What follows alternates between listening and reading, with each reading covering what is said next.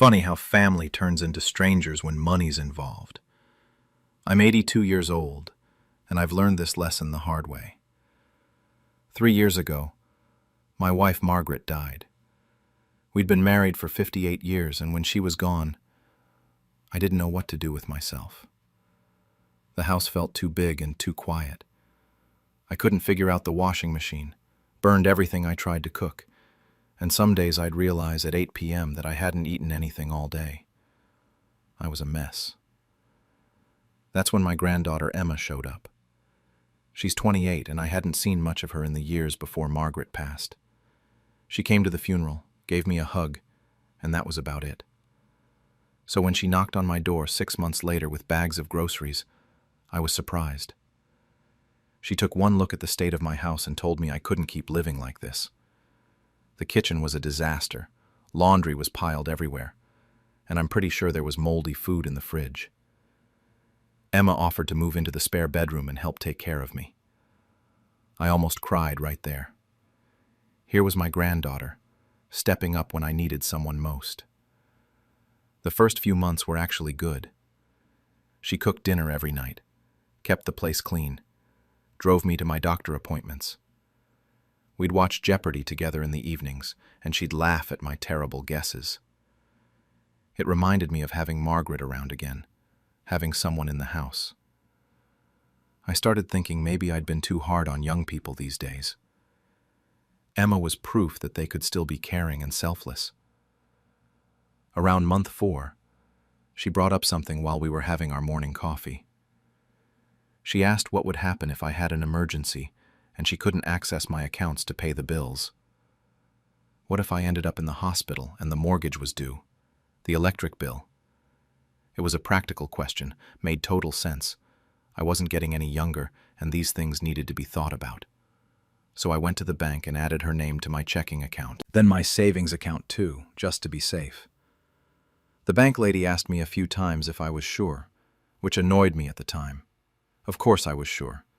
This was my granddaughter taking care of me. Why wouldn't I trust her? That was the beginning of the end, though I didn't know it yet. The money started disappearing, slowly at first. A couple hundred here and there. When I'd ask Emma about it, she always had an explanation. The grocery store, my medication co-pays, something for the house. It all sounded reasonable, and I wasn't exactly keeping careful track anymore. My mind wasn't what it used to be, or so I thought. Maybe I was just forgetting what I'd spent. About 6 months after she moved in, I went to get cash for my weekly poker game with the guys from church. We played every Thursday, low stakes, just something to do. The ATM told me I had insufficient funds. I thought it was a mistake, so I went inside the bank to check. The teller pulled up my account and her face changed. My checking account had $143 in it. My savings account, the one I'd been building for 40 years, had less than $2,000.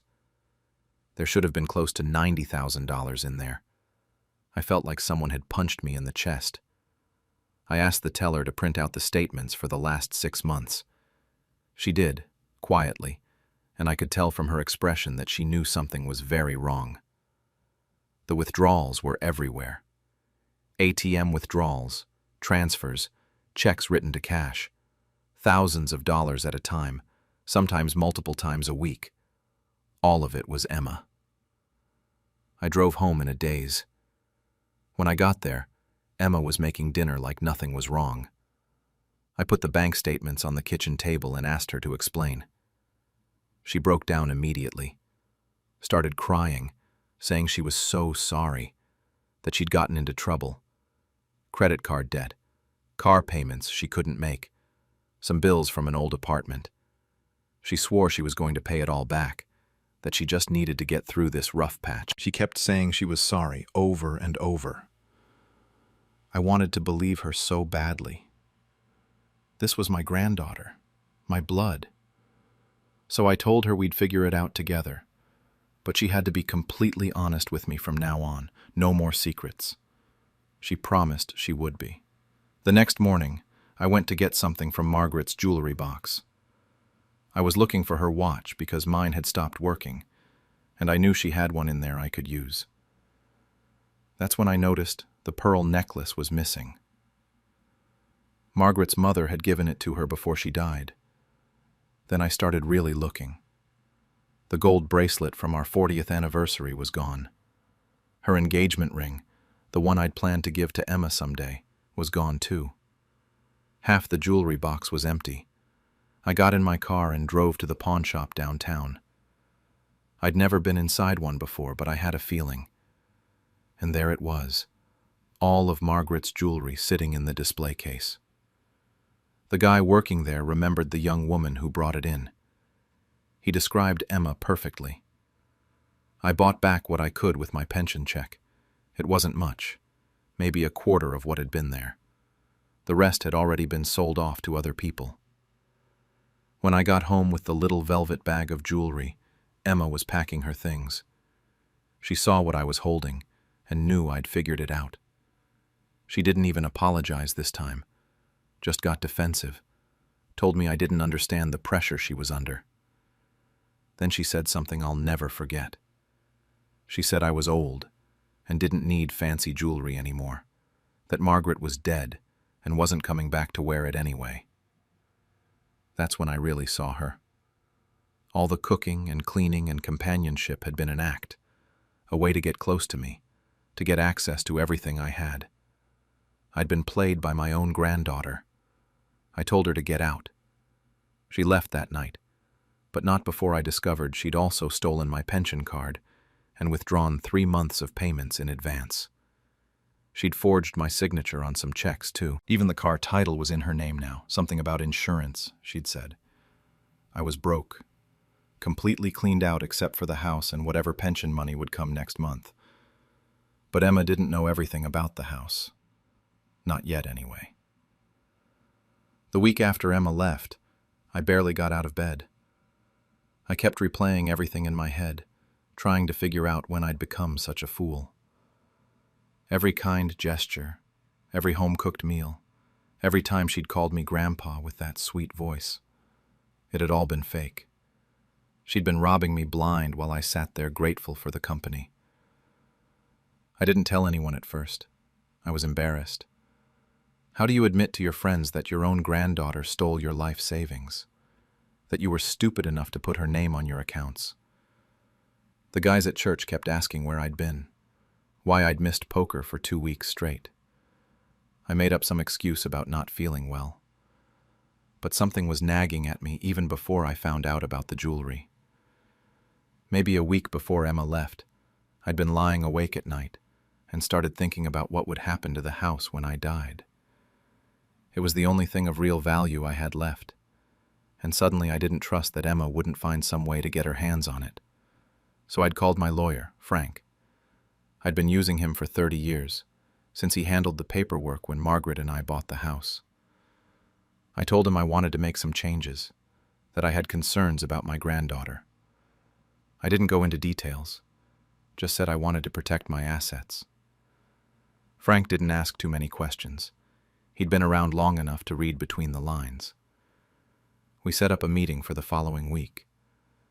That meeting happened 3 days before I found out about the jewelry. 3 days before Emma packed up and left. I signed papers that day transferring the house to my friend Dorothy from church. She and her late husband had been close friends with Margaret and me for decades. The deal was simple. I could live in the house until I died, and then she'd sell it and donate every penny to the animal shelter where Margaret used to volunteer. Margaret had spent every Saturday morning at that shelter for 20 years. She'd come home smelling like dogs and telling me stories about the new rescues. When she got too sick to go anymore, it broke her heart. This felt like the right way to honor her memory. Dorothy tried to refuse at first. She said it was too much, that she didn't want to be responsible for something so important. But I convinced her.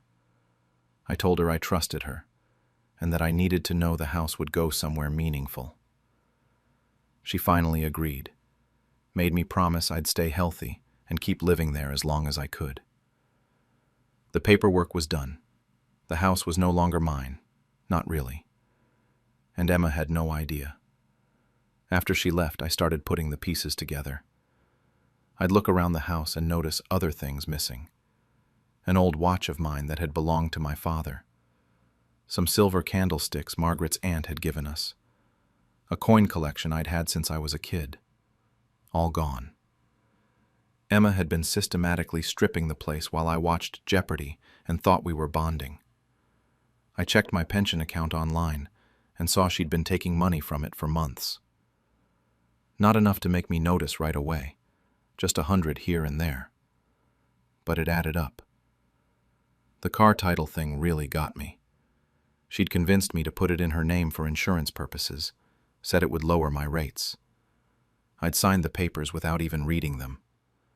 The car was hers now, legally. She'd probably already sold it. My daughter-in-law called about a month after Emma left. Linda, Emma's mother. She hadn't called me once since Margaret's funeral, hadn't checked to see if I was okay or needed anything.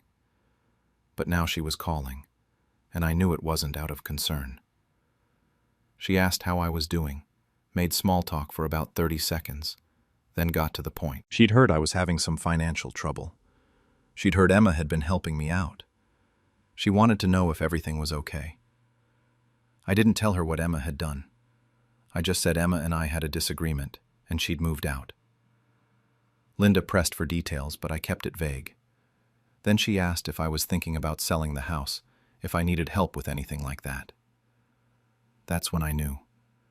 Emma had told her mother about the money, probably spun some story about how I was getting too old to manage my finances. They were circling, trying to figure out what was left and how to get it. I told Linda I had everything under control and got off the phone. 2 months went by. I was getting by on my pension, eating a lot of canned soup and peanut butter sandwiches.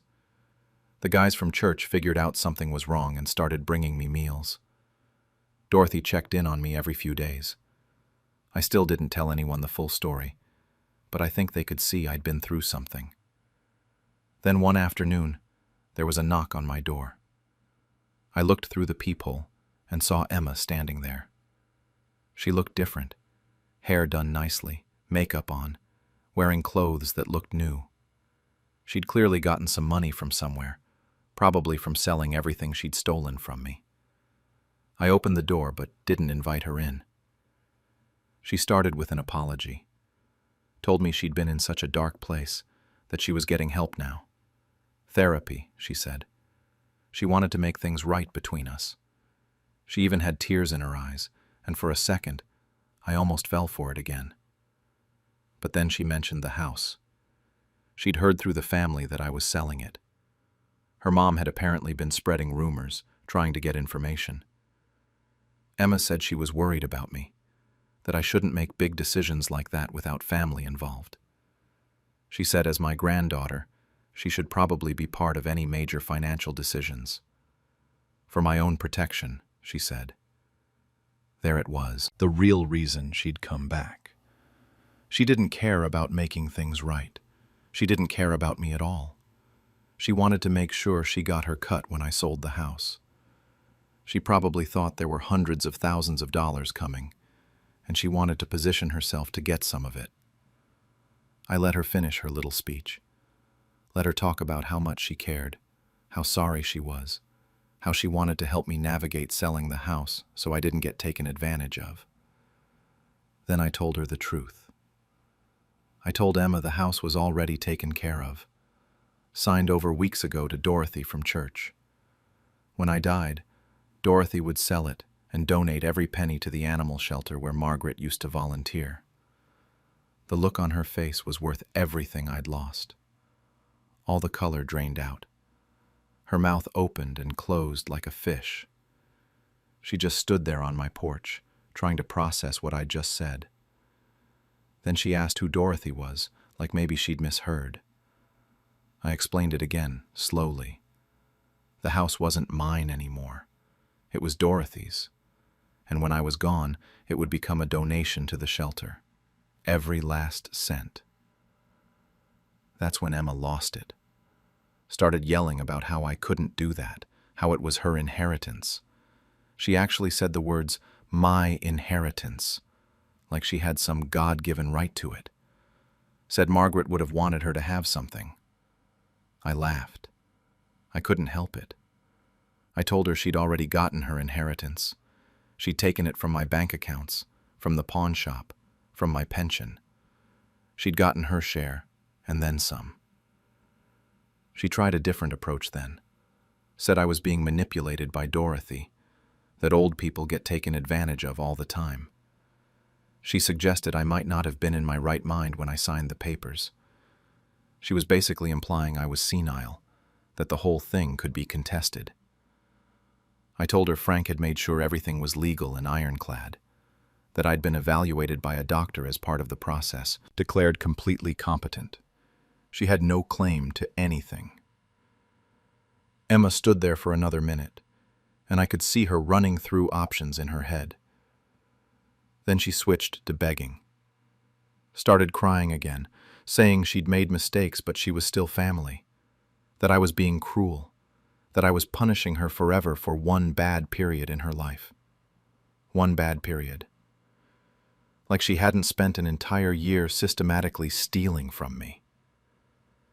When begging didn't work, she got mean, called me a bitter old man, said I was senile whether the doctor said so or not, threatened to sue, to get lawyers involved, to tell everyone what a horrible grandfather I was. She said I'd regret this. I closed the door in her face, locked it, listened to her yell for a few more minutes before she finally left. That was 8 months ago now. I haven't heard from Emma since. Haven't heard from Linda either, which tells me everything I need to know. They were in it together, or at least Linda knew what Emma was doing and didn't care as long as she thought there'd be something left for them in the end. I'm still here in the house, still getting by on pension and whatever the church folks bring me. Dorothy stops by a few times a week, brings me soup or casserole, sits and talks for a while. She doesn't want anything from me. Doesn't ask about the house or when I'm going to die or any of that. She's just being a friend. The animal shelter sent me a letter a few months back. They'd heard about the donation somehow, probably from Dorothy. They thanked me and said when the time came, they were going to name a wing after Margaret. The Margaret Henderson Memorial Wing. I cried when I read that. First time I'd cried since she died. I think about Emma sometimes. Wonder if she ever feels guilty, or if she just moved on to the next person she could use. There's a part of me, the part that remembers her as a little girl, that wants to forgive her, that wants to believe she'll change and realize what she did was wrong. But most of me knows better. Most of me knows she's exactly who she showed herself to be. A thief, a liar. Someone who saw her elderly grandfather as nothing more than a bank account. I learned something through all this. Family isn't always the people who share your blood. Sometimes it's Dorothy, who checks on me and asks for nothing. Sometimes it's the guys from church who bring me meals and invite me to poker. Sometimes it's the volunteers at a shelter who loved my wife and want to honor her memory. And sometimes the best revenge isn't getting even. It's making sure the people who betrayed you never get what they were really after. I'm 82 years old. I don't have much time left, probably. But I'm at peace with how things turned out. Emma took my money, my wife's jewelry, everything she could get her hands on. But she didn't get the one thing she really wanted. She didn't get the house. She didn't get the big payday she was waiting for. Every now and then I wonder if she drives by, checking to see if I'm still alive. If she's hoping I'll change my mind, put her back in the will, give her another chance. Part of me hopes she does drive by. Hopes she sees me sitting on the porch, still here, still in control of what happens to this place. Frank told me I did the right thing. Said he's seen this kind of thing too many times, family members stealing from elderly relatives. He said most people don't protect themselves in time, that I was smart to act when I did. Smart. I don't know about that. If I was really smart, I would have seen Emma for what she was from the beginning. Would have noticed the warning signs before she cleaned me out. But I got the last word. That's what matters. She taught me that betrayal doesn't break you, not if you don't let it. It wakes you up, makes you see clearly for maybe the first time in your life. The house will be sold when I'm gone. The shelter will get the money. Margaret's name will be on a building where animals get taken care of and loved.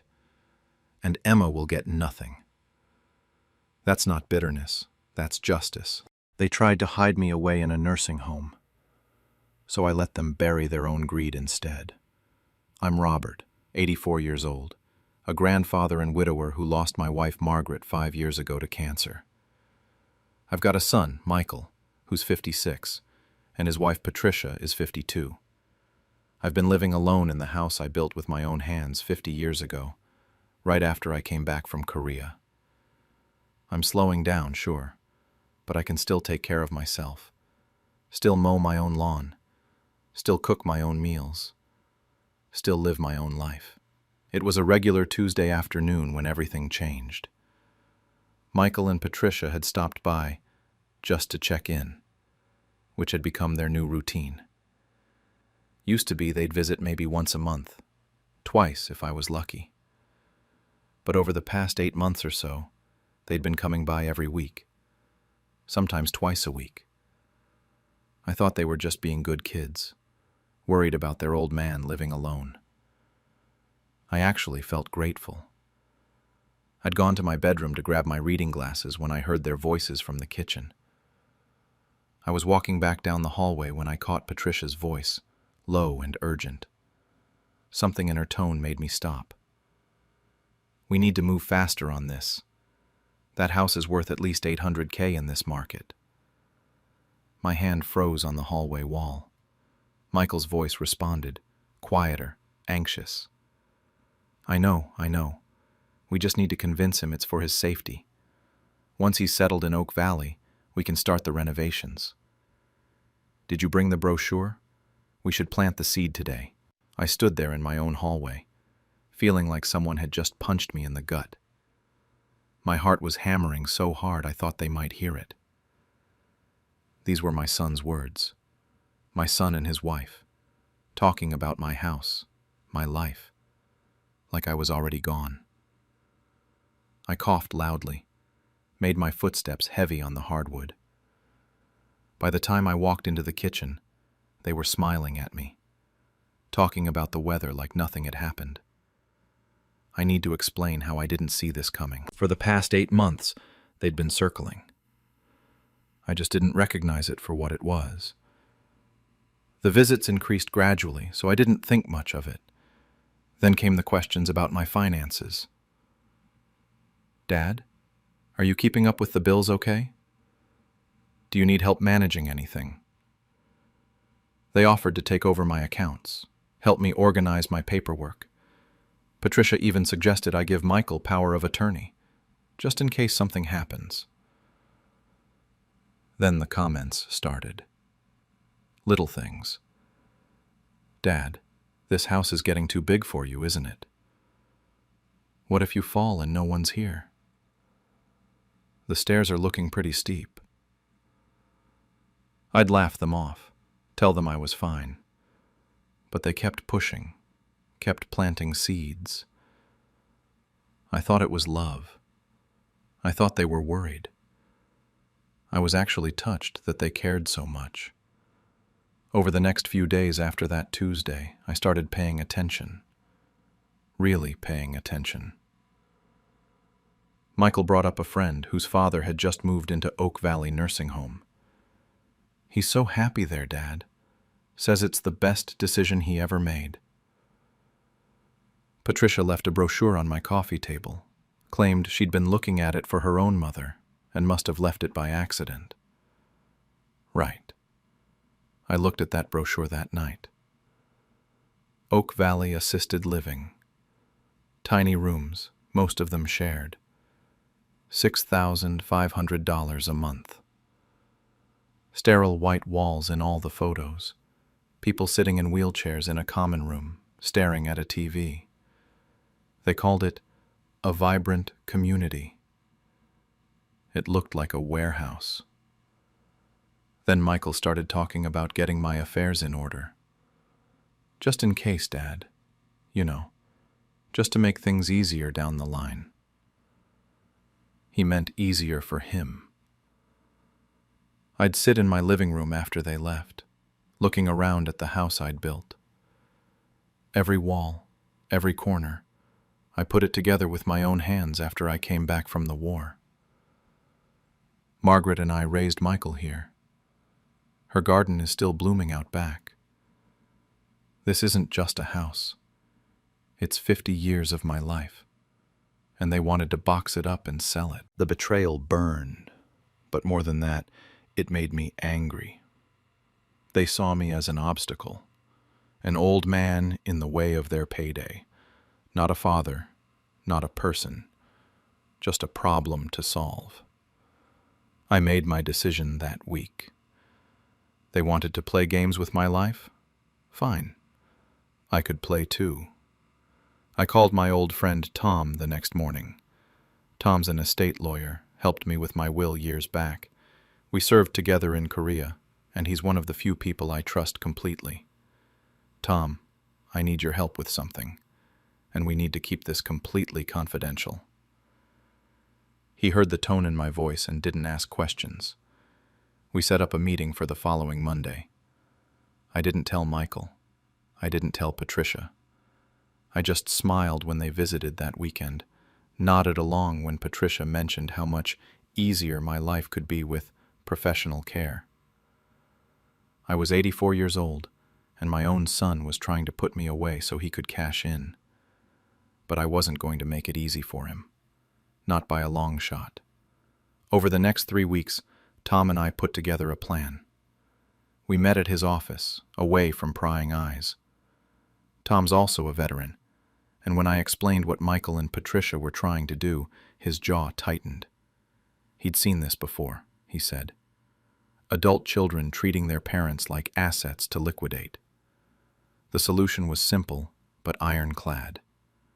We created an irrevocable living trust and transferred the deed of my house into it.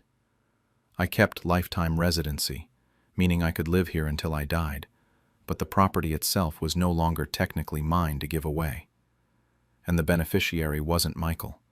It was the local veterans shelter, the one where I volunteer twice a month. Tom made sure everything was airtight. No loopholes, no way to contest it. The property would transfer to the shelter only upon my death. Michael wouldn't get a cent. When Tom asked if I was sure, I didn't hesitate. Those men at the shelter gave everything for this country. Some of them came back with nothing. My son, he was trying to warehouse me for profit. The choice was easy. Back home, I started playing along. It felt disgusting, but I needed to see how far they'd actually go. The next time Michael visited, I mentioned that maybe he was right about the house being too much work. His eyes lit up like I'd just handed him a winning lottery ticket. The visits became even more frequent after that. Patricia started bringing paint samples, talking about future renovations, like I was already gone. She mentioned an interior designer friend who could work wonders with this place. Every word out of her mouth was another nail in the coffin of whatever relationship we had left. Michael pushed papers at me during one visit. Just preliminary POA documents, Dad, so we can help if you need it. I read them slowly, asked questions, pretended to consider it. Tom had prepared decoy documents for me to sign instead, meaningless papers that looked official, but gave them nothing. I signed those while they watched, and I could see the relief on their faces. Every smile they gave me felt like a knife. But I smiled back. I played the confused old man, the grateful father, the compliant victim. And they bought it completely. 2 months after I'd overheard that conversation in the kitchen, they arrived with great news. They'd secured a lovely room at Oak Valley, available next month. The deposit was already paid. The moving company was on standby. All I had to do was agree. Patricia squeezed my hand and talked about how much easier my life would be. Michael mentioned the excellent care and 24/7 medical staff. Neither of them mentioned the $800K they'd make off my house. Part of me wanted to explode right then. Call them out, throw them out, end this charade. But I'd come this far. I wanted them to see it through to the end. I wanted them to taste victory before I ripped it away. So I agreed. Okay, you're right. I'll go. Patricia hugged me so tight I could barely breathe. Michael was already on his phone, texting someone. Probably that interior designer. They were practically giddy as they left, talking about next steps and logistics. The planned moving day was a Saturday morning. They showed up early, with boxes and a moving truck idling outside. I could see the driver through the window, waiting to haul away my life. I was sitting at the kitchen table when they walked in. The envelope with the trust documents sat in front of me.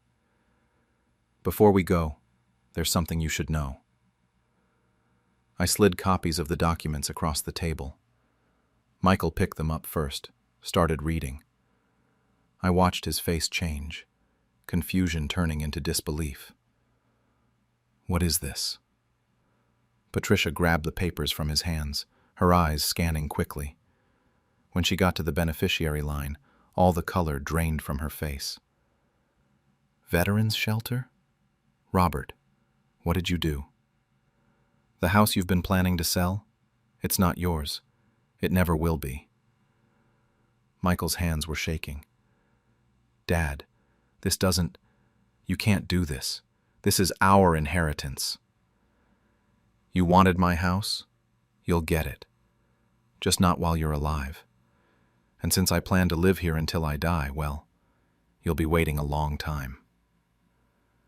That's when Michael lost it.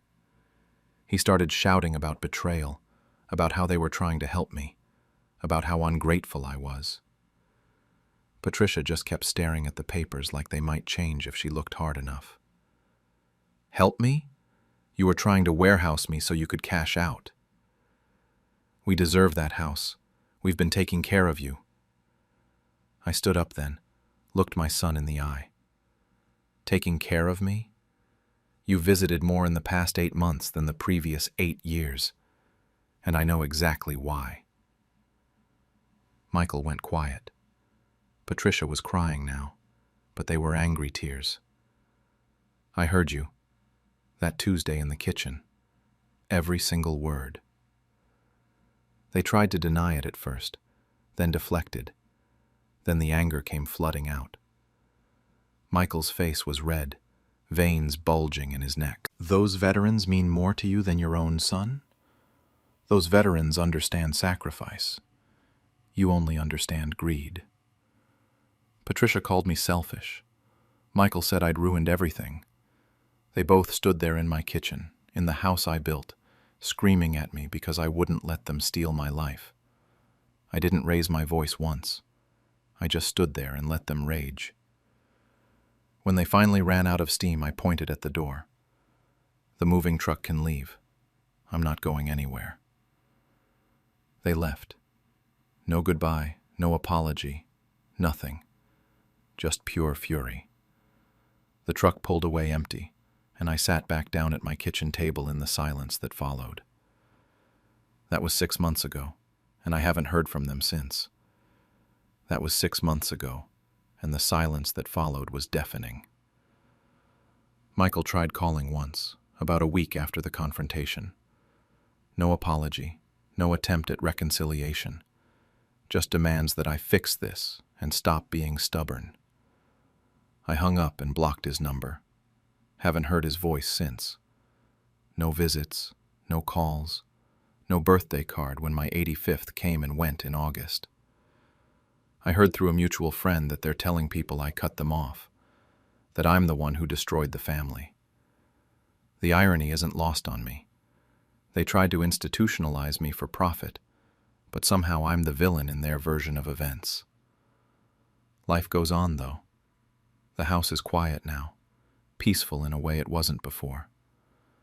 I tend Margaret's garden every morning, fix things around the house at my own pace. No one's hovering. No one's measuring the walls for renovations. No one's treating me like I'm already dead. I volunteer at the veterans shelter more often now, 3 times a week instead of 2. They still don't know about the trust. They'll find out when I'm gone, and that's soon enough. Some days I feel guilty. Did I go too far? Could I have handled it differently? But then I remember their faces when they thought they'd won, the barely concealed excitement when I agreed to move. They didn't see a father. They saw a bank account with a pulse. Most days, I feel justified. They made their choice when they started planning my life like I was already gone. I just made sure their plan wouldn't work. The grief is strange, though. I didn't lose my son to death. I lost him to greed. And that might be worse, because he's still out there, still alive, still my son. Just not someone I recognize anymore.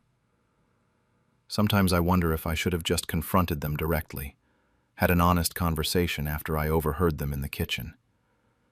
But I already knew what they'd say. They'd deny it, gaslight me, tell me I misheard or misunderstood, make me feel crazy for even suggesting they'd do such a thing.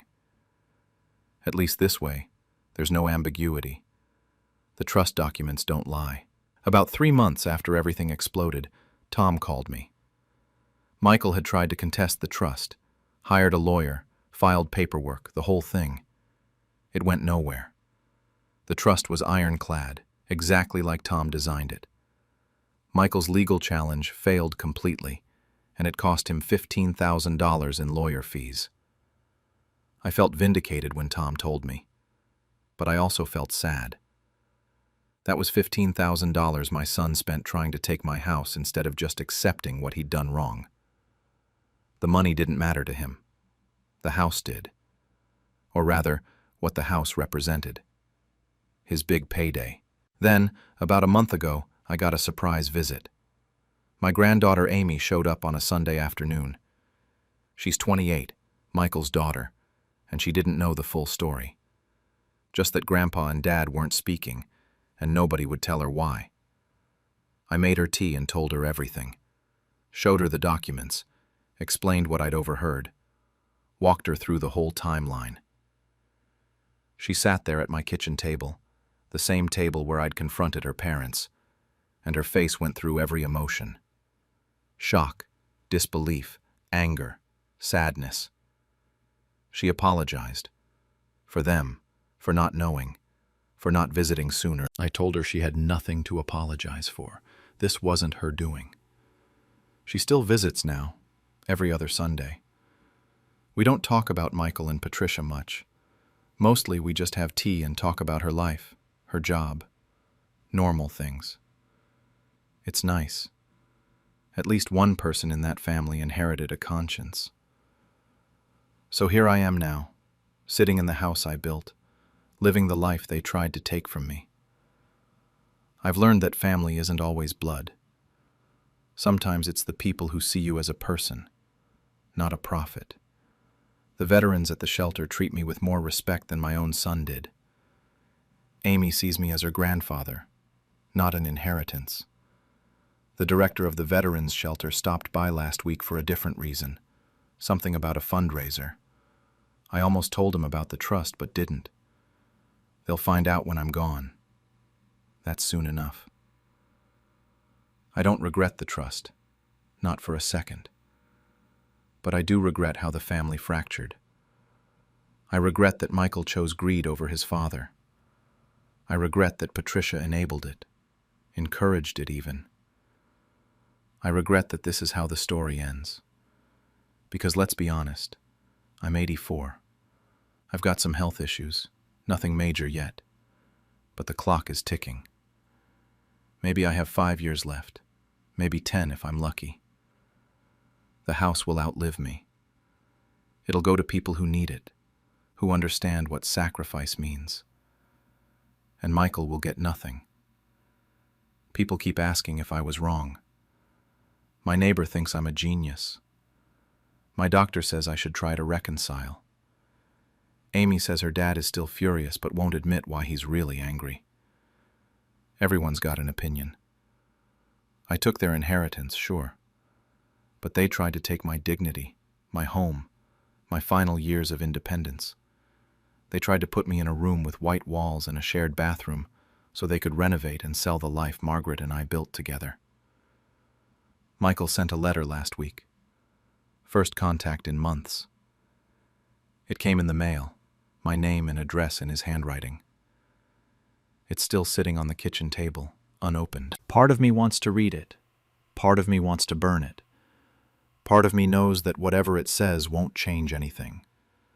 I built this house to be a home. They wanted to turn it into a transaction. At least now, when I'm gone, it'll finally go to people who understand what home truly means. And that unopened letter will probably still be sitting on my table because some damage is simply too deep to repair. After they stole my savings, I stole their future. I'm Antonio, 82 years old, and I spent nearly 50 years breaking my back in construction so my family wouldn't have to. I've got 3 kids. Miguel is 56 and lives in Manila. Barely calls except on my birthday if he remembers. Sophia is 54. Been distant since her divorce about 10 years back. Then there's Daniel, my youngest at 48. He was always different from the other 2. Visited every week. Asked about my medications. Actually seemed to give a damn about his old man. My wife Rosa died 6 years ago. Cancer. After she passed, everything got harder. The house felt too quiet. My arthritis got so bad I could barely sign my own name, and all the bills and bank statements just looked like a jumbled mess to me. I was managing, but just barely.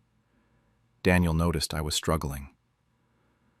One afternoon about 8 months ago, he sat me down at my kitchen table and told me I'd done enough, that I deserved to rest, that he wanted to help handle my finances. Made sense to me. He was the responsible one, had a good job at some tech company, seemed to have his life together. I signed the papers giving him access to my accounts that same week. Felt good, actually. Like finally one of my kids understood what family was supposed to mean. First few months were fine. Bills got paid on time. My pension kept coming in.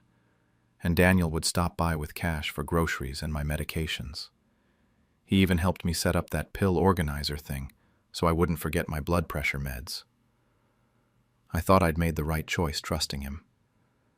Then around month 4, things started feeling off. My bank statements stopped showing up in the mail. When I asked Daniel about it, he said he'd switched everything to online to make it easier. Told me not to worry about it, that he had it all handled. Then my electric bill came with a late notice stamped in red. I asked him about that too. He waved it off. Said it was just a mix-up with the auto-pay, that he'd take care of it right away. But my gut was telling me something wasn't right. I'm old, not stupid. I've dealt with enough crooked contractors and shady foremen in my day to know when someone's feeding me bullshit. I called up Ernesto, an old friend from the union who'd helped me navigate paperwork after Rosa died. He came over on a Tuesday when I knew Daniel wouldn't be around. We went to the bank together, and I asked to see all my accounts. The woman behind the counter printed everything out, and I sat there in that plastic chair reading through the statements, while Ernesto looked over my shoulder. My hands started shaking, and it wasn't the arthritis. 3 months of withdrawals, big ones. My savings account, the one I'd spent 40 years of overtime and weekend jobs building up, was completely empty. The emergency fund I kept for medical expenses, gone. Even the small investment account Rosa and I had set up for the grandkids' education had been drained. Ernesto pulled out his phone right there in the bank and looked up Daniel's Facebook. He turned the screen toward me without saying a word. There was my son, standing in front of a brand new SUV, one of those fancy ones that cost more than I made in 2 years of construction work. Another photo showed his house, completely renovated. New paint, new roof, new everything. My house still had cracks in the walls and a leak in the bathroom, but Daniel's place looked like it belonged in a magazine. The dates on those photos matched up exactly with the withdrawals from my accounts. I didn't cry, didn't yell. I just sat there feeling something inside me break that had nothing to do with old age or disease. Ernesto drove me home. I didn't sleep that night. Just sat in Rosa's old reading chair, staring at the wall, thinking about what to do next. By morning, I had a plan. I called Daniel and asked him to come over for dinner the next evening. Told him I wanted to cook his favorite, my adobo, that Rosa used to make. He sounded happy about it, said he'd be there at 6. I cooked the meal exactly how he liked it. We sat down, ate, talked about his kids and some project he was working on at his job. I played the part of the grateful father, the old man who was just happy to have his son's company. Then, when he was comfortable and relaxed, I asked him straight out about the money. He didn't even try to lie well. Got defensive immediately, told me I was confused, that I was forgetting things because of my age. Said I probably just misplaced some statements or didn't understand how online banking worked. But I had the printed statements in the drawer next to me. I pulled them out and put them on the table in front of him. His whole face changed. The fake concern disappeared and something cold took its place. He pushed his plate away and looked at me like I was the one who'd done something wrong. Then he said the words I'll never forget. Told me I wouldn't be around much longer anyway, that I should think of it as an early inheritance. Said he needed the money now, not when he was too old to enjoy it. I didn't yell, didn't argue. I just nodded slowly and told him to get out of my house. He left, and I heard his new SUV start up in the driveway, the one he bought with my life savings. That night, sitting alone in the dark, I stopped being a father. I became something else, a man with nothing left to lose and one final move to make. The morning after Daniel left, I called Attorney Reyes. He'd handled Rosa's will years back and knew my family situation. I laid it all out for him over the phone. The stolen money, what Daniel said to me, the exact amounts missing from each account. He went quiet for a moment, then told me to come to his office that afternoon. We sat down in his cramped little office that smelled like old paper and coffee. He was straight with me. Said he could try to get my money back, but it would mean a long legal battle, lots of fees, and probably more time than I had left at my age. Daniel had legal access to the accounts, so proving theft would be complicated. But then, Attorney Reyes leaned forward and said something that changed everything. He told me he couldn't get my money back, but he could damn sure make certain Daniel never saw a single peso of what I had left. I brought him everything the following week. Property titles, insurance policies, the small savings account I'd opened decades ago that Daniel didn't know existed. I had the house, a small lot in the province that Rosa inherited from her parents, and my old truck. Not much, but it was something. Attorney Reyes explained my options. I could split everything between my 3 kids and hope Miguel and Sofia were better than Daniel. Or I could do something that would actually matter. I chose to create a scholarship fund in Rosa's name, the Rosa Mercado Educational Trust. Everything I had left would go toward helping orphaned kids finish high school and maybe even get to college. Kids who had nothing, who'd been abandoned or forgotten, who just needed someone to believe in them.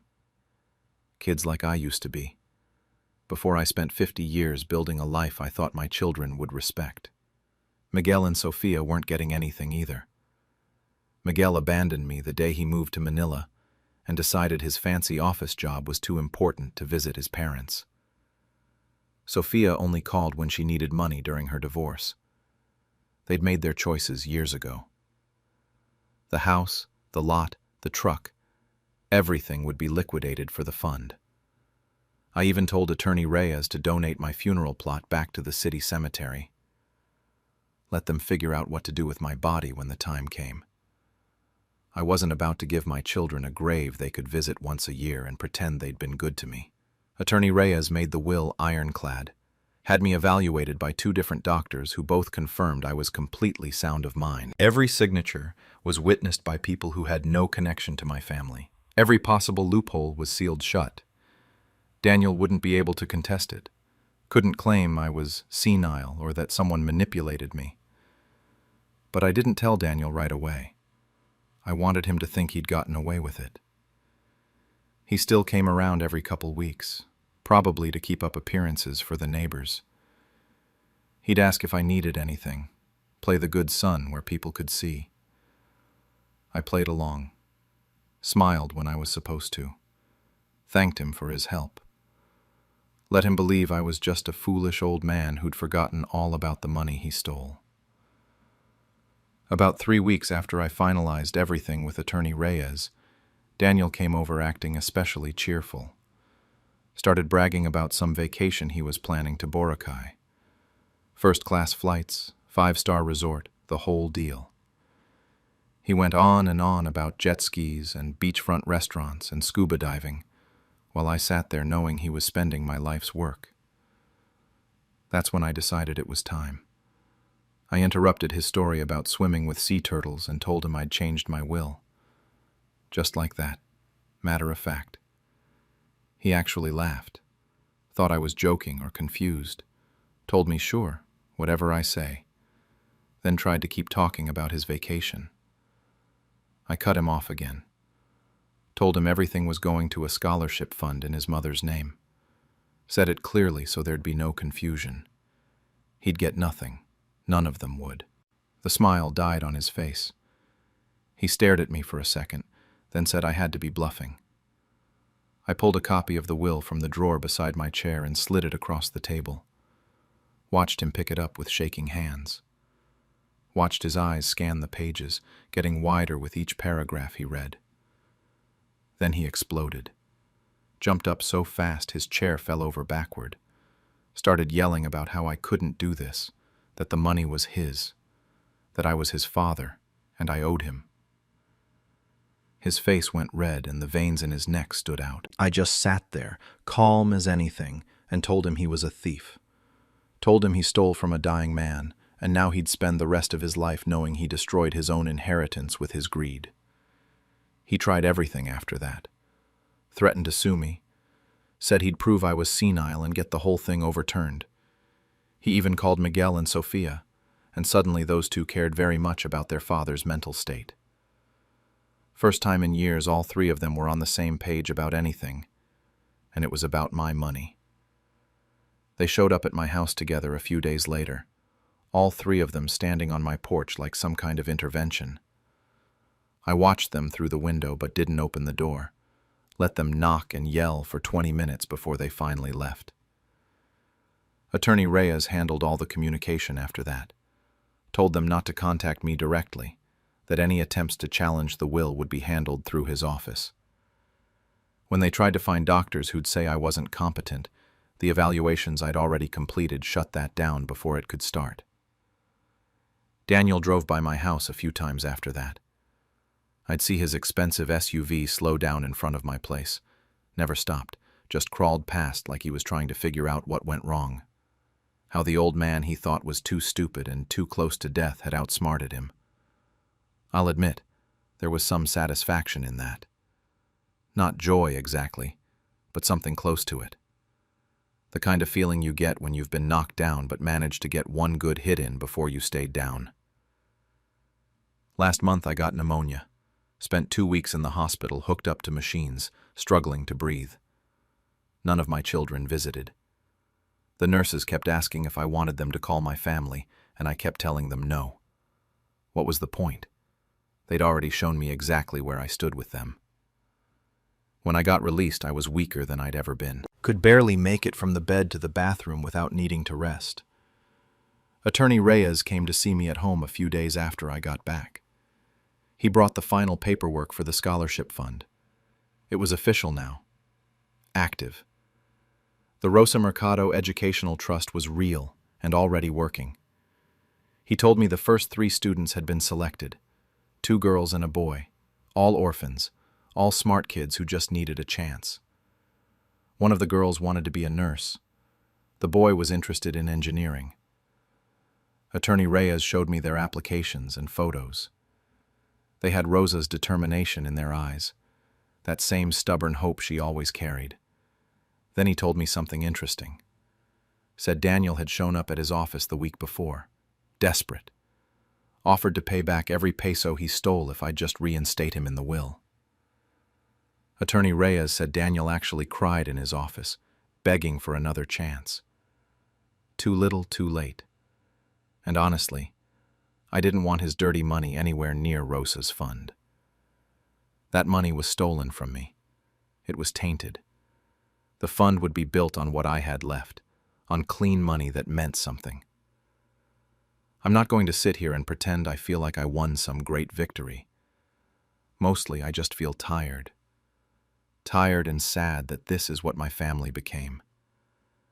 That 50 years of work and sacrifice ended with my own son stealing from me, and my other kids only caring when they realized they wouldn't inherit anything.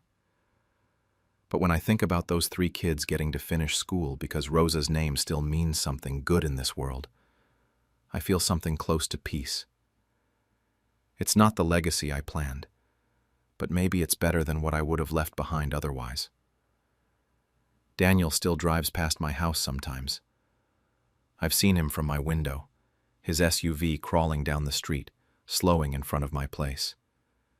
He never stops, just stares at the house he thought would be his someday, the house that will be sold to fund scholarships for kids who actually deserve help. Miguel called a few weeks back, first time in months. Didn't ask how I was doing or if I was okay after the pneumonia. Just went straight into telling me I'd ruined the family, that I was being vindictive and cruel. Said I was punishing him and Sophia for Daniel's mistakes. I listened for about 30 seconds, then hung up. Haven't heard from him since. Sophia sent a letter. It's still sitting on my kitchen counter, unopened. I can see her handwriting through the envelope. Part of me wants to know what she said, but a bigger part doesn't care anymore. If she had something important to say to me, she had 6 years since her mother died to say it. I'm 82 years old. My doctor told me the pneumonia damaged my lungs pretty badly. I've got maybe a year left if I'm lucky. Probably less. I know it, and I've made peace with it. But I'll spend whatever time I have knowing that Rosa's legacy is helping people who deserve it, not feeding the greed of children who forgot where they came from. Attorney Reyes stops by once a week now to check on me. Brings me groceries sometimes, makes sure I'm taking my medications. It's funny that a lawyer I'm paying shows more care than my own kids, but that's where we are. He told me last visit that the scholarship fund is getting more applications than expected. Word spread somehow, and now they've got kids from 3 different provinces applying. They'll announce 10 new recipients next month. Rosa would have loved that. She always said education was the only inheritance that couldn't be stolen, that knowledge was the one thing nobody could take away from you.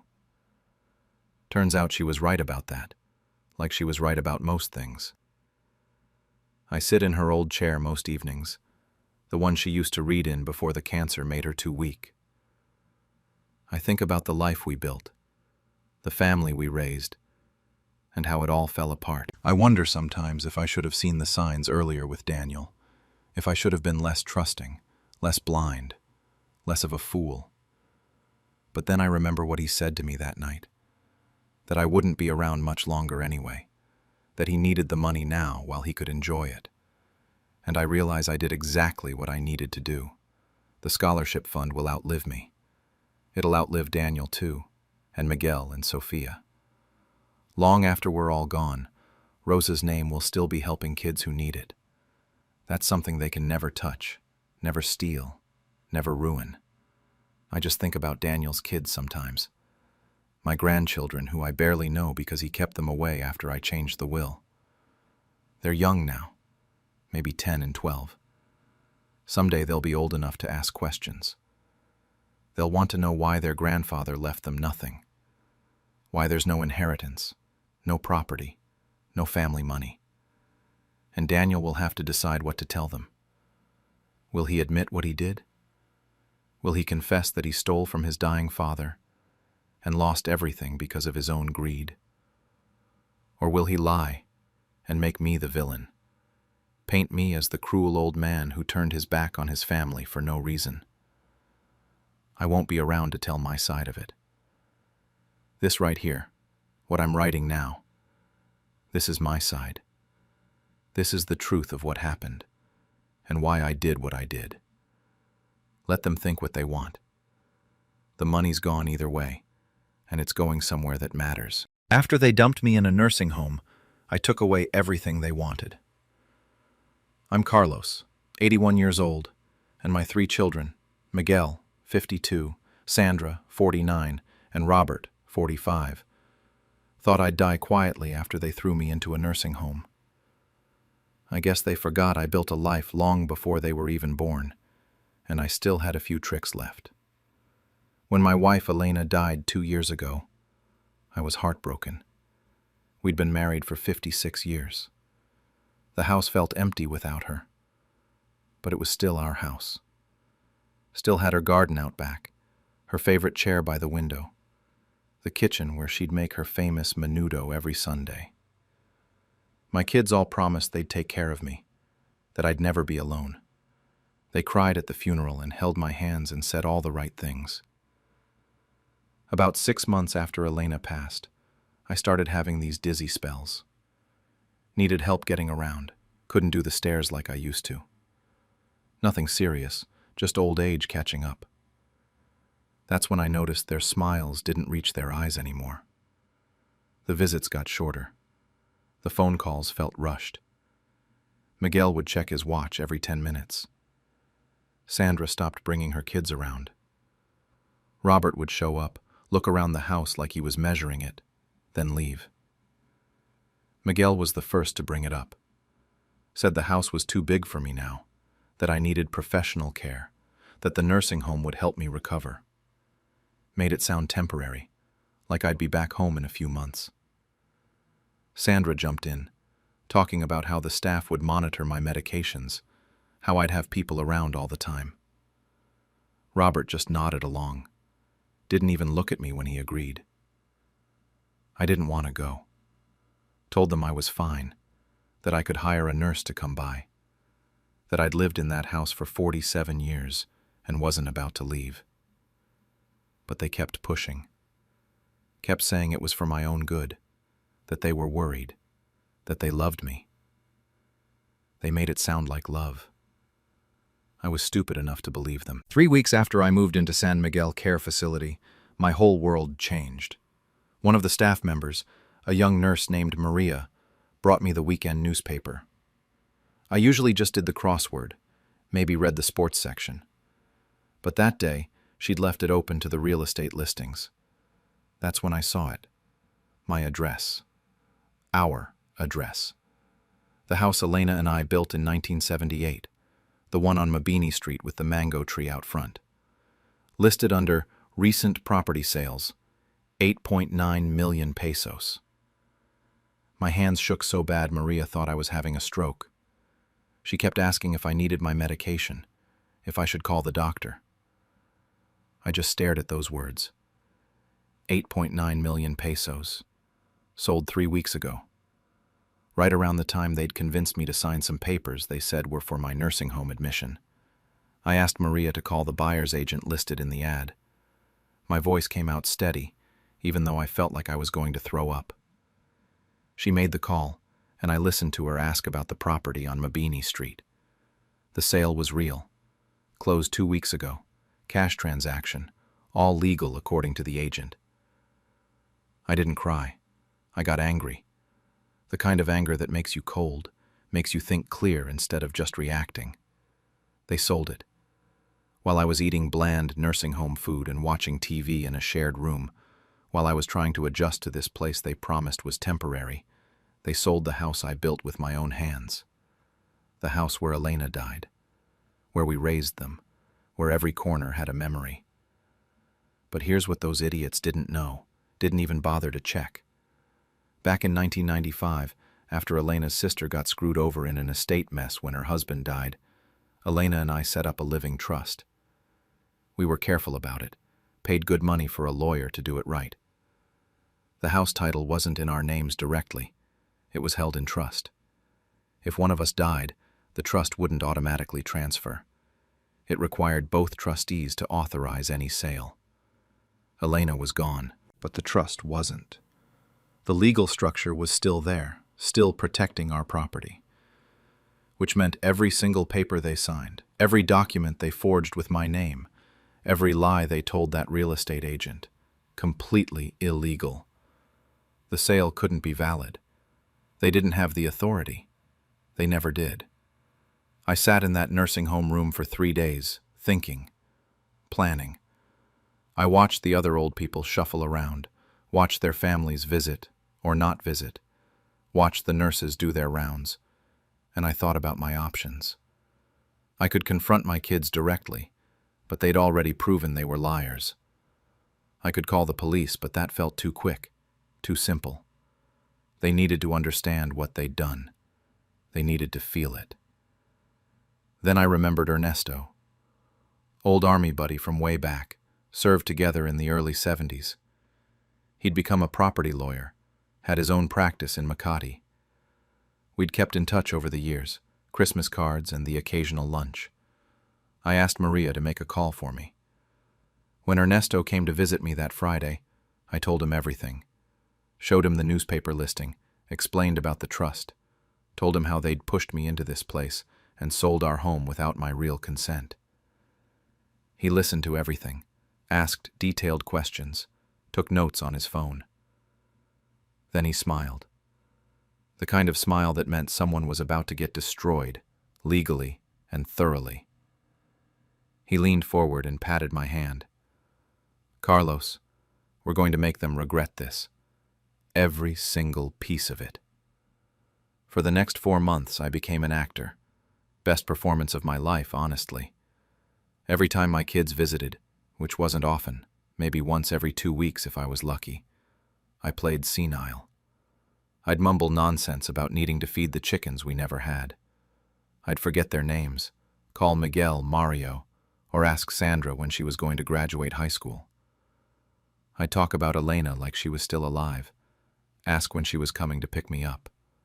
The whole act. I could see the relief in their eyes. Poor old Dad, losing his mind faster than they expected. No threat at all.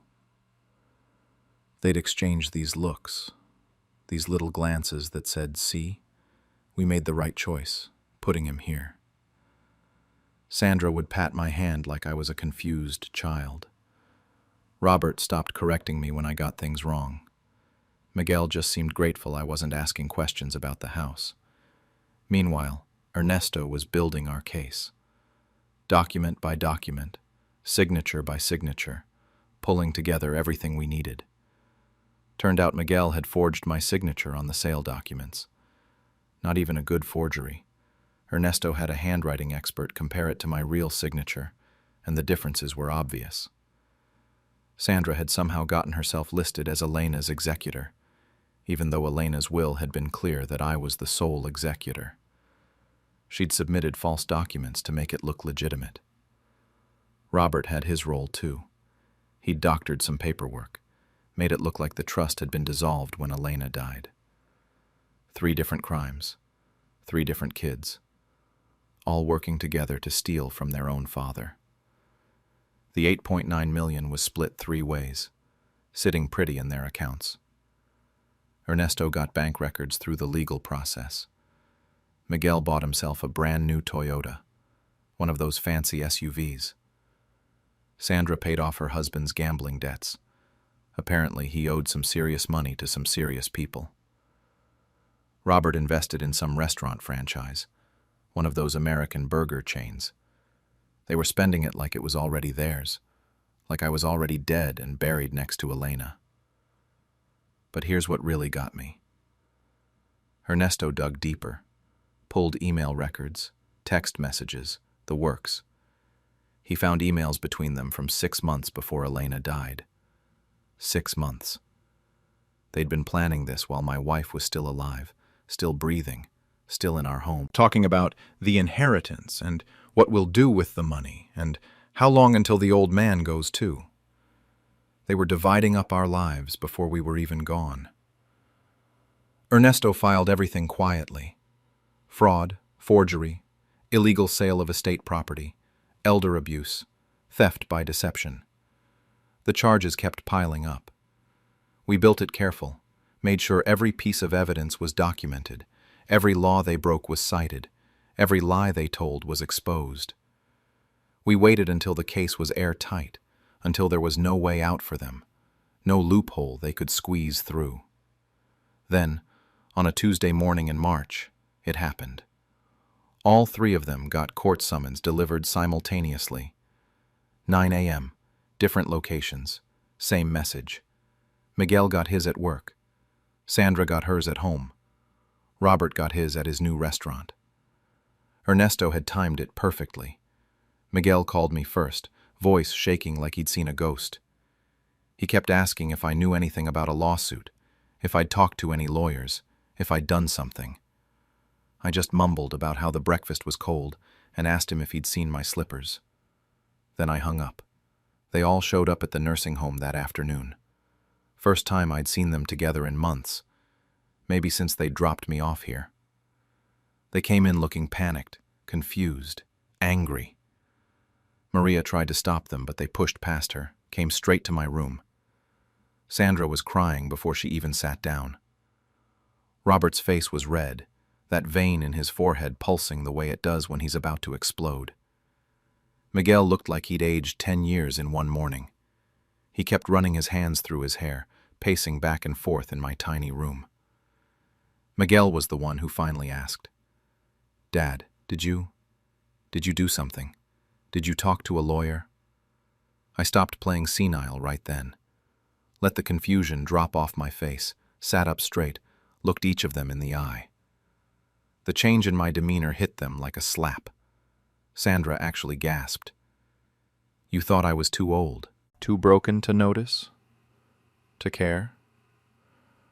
My voice came out steady, cold. "You sold my house, the house your mother and I built. And you thought I'd just sit here and drool into my oatmeal while you spent the money." They tried explaining. Oh, they had explanations ready. Miguel said the house was too big for me, that I didn't need it anymore. Sandra said they needed the money, that her husband's debts were serious, that people were threatening them. Robert claimed I was going to die soon anyway. Actually said that out loud. So what's the difference if they got the inheritance now or later? I let them talk.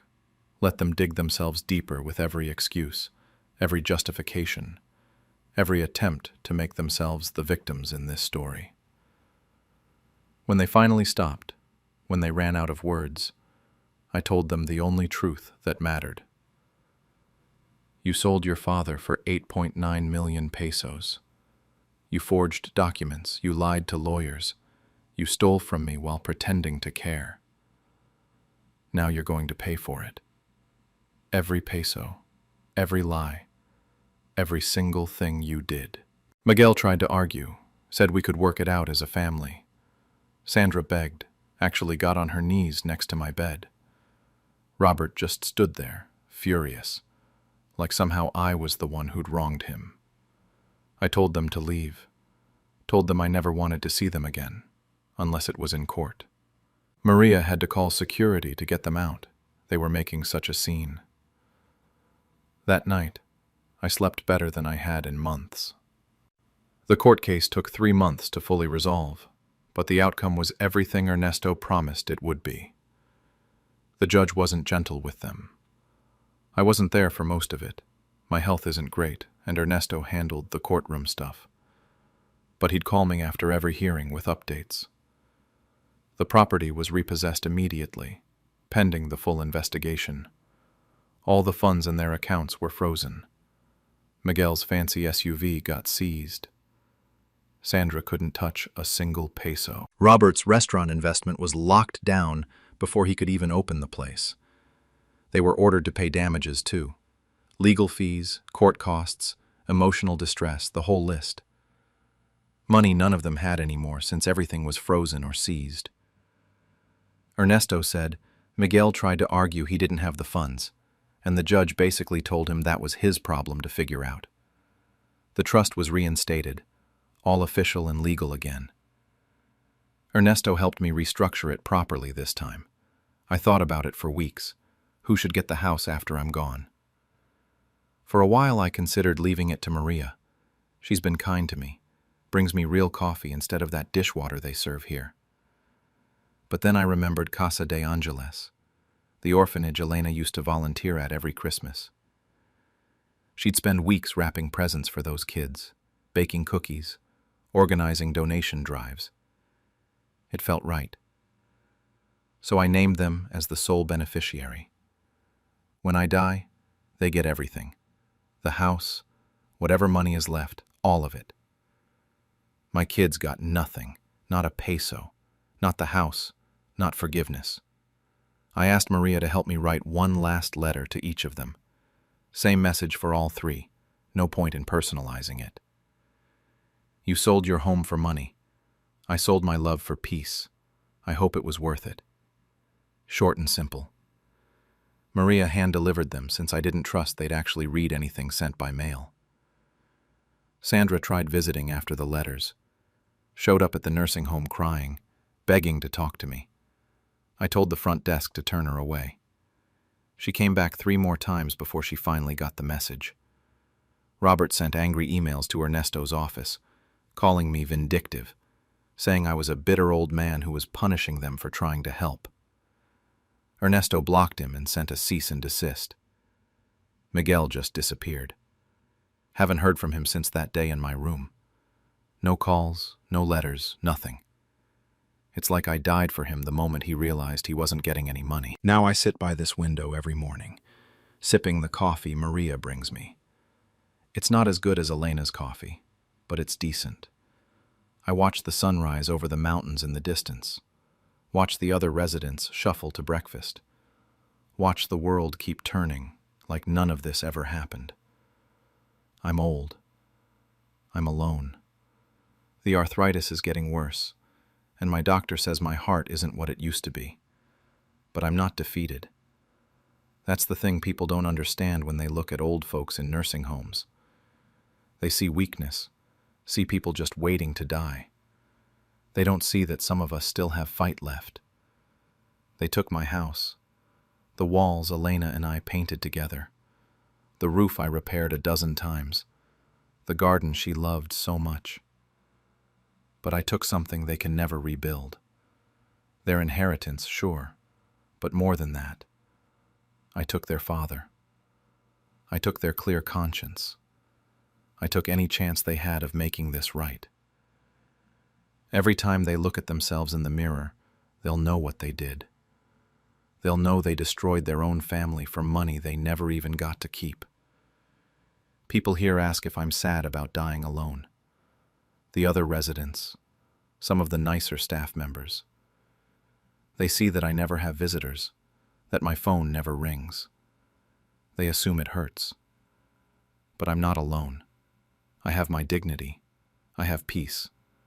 That's worth more than 3 ungrateful children ever were. Sometimes I wonder if Elena would have wanted this. If she would have said I went too far, that family is family no matter what they do. She was always more forgiving than me, always saw the good in people even when they didn't deserve it. Maybe she would have tried to work it out, find some way to forgive them. But then I remember she helped set up that trust. Back in 1995, when we first talked to the lawyer about protecting our assets, she was the one who insisted we do it, who said we needed to be careful. She knew. Even back then, maybe she saw something in them I didn't want to see. Maybe she knew we needed protection, even from our own children. Last week I heard through Maria, who heard from another nurse whose sister knows Sandra, that Miguel lost his job. Something about the legal trouble affecting his security clearance at work. Sandra's getting divorced. Her husband left her once the money dried up and his debts came back. Robert's restaurant never opened. The franchise pulled out when they found out about the fraud charges. Part of me wonders if I should feel guilty, if I'm supposed to feel something other than this quiet satisfaction. But mostly I just feel tired and free. This morning Maria told me there's someone new asking to visit, someone claiming to be my grandchild, saying they want to make things right. I didn't even know I had grandchildren who knew about me anymore. Miguel has 2 kids I haven't seen in years. Sandra has 3. Robert never had any, last I knew. Maria asked if she should let them in or turn them away like the others. I told her I'd think about it. That's where I'm at now, sitting here with my coffee, wondering if this is just another scheme, or if maybe one of them actually means it. I guess I'll find out tomorrow when they come by. Either way, I'm ready. I've got nothing left to lose. For years they mocked my simplicity, so I outsmarted them all in the end. I'm 82 years old now, and I've learned that people mistake kindness for stupidity, especially when you're old. My wife Margaret and I were married for 54 years before she passed 6 months ago. Cancer took her quick, which I suppose was a mercy, but it left me in a fog I wasn't ready for. Our son David is 56, and his wife Patricia is 52. They swooped in right after the funeral with what they called the perfect solution. David did most of the talking at first. We were sitting in my living room, the one I'd built with my own hands back in 1978. Every board, every nail, I'd chosen myself. Margaret had picked out the paint colors. "Dad, you can't live alone anymore," David said, like it was already decided. "Move in with us. We'll take care of everything." Patricia nodded along, her hand on his knee, looking so concerned it almost seemed real. I didn't want to go, but grief does strange things to you, makes you vulnerable in ways you don't expect. I kept seeing Margaret in every corner of that house, and maybe part of me thought a change would help. So 3 months after we buried her, I packed up my things and moved into their guest room. The warning signs started small. Patricia would make comments about finally updating that old house when she thought I wasn't listening. David suddenly wanted to help manage my accounts. "Dad, you shouldn't stress about this stuff," he'd say, reaching for my checkbook like it was already his. At dinner, they'd talk over me, make decisions without asking what I thought. I was just there, taking up space at their table. Then I overheard Patricia on the phone with one of her friends. I'd gotten up for water, and she was in the kitchen, her back to me. "He's practically senile," she said, laughing. "Doesn't even notice when we take a little extra from his account." I stood there in the hallway and didn't make a sound, just went back to bed. 2 weeks after I moved in, David came to me with paperwork, a whole stack of it. "Just sign here, Dad," he said, flipping through the pages. "It's medical directive stuff, you know, so we can make healthcare decisions if you can't." He was rushing me, that's what I remember most. Kept saying things like, "Don't worry about reading all that legal jargon," and "It's standard stuff. Everyone does this."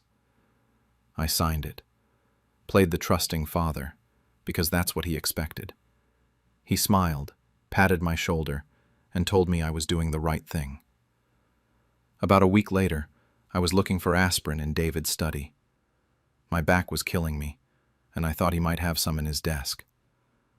That's when I found the copy of what I'd signed. I sat down in his chair and read through it, every single page. It wasn't medical directives. It was partial power of attorney and property transfer documents.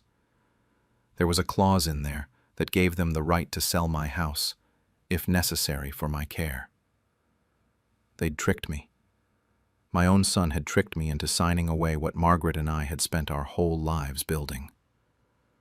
I sat there with those papers in my hands, and I thought about something Margaret had said 6 months before she died. She'd been getting weaker by then, but her mind was sharp as ever. We were sitting in our backyard, and she brought up David out of nowhere. "Honey, we need to protect what we built," she'd said. "Not for us. They need to learn they can't just take what they want." She'd seen it before I did, the way David had been changing, the way Patricia had been influencing him. That conversation led us to Mr. Chen, our lawyer. A good man, someone we'd known for years from church. Margaret insisted on a specific clause in our will. If anyone in the family acted with malicious intent or tried to manipulate our assets, everything would go to charity. Not a single penny to the traitors. That's what she called them, even then. Traitors. Sit in David's study with those forged documents in my hands. I understood what Margaret had known all along. So I made a decision right there. I didn't confront them, didn't yell or demand answers. I just put the papers back exactly where I found them, took my aspirin, and went to bed. If they wanted to think I was a fool, I'd give them the performance of a lifetime. Over the next few weeks, I started playing it up, acting more confused, more compliant. I'd forget names on purpose, ask them to repeat things I'd heard perfectly well the first time. And I watched them spend my pension on expensive dinners, new furniture. A trip to Hawaii, they said, was much needed. Patricia bought a designer handbag that cost more than Margaret and I used to spend on groceries in a month. They thought I didn't notice, or didn't care, or was too far gone to understand. But I noticed everything. Every dollar they spent, every lie they told, every time they looked at me like I was already dead and they were just waiting to collect. What they didn't know was that every dollar they spent was digging their own grave, and I was standing there with the shovel, smiling like I didn't have a clue. I kept up the act for 2 more months. The more confused I pretended to be, the bolder they got. David stopped even trying to hide it when he'd transfer money from my account. He'd just tell me he was handling my bills, and I'd nod along like I didn't understand what bills were. Patricia started leaving shopping bags around the house, designer labels hanging out, not even bothering to hide them anymore. The real kicker came one night when I couldn't sleep. I got up around 2 in the morning and heard them talking in the kitchen. They didn't know I was awake. David was saying something about a developer who'd made an offer on my house.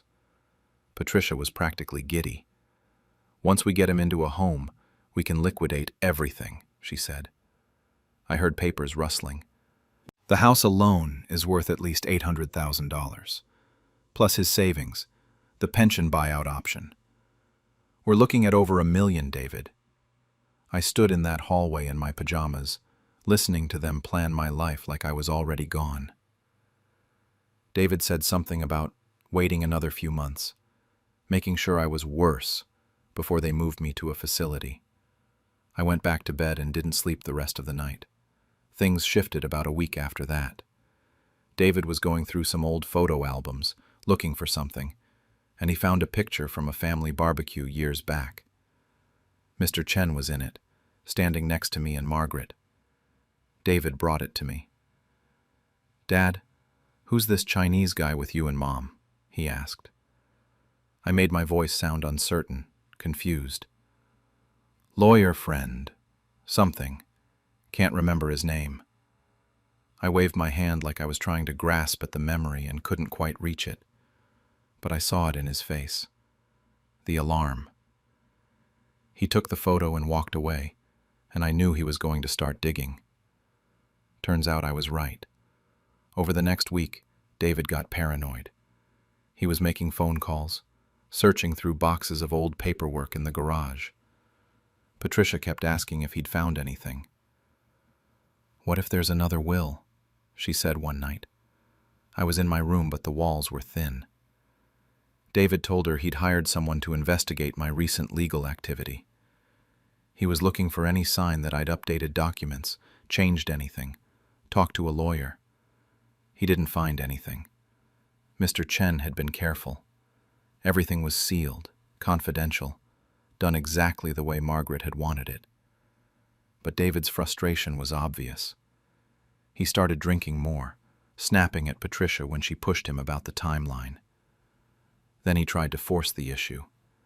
Came to me with new papers, said they'd make the taxes easier on the house. "Just sign here, Dad," he said, pointing at the signature line. Same routine as before, trying to rush me through it. But this time, I said no. First time in months I'd refused them anything. "I'd like my lawyer to look at this first," I said, calm as anything. David's whole face changed. The mask just fell right off. "What lawyer? You don't have a lawyer." His voice was loud, almost shaking. Patricia came running from the other room. I looked right at him. "Mr. Chen, Margaret and I used him for years." Patricia actually went pale. I watched the color drain out of her face as she realized I wasn't as far gone as they thought. Right there, right in front of them, I pulled out my phone and called Mr. Chen. Put it on speaker so they could hear everything. Told him to send the certified letter immediately, the one we'd prepared for exactly this situation. David tried to grab the phone out of my hand, actually lunged for it. I pulled it back and said, real quiet, "Touch me, and it gets worse for you." He froze.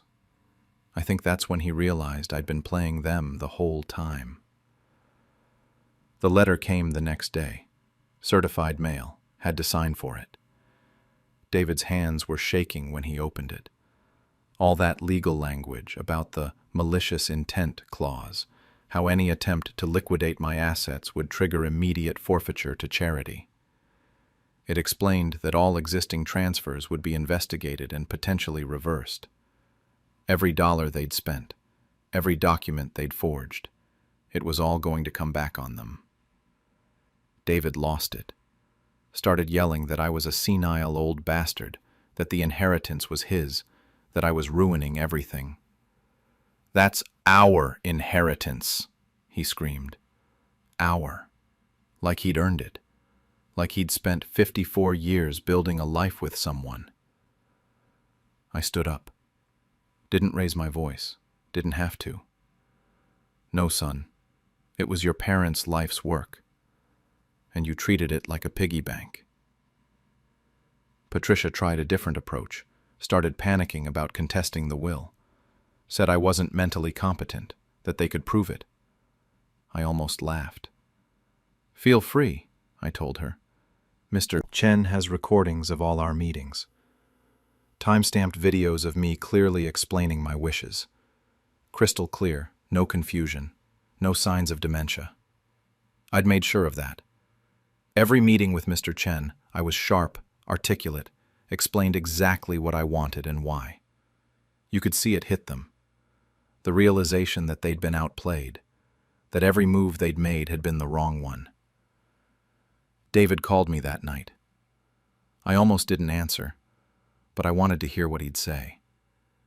He was furious, talking about how I was ruining everything, how this was supposed to be his. "You're ruining everything! This was supposed to be mine!" he shouted into the phone. I waited until he was done. Then I said, "Son, you ruined that yourself the moment you stopped seeing me as your father and started seeing me as your wallet." There was silence on the other end. Then he said, "You'll die alone, old man." The line went dead. That was 3 weeks ago. Haven't heard from him since. 3 weeks of silence. I'm not going to lie. The first few days were hard. Not because I missed David, but because you spend your whole life thinking family means something, and then you find out it doesn't. At least not to everyone. I moved out of their house within a week of that phone call.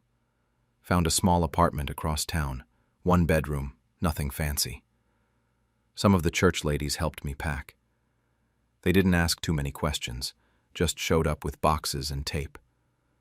I think they knew something had happened, could see it on my face, but they were kind enough not to pry. Patricia called once during the move. I almost didn't answer, but curiosity got the better of me. She was crying, apologizing, saying they'd made mistakes, but we were still family. "We're family," she kept repeating, like it was some kind of magic word that would fix everything. I let her finish. Then I said, "Family doesn't forge signatures and plan for your death like it's a payday." She hung up after that. Haven't heard from her since either. What I didn't expect was the grandchildren. Emma and Jake, David's kids. They're adults now. Emma's 28, Jake's 25. About a week after I moved, Emma called me. Said she'd heard what happened. Not from David, but through the family grapevine. Apparently David had been telling people I'd gone crazy, that I was cutting everyone off for no reason. But Emma's smart. She started asking questions, talking to other relatives, and pieced together the real story. "Grandpa, we never knew," she said when we met for coffee. "Dad always said you were too out of it to visit, that it would just confuse you if we came around." That hit me hard. All those years I thought my grandkids had forgotten about me. They'd been told I didn't want to see them. More of David's lies. Emma and Jake both helped me move into the apartment. Spent a whole weekend carrying boxes, hooking up my TV, making sure I had everything I needed. We got dinner afterward, just the 3 of us, and it felt like family in a way it hadn't in years. Real family, not the kind that counts your worth by your bank account. The house became a problem, though. David and Patricia, desperate to avoid triggering the charity clause, started behaving themselves. They paid back some of the money they'd taken, stopped spending my pension, even sent a formal apology letter through their own lawyer. It was all performance, damage control. They weren't sorry for what they'd done, just sorry they'd gotten caught. But I knew the damage was permanent. You can't come back from that kind of betrayal. So I went back to Mr. Chen, and we updated everything again. The house goes to Emma and Jake when I'm gone. They'll split it, sell it, do whatever they want with it. David gets $1. That's it. $1 single, just so he can't claim he was accidentally left out and try to contest the whole thing. Mr. Chen asked me if I was sure, told me people change, that maybe David would come around. I appreciated him asking, but I was sure. Some things you don't forgive, and this was one of them. I've been in the apartment for 2 months now. It's quiet, but I'm not lonely. Emma comes by every Tuesday for dinner. Jake stops in on weekends, usually brings his girlfriend. They want to know stories about their grandmother, about what she was like before they were born. I tell them everything. Margaret would have loved this, seeing them interested, seeing them care. Through the family gossip chain, I've heard David and Patricia's marriage is struggling. Patricia apparently blames David for botching the whole thing, which I guess is her way of saying he should have been better at stealing from his own father. Some relatives think I'm being too harsh, that I should forgive and move on. Others say David got exactly what he deserved. I don't really care what any of them think anymore. People ask me sometimes if I have regrets, if maybe I should have just given them the money, kept the peace, maintained the relationship for the sake of having a son in my life. And honestly, I think about it. Late at night when the apartment's too quiet, I wonder if I did the right thing. But then I remember Margaret. Remember what she said about protecting what we built, about teaching lessons that need to be learned. She was right. Some lessons can only be learned the hard way, and David needed to learn that people aren't ATMs, even when that person is your own father. I didn't do this for revenge. That's what I keep telling myself anyway. I did it because they needed to understand that there are consequences, that you can't just take and take and take from someone and expect them to smile while you do it. The silence really is sweeter than I imagined, though. No more fake concern. No more watching them calculate my worth by the day. No more pretending I don't hear them planning my funeral while I'm still breathing. David sent an email last week. Short one. Just 3 words and a period. We need to talk. I haven't responded. Part of me wonders if he's finally figured it out, if he understands what he lost. Another part of me knows some people never learn. They just get better at pretending they have. Mr. Chen called yesterday with an interesting update. Said David's been asking questions about whether the will can be amended if relationships improve. Wanted to know if there was a path back to being included in the inheritance. I told Mr. Chen I'd think about it, but we both know what that means. The thing is, I keep coming back to the same thought. David's not sorry for what he did. He's sorry it didn't work. And that's not the same thing at all. Maybe if he'd called to apologize, really apologize, not for losing the money, but for betraying his father, things would be different. But asking about the will, checking if he can still get paid, that tells me everything I need to know. I'm 82 years old. I don't have forever to make decisions. But I've got enough time left to make sure the right people benefit from what Margaret and I built together. And right now, David isn't one of them. Funny how they forgot who paid for their comfort, until I took it back. I, 77 years old, have been living with my eldest daughter, Patricia, 52, and her husband, Mike, 54, for the past 3 years. My 2 other children, my son David, 49, and younger daughter Susan, 46, live across the country and barely call anymore. Maybe once every few months if I'm lucky. I need to explain how I ended up here in the first place. My husband died 4 years ago, and losing him felt like losing half of myself. We'd built a small farm together over 40 years of marriage. Nothing fancy, just enough land to keep us busy and happy. After he passed, I couldn't bear to stay there alone. Every corner of that place reminded me of him, so I sold it for $380,000.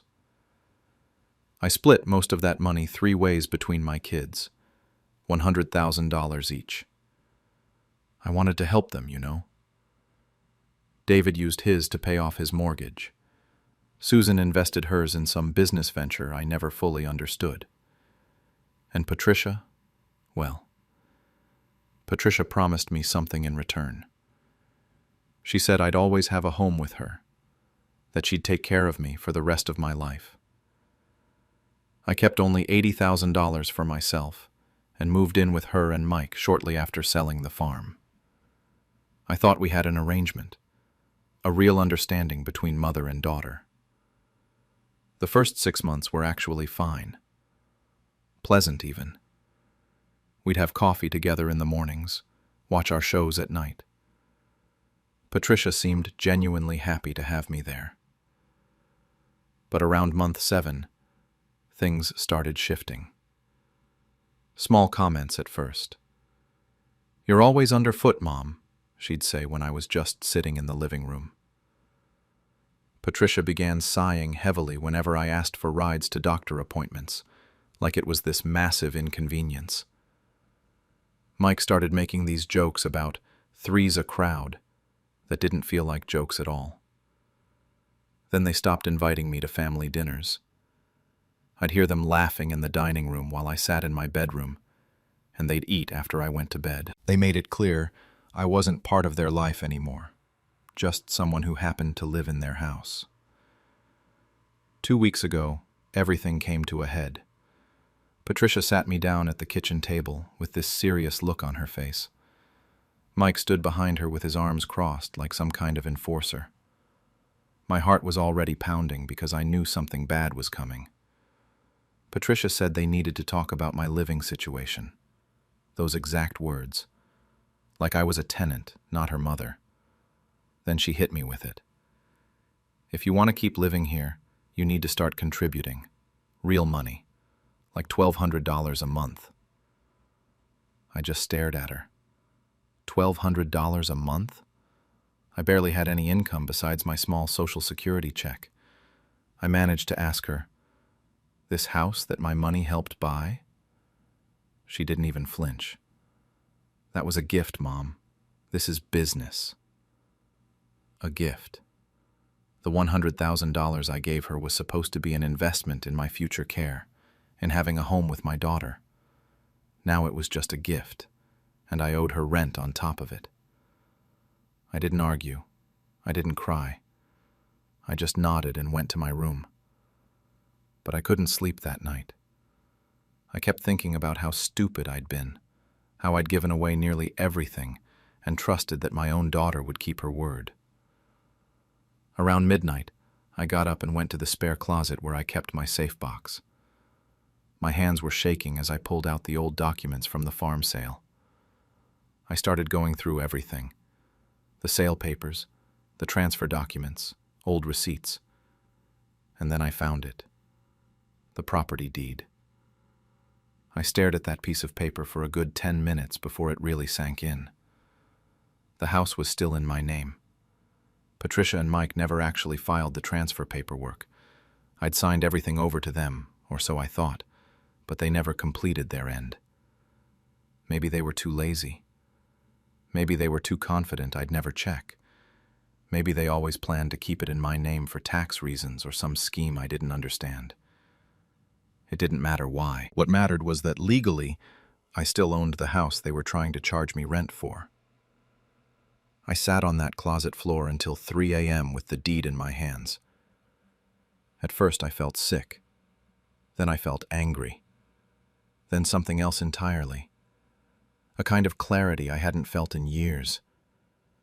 I didn't want revenge. Not really. I wanted respect. I wanted them to remember who I was, what I'd done for them, what I'd sacrificed. But if they couldn't give me respect, well, they were going to get something else instead. The next morning, I made breakfast like nothing had happened. Patricia came down, barely looked at me, grabbed her coffee and left for work. The second her car pulled out of the driveway, I called my old lawyer, Martin. He's 68 now, been handling my paperwork for over 20 years. When I told him what was happening, he was shocked. "They what? After everything you gave them?" He couldn't believe it. Neither could I, honestly. But believing it or not didn't change the facts. I met with Martin later that week while Patricia thought I was at my friend Dorothy's house. He drew up eviction papers within 5 days. It cost me $2,500 in legal fees, and it was worth every single penny. Martin kept asking if I was sure, if I really wanted to do this. I told him I'd never been more sure of anything in my life. 1 week after Patricia demanded rent, I put my plan into motion. I didn't want to do it. That's what I kept telling myself. But deep down I knew I had to. I had to remind them whose name was on the foundation they walked on every single day. The morning the sheriff's deputy showed up, I was already awake. I'd been up since 5, sitting at the kitchen table with my coffee, waiting. I knew exactly what time he'd arrive because Martin had told me the day before.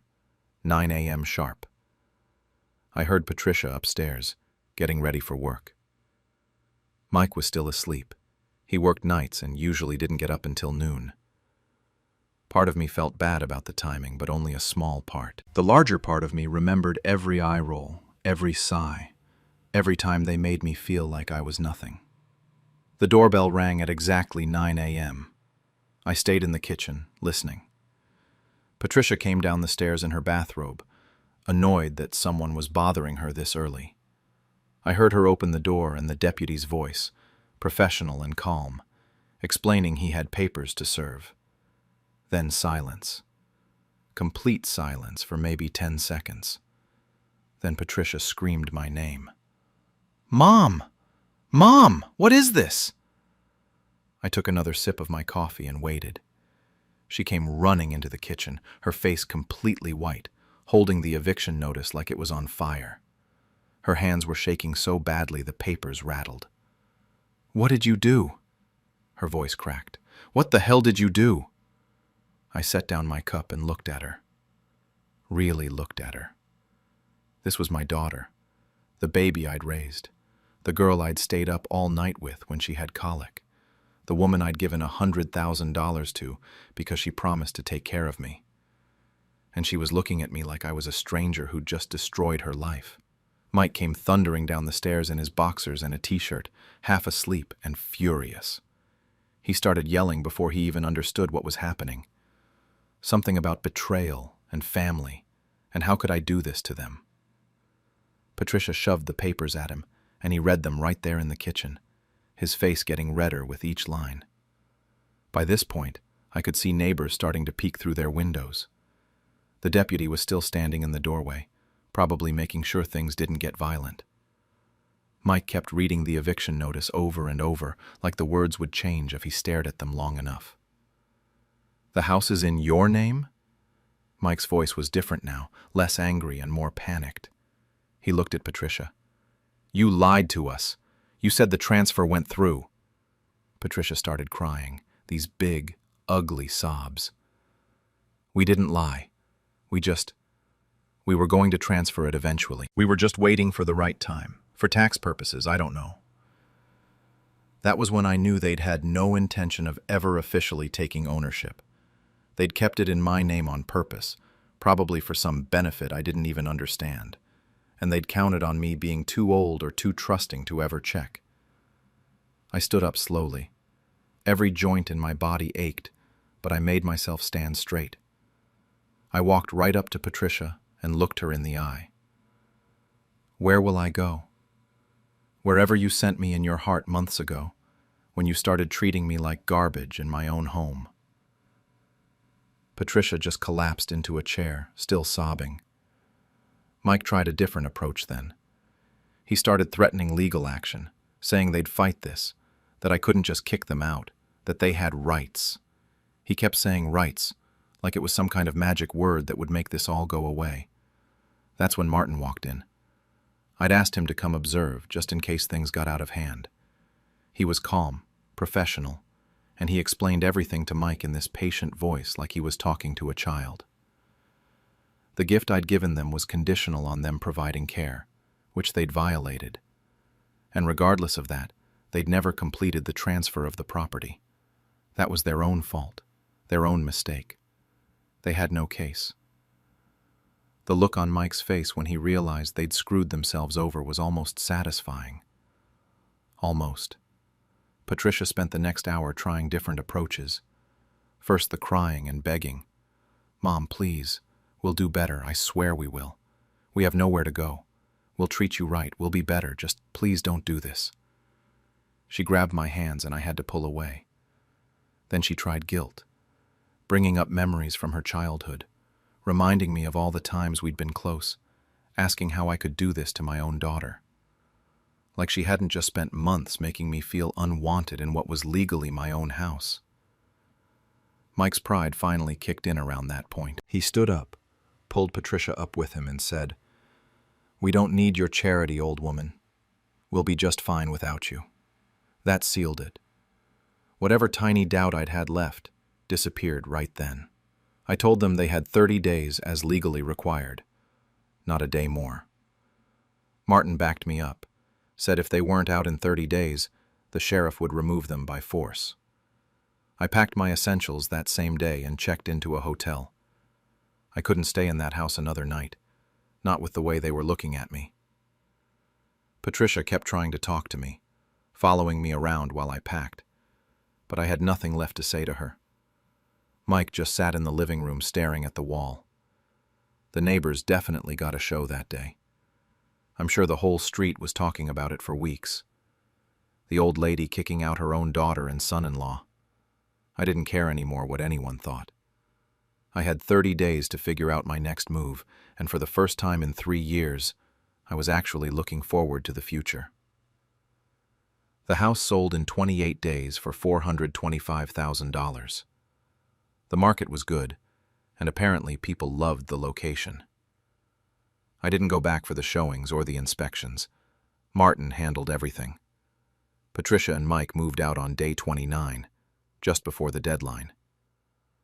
I heard through a mutual acquaintance that they moved in with Mike's brother across town, and that he wasn't exactly thrilled about it. David called me 2 days after they moved out. Not to check if I was okay, not to ask my side of the story. He called to tell me I was tearing the family apart. He said Patricia was devastated, that I'd ruined her life over nothing, that I was being cruel and vindictive in my old age. I listened to him yell for about 5 minutes before I hung up. He called back 3 times and I didn't answer. Susan never called at all. Not once. I guess her silence said everything I needed to know about where I stood with her. Sitting in that hotel room after David's call, I had this realization that I'd been alone for years anyway.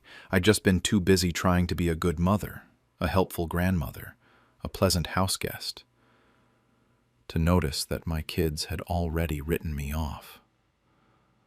The loneliness I felt in that hotel room wasn't new. It was just honest now. I started looking for a new place immediately. I didn't want some big house or fancy condo. I just wanted peace, and a place that was mine, where nobody could make me feel small. I found it 2 hours north, a small cottage by the sea for $180,000. 2 bedrooms, a little porch that overlooked the water.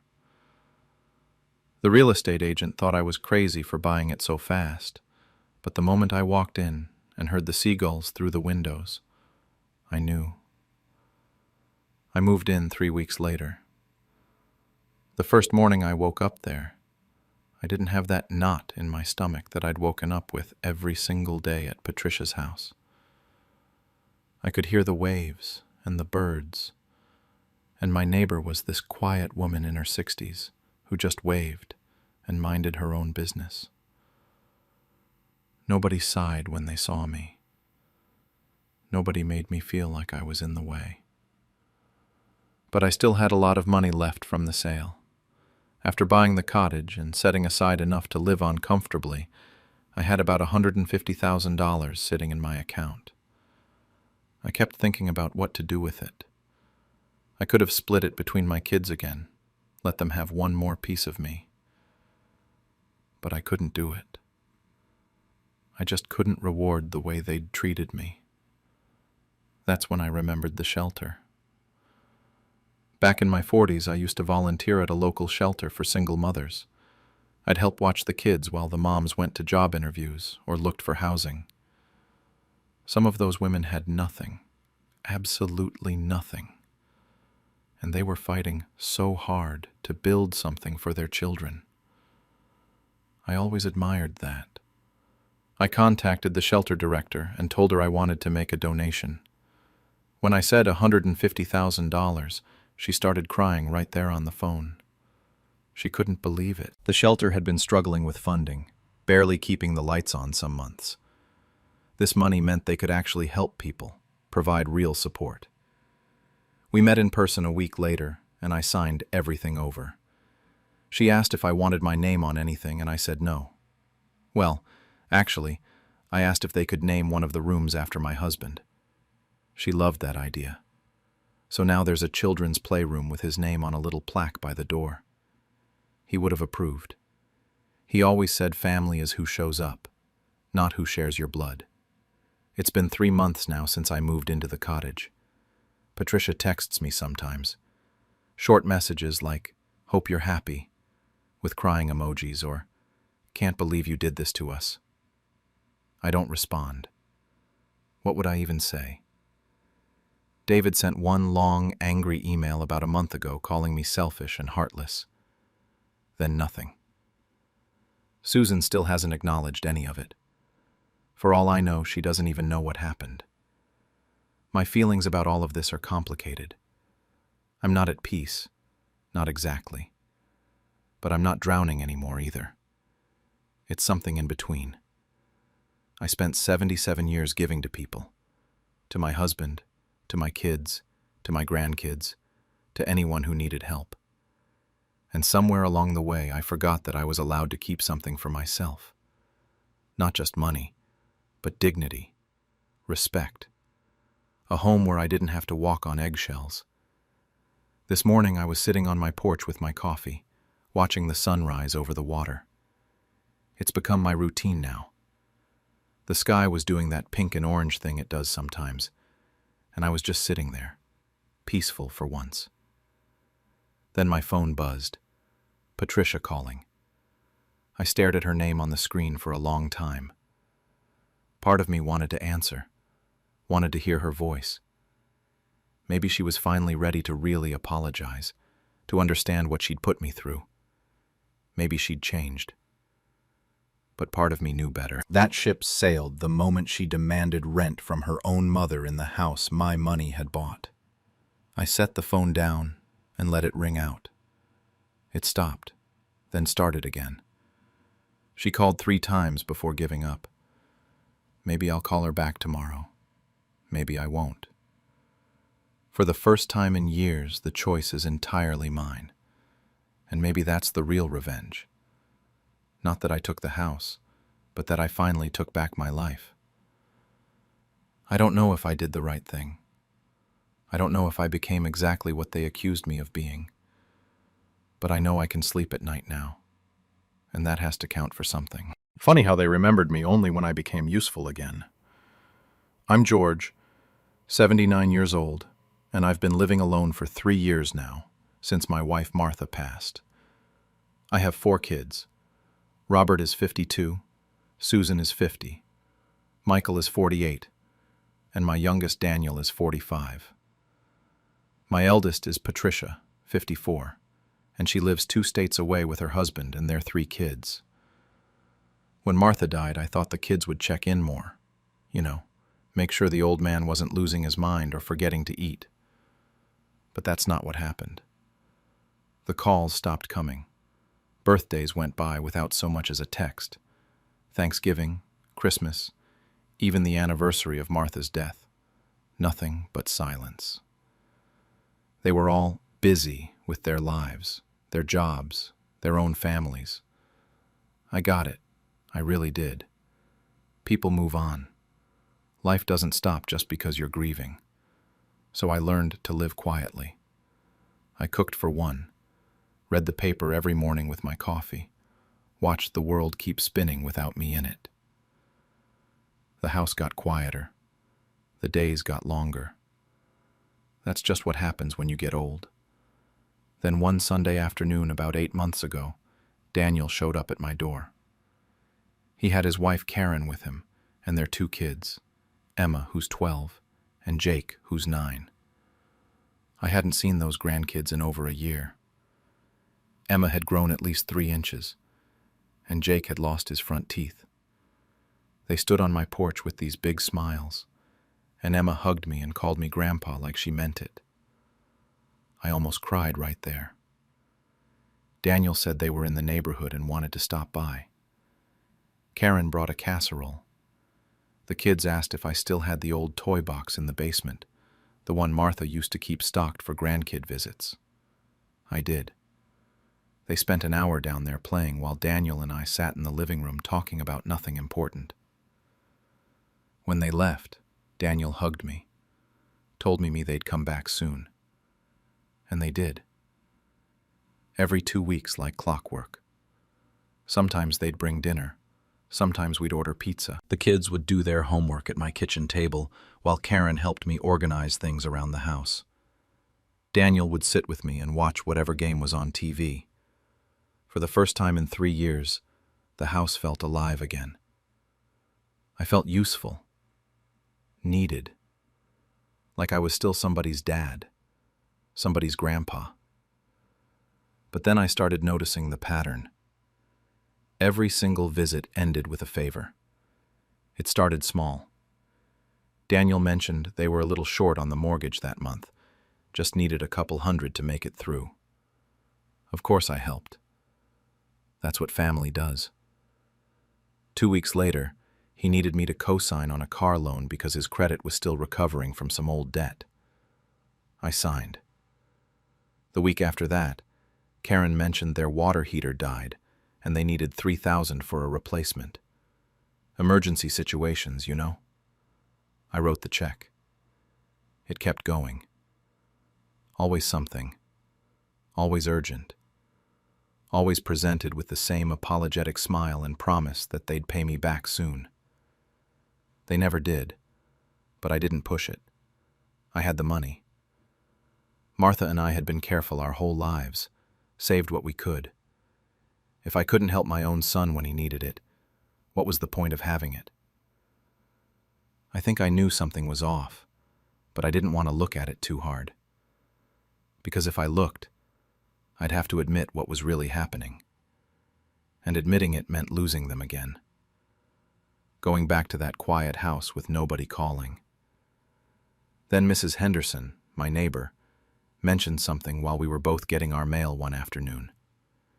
She said she'd been at the hardware store the day before and overheard Daniel talking to someone in the lumber aisle.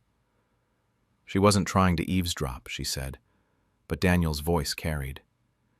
He was bragging, laughing actually, saying something about how the old man doesn't even know how much money he's got left, how he just signs whatever gets put in front of him. I felt it in my stomach first, that sick, dropping feeling. I thanked Mrs. Henderson, went inside, and sat at the kitchen table for a long time.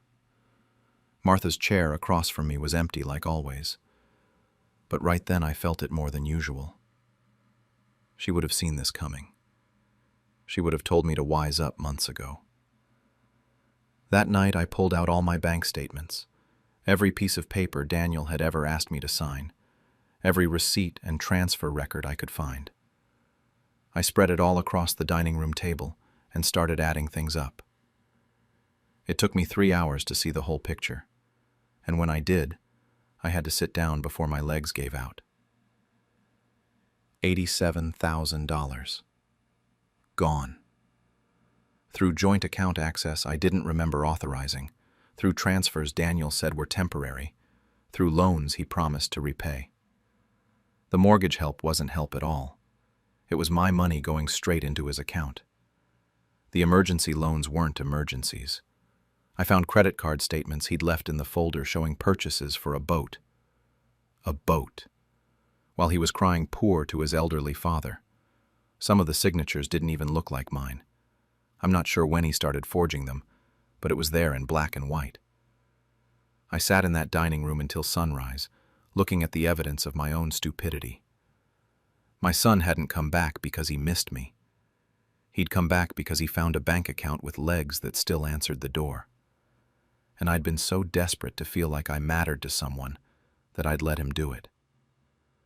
But sitting there, surrounded by proof of what my own kid had done to me, something shifted. The hurt was still there, but underneath it something colder settled in. I wasn't going to cry about this. I wasn't going to beg him to explain. I was going to fix it, and I was going to make sure he never saw it coming. I spent the next 3 days going through everything again, making sure I had it right. Bank statements going back 2 years. Loan documents with signatures that looked nothing like my handwriting. Co-signed papers for things I didn't remember agreeing to. Every piece of paper told the same story. Daniel had been bleeding me dry, systematically, carefully, like he'd planned it all out. The mortgage help that was supposed to be a one-time thing, I found 12 transfers over 8 months, each one labeled loan repayment, but going into his personal account, not to any bank. The emergency loans were a joke. I found his credit card statements mixed in with the documents. Seems he'd been using my address for some of his mail. There were charges for a vacation to Florida, new living room furniture, and a fishing boat he'd bought 4 months ago. A $17,000 boat, while he was telling me he couldn't afford to fix his water heater. Some of the account changes I didn't even authorize. Daniel had added himself as a joint holder on 2 of my accounts, and I sure as hell didn't sign those forms. The signature was close, but my hand shakes a bit these days, and whoever signed those forms had a steady hand. He must have practiced it. I sat there, looking at all of it spread across my table, and realized my son wasn't just stealing from me. He was erasing me, treating me like I was already too senile to notice, too lonely to care, too desperate for company to do anything about it. That's when I called Patricia. She picked up on the second ring like she always does. I told her everything. There was a long silence on the other end, and then I heard her crying. Not loud, just quiet tears. She kept saying she was sorry, like it was somehow her fault for living 2 states away. I told her I needed help, and asked if she could come down for a few days. She said she'd be there tomorrow. Patricia showed up the next morning with her husband, Tom. We sat at that same dining room table, and I walked them through all of it. Tom's a lawyer, not the kind that deals with this stuff, but he knew enough to tell me what I was looking at. Financial exploitation of an elderly person, he said. Fraud, possibly forgery. He gave me the name of someone who specialized in elder law. We met with the lawyer 2 days later. A woman named Carol, maybe 50, with gray hair and no-nonsense glasses. She looked at everything I brought and didn't sugarcoat it. She said I had a case, a strong one, but going after family gets messy. Did I understand what I was starting? I told her I understood perfectly. While Carol started the paperwork for the legal side, Patricia and I met with a financial advisor.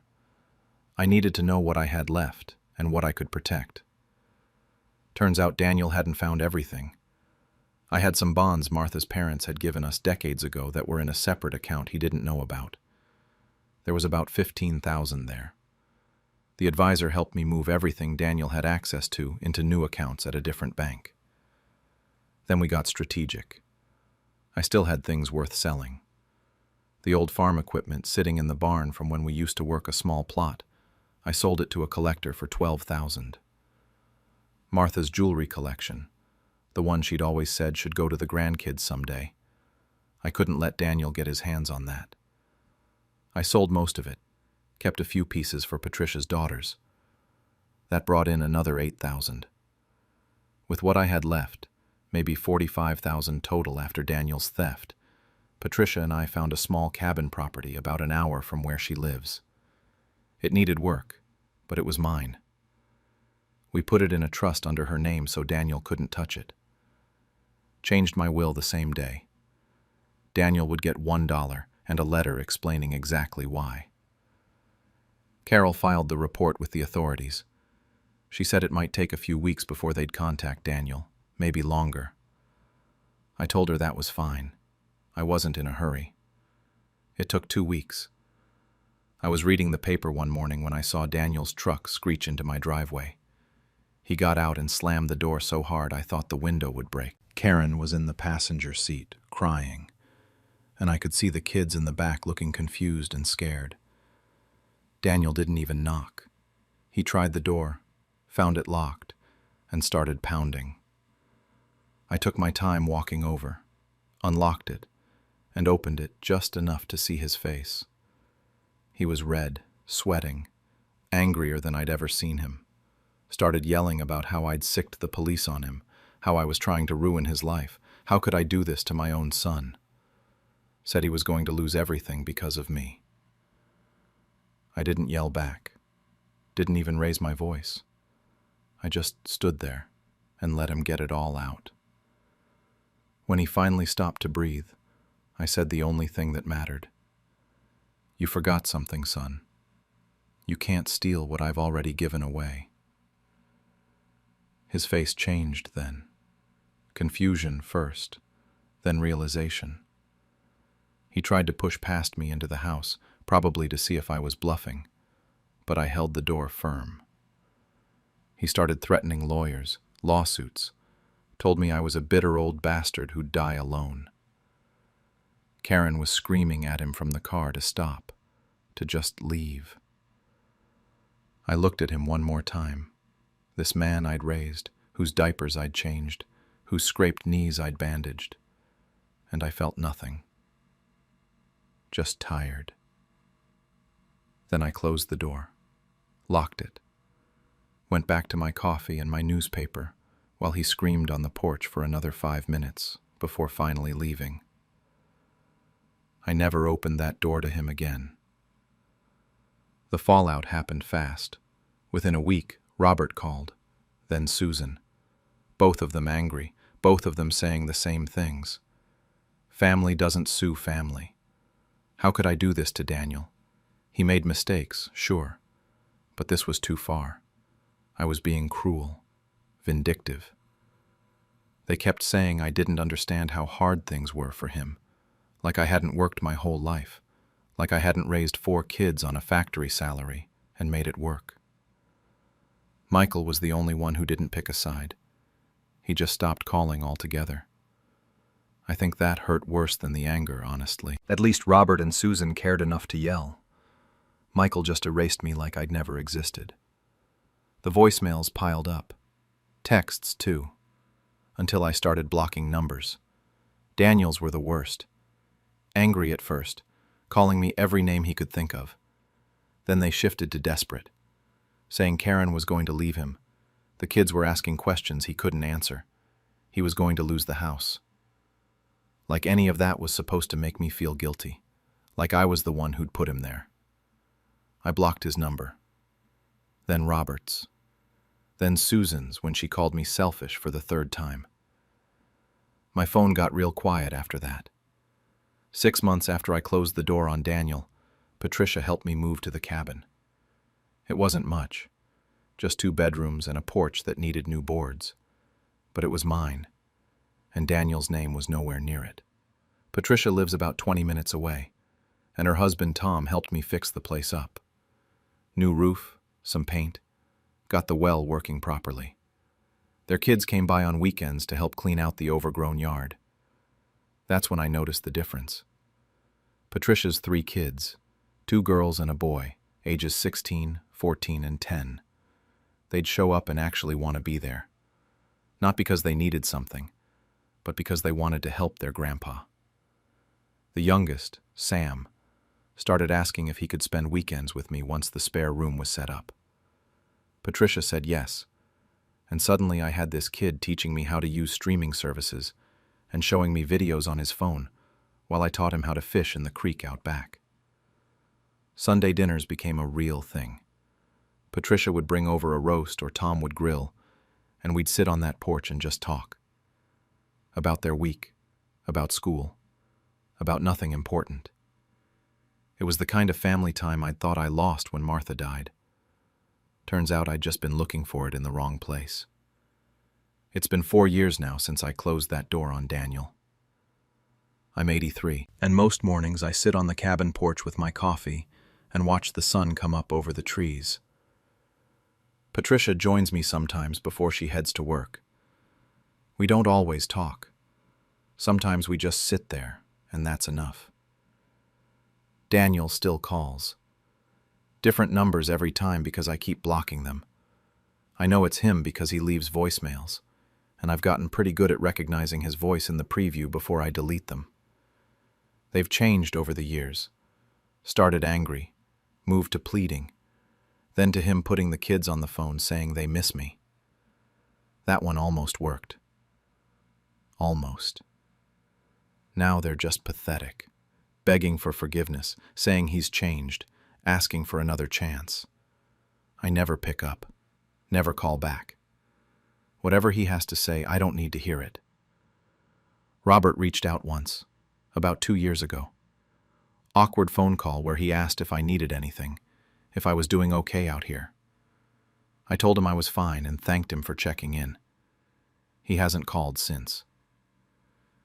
Susan sent a Christmas card last year, one of those generic ones with a photo of her family and a printed message inside. I didn't respond. Seemed like the kind of thing you do out of obligation, not because you actually care. Michael sends a text every few months, just, "Hope you're well," or "Thinking of you." I leave them on read. I'm not trying to be cruel, but I don't know what he wants from me. He made his choice to stay quiet when I needed someone. That silence told me everything. Mrs. Henderson still lives next door to my old house. Patricia talks to her sometimes, and that's how I heard Daniel's situation got worse. They lost the house about a year after everything went down, had to move into a rental across town. Karen apparently works 2 jobs now. The kids had to switch schools. Part of me wonders if I should feel guilty about that, but mostly I just feel tired.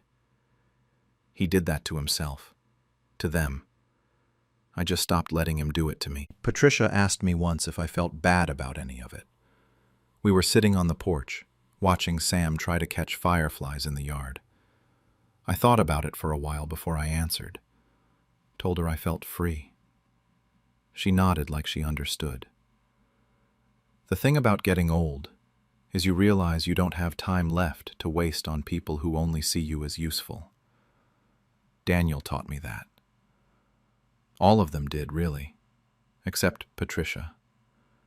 She loved me when I had everything, and still loves me now when I've got almost nothing. That's the kind of love that matters. Last week I got an email. Saw it come through on my phone while I was having breakfast. From Daniel's lawyer. Subject line said something about reconciliation and estate mediation. I haven't opened it. It's just sitting there in my inbox with all the other unread junk. Patricia came by yesterday and asked what I was going to do about it. I told her maybe nothing, maybe everything. Said I haven't decided if he's earned an answer yet. She told me whatever I choose, she supports it. The email's still there, unread, and honestly, I don't know if I'll ever open it. Some doors are meant to stay closed. Maybe this is one of them. It took losing everything for them to learn who I really was. I'm a 79-year-old grandmother who raised my 3 grandchildren, Mia, 32, Jason, 29, and Emma, 26, after my son and daughter-in-law died in a car accident when the kids were young. I gave them everything. My time, my home, my savings, my entire life. I thought I was building a family rooted in gratitude and loyalty. Turns out, I was raising strangers. Let me back up a bit. When my son died, those kids were just 10, 7, and 4. I was 57, recently widowed myself and barely holding it together. But they needed me, so I stepped up. I canceled my retirement plans, sold the condo I was going to move to in Florida, and poured every penny into raising them properly. Good schools, college funds, family vacations even when money was tight. I wanted them to have normal lives despite the tragedy. I wanted them to know they were loved. They grew up calling my house their home. It was the house my husband and I bought in 1972, where we raised our son, where every room held a memory.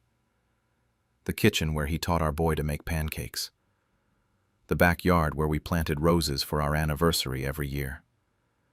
The attic full of photo albums, letters, my husband's military medals, our wedding china. Everything that mattered to me was in that house. Fast forward to a year ago. I fell in the bathroom and broke my hip. Stupid accident, really. I was reaching for something on a high shelf and lost my balance. The pain was incredible. I managed to call 911, and next thing I knew, I was in the hospital with Mia sitting by my bed, holding my hand and telling me everything would be okay. She was so attentive those first few days. Brought me magazines, made sure the nurses were treating me right, stayed late into the evening. When the doctor said I'd need extensive physical therapy and couldn't live alone for a while, Mia had the solution ready. There was a nice nursing home just 20 minutes away. Clean, good staff, specialized in hip recovery. Just until I got better, she said. Just temporary. I was still on pain medication, still foggy from the surgery. I trusted her. Why wouldn't I? This was the little girl I'd rocked to sleep when she had nightmares about her parents. The teenager I'd helped through her first breakup. My granddaughter who I'd sacrificed everything for. So I said yes. The move happened fast. Too fast looking back. Within a week, I was settled into a small room with a view of the parking lot. Mia had packed my clothes, my toiletries, a few books. She said she'd bring more of my things later, whatever I needed. Jason and Emma came to visit that first week, brought flowers, said all the right things about how this was best for my recovery. The second week, the visits got shorter. Mia would pop in for 30 minutes, always checking her phone. Jason came once, stayed for 20 minutes, said he had a work thing. Emma sent a text saying she'd come by soon. She was just swamped. By the third week, something felt wrong. The nurses seemed to avoid eye contact when I asked about going home. My physical therapist mentioned something about extended care that I hadn't agreed to. And then I overheard two nurses talking in the hallway outside my room. One of them said something about it being sad when families sell the house right out from under them. I felt my blood go cold. I called Mia immediately. My hands were shaking as I held the phone. When she answered, I didn't even say hello. I just asked her directly if she'd sold my house. There was this pause, this terrible silence. And then she said it like it was the most reasonable thing in the world. The house was too much upkeep for me. I couldn't manage stairs anymore. They'd handled it. It was done. I asked her where my things were. My photos, my husband's belongings. Everything from the attic, the closets, the rooms full of our life together. She sighed like I was being difficult. We donated what wasn't valuable, she said. We kept some jewelry for ourselves to remember you by. The rest went to Goodwill or the dump. I couldn't speak. I literally couldn't form words. 50 years of my life, gone. The photos of my wedding day, the letters my husband wrote me when he was overseas, his medals, our son's baby clothes that I'd saved, the recipe cards with my mother's handwriting, every single piece of evidence that I had lived a full life before I became just their grandmother, erased like it never mattered. When I finally found my voice, I asked when I could leave the nursing home. Mia said the doctor wanted me there a bit longer. I'd need somewhere to live anyway, now that the house was gone. Maybe I should just stay there, where I had help. They'd visit more, she promised. They'd been busy with the house stuff, but now they could focus on me. I hung up. I sat in that sterile room with its beige walls and cheap landscape painting, and I felt something shift inside me. Not sadness anymore, not shock. Something colder. Something that had been building, maybe for years, and I'd just been too loving, too trusting, too much of a grandmother to see it. They thought I was weak. They thought I was helpless. They thought I was just some old lady they could manage and move around and dispose of when convenient, like the furniture they'd thrown away from my house.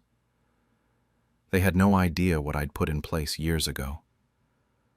My husband always said, trust, but verify. He'd seen enough in his life to know that even family could surprise you, and not always in good ways. I'm glad I listened to him. I'm glad I prepared. Because sitting in that nursing home bed, I realized something. They hadn't just taken my house. They'd shown me exactly who they were. And now it was my turn to show them who I really was. 2 months after they sold my house, Mia called me. I remember the exact time because I was in physical therapy when my phone started buzzing. I'd gotten pretty good with the walker by then, was actually making real progress, despite everything. I almost didn't answer, but something told me to pick up. Her voice was different, panicked, high-pitched in a way I'd never heard from her before. There was a problem with the house sale, she said. A legal issue. Something about the ownership not being clear. The bank had frozen everything. I played dumb. What kind of problem, dear? My voice was sweet, concerned, every bit the confused old grandmother they thought I was. She stammered through an explanation about how apparently the title wasn't solely in my name, that there was another owner listed, and now the whole sale was being contested. Did I know anything about that? I let the silence hang for a moment. Then I said I wasn't sure what she meant. I'd have to think about it. My memory wasn't what it used to be, you know. All these medications they had me on. She practically screamed into the phone. This was serious. They needed this resolved now. Did I have any old paperwork? Any documents I'd signed years ago? I told her I didn't have anything. After all, she'd donated or thrown out everything from my house, remember? Let me explain what they didn't know, what I'd never told any of them, because it wasn't their business until it became their business. About 6 years after my husband died, I was having coffee with Robert, my husband's best friend. Robert was 81 now, a retired real estate lawyer who'd handled our affairs for decades. We were talking about estate planning, about how things can go wrong as you get older. He'd just dealt with a case where an elderly client's nephew had forged documents and sold her property while she was in the hospital. It was a mess. Robert looked at me over his coffee and said I should consider protecting myself. Not because he thought my grandkids would do anything wrong, but because life was unpredictable.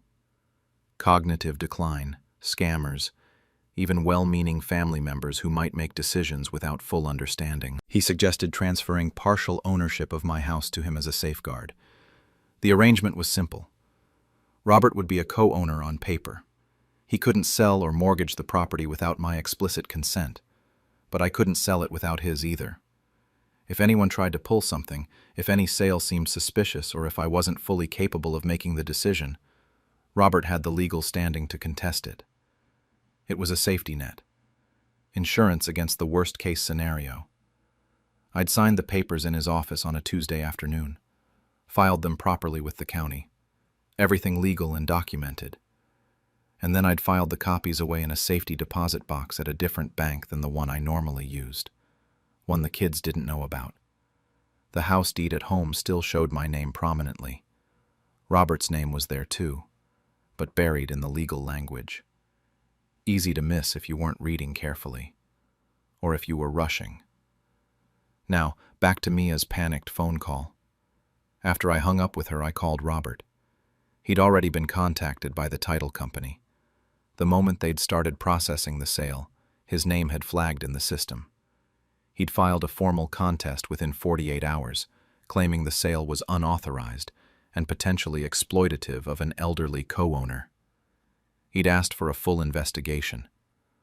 The legal battle kicked off fast.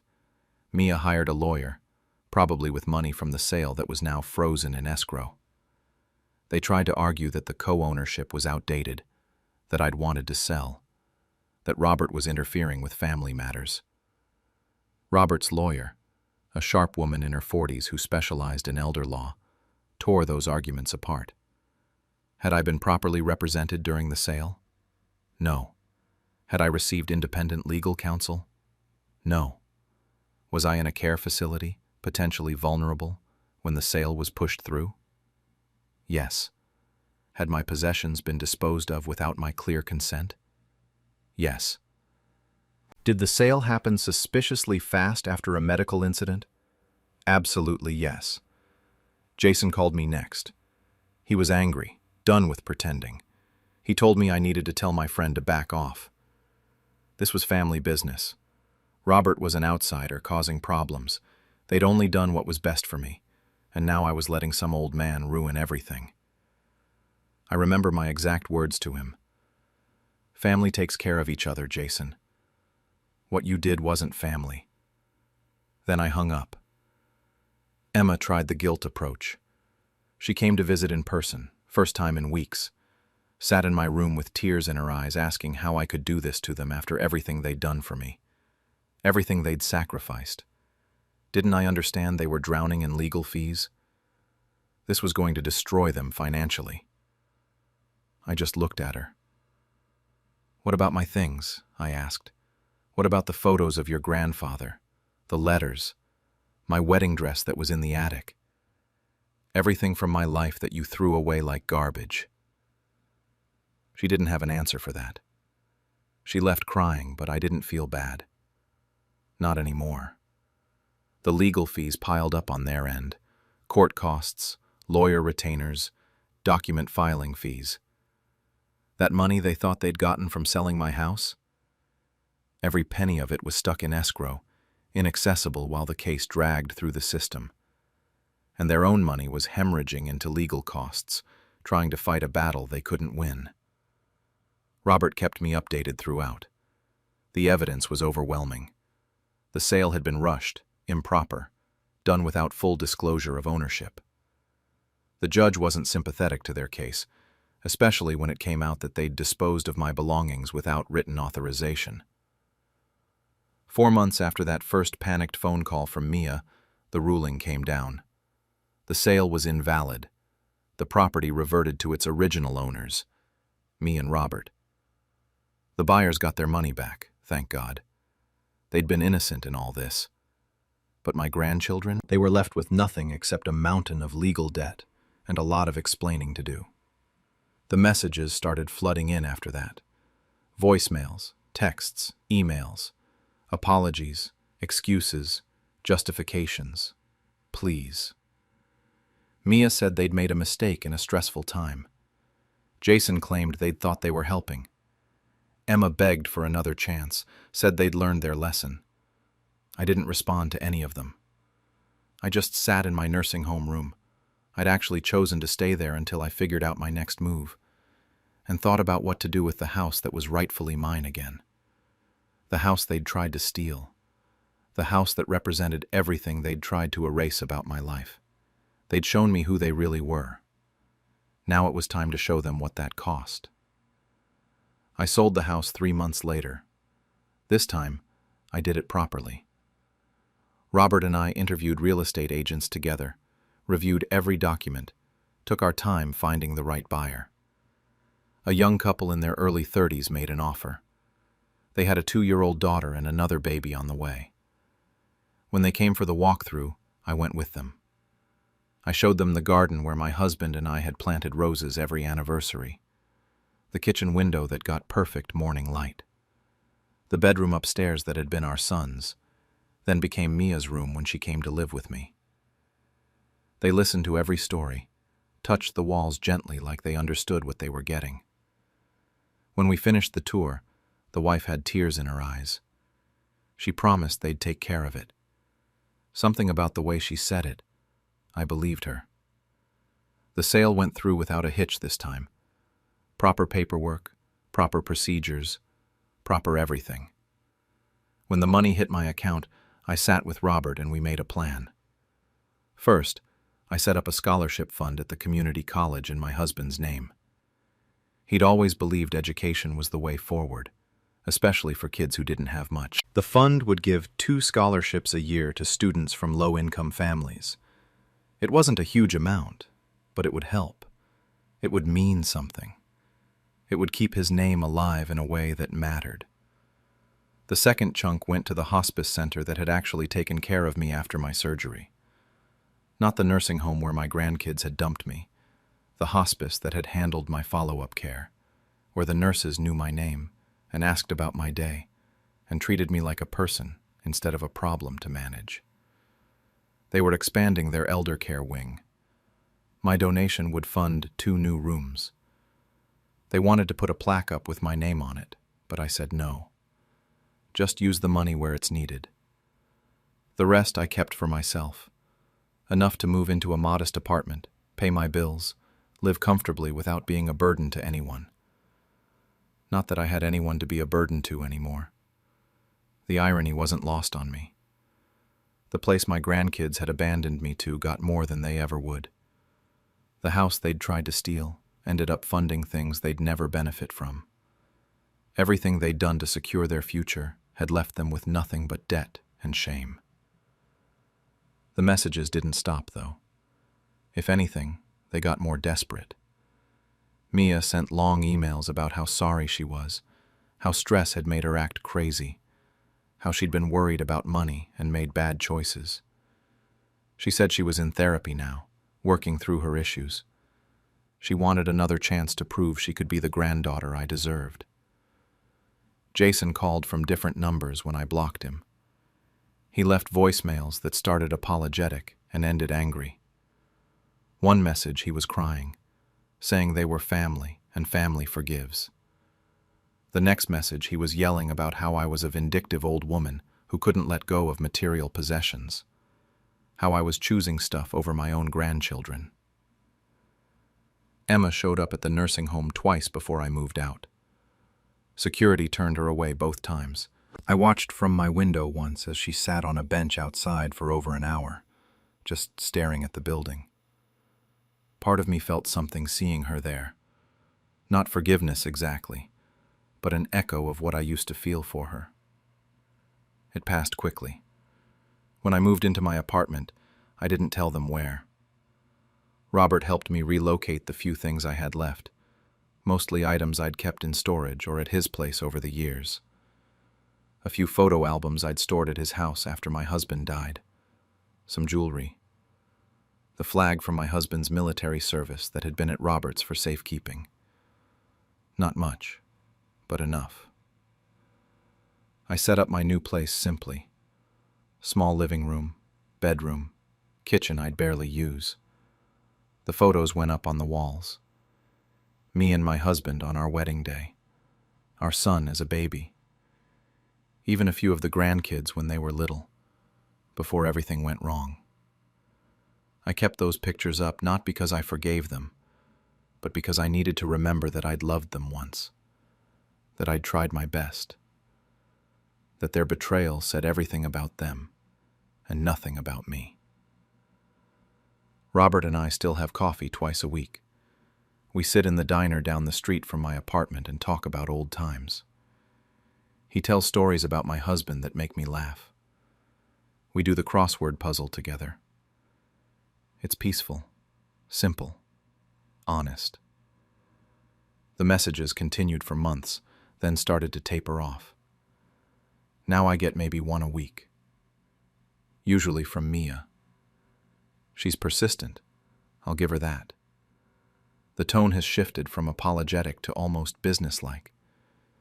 She asks about my health, mentions family holidays I'm missing, hints that we should talk about the future, about reconciliation, about moving forward.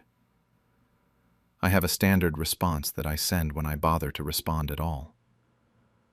I already forgave you. I just never forgot. And it's true.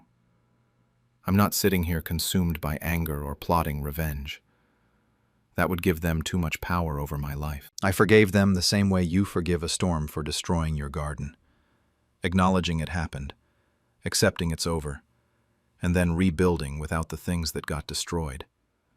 But forgetting? That's different. Forgetting would mean pretending they didn't show me exactly who they were when they thought I was helpless. Forgetting would mean opening myself up to being hurt again. I'm too old and too tired for that. I sleep well now in my small apartment. Better than I have in years, actually. No worries about maintaining a big house. No anxiety about being a burden. No illusions about family loyalty. Just me, my memories, my coffee with Robert, and the peace that comes from knowing I don't owe anyone anything anymore. Last week, Emma showed up at my apartment building. I don't know how she found me. The doorman called up to ask if I wanted to see her. I watched from my window as she stood on the sidewalk, looking up at the building like she could sense which window was mine. She stayed for 20 minutes before leaving. Yesterday, a letter arrived. Mia's handwriting on the envelope, careful and neat like when she was a little girl learning cursive. It's sitting on my kitchen table right now, unopened. I've walked past it a dozen times, made coffee, read the paper, watered my single plant, all while that envelope just sits there. I don't know if I'll ever open it. Part of me wonders what they could possibly say that would matter at this point. But another part, the grandmother I used to be, the woman who raised those children and loved them unconditionally, still wonders if something's changed, if they've actually learned anything, if there's something real in that envelope or just more manipulation. Robert asked me about it this morning during coffee. He said whatever I decide is right. That's the thing about real family, I guess. They support you without trying to control you. They don't need you to be anything other than what you are. The letter's still sitting there. Maybe tomorrow I'll open it. Maybe I won't. Either way, I'm okay. That's the part they'll never understand. I don't need their apologies, or their explanations, or their presence in my life to be okay. I already have everything I need. It took them stealing my house to teach me who my real family was. I, 79, never thought I'd see the day my own blood would turn on me for a roof and four walls. But here we are, sitting in this cramped retirement apartment that smells like industrial cleaner and regret. And I'm still trying to figure out how I didn't see it coming. Let me back up a bit. My husband Thomas died 3 years ago. 50 years of marriage, gone in a hospital room that was too bright and too cold. We built our house together back in '75, not literally with hammers and nails, but we picked every detail.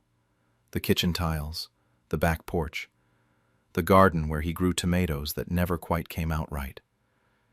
Every corner of that place held us. After he passed, I stayed there. Where else was I going to go? My eyesight started getting worse about a year after the funeral. Not blind, just blurry. Reading became hard. Documents looked like smudges.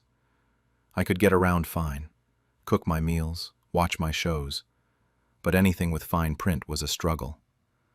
That's when my daughter Sarah started coming around more. She's my youngest, early 40s, married to Mark. At first, I thought it was sweet.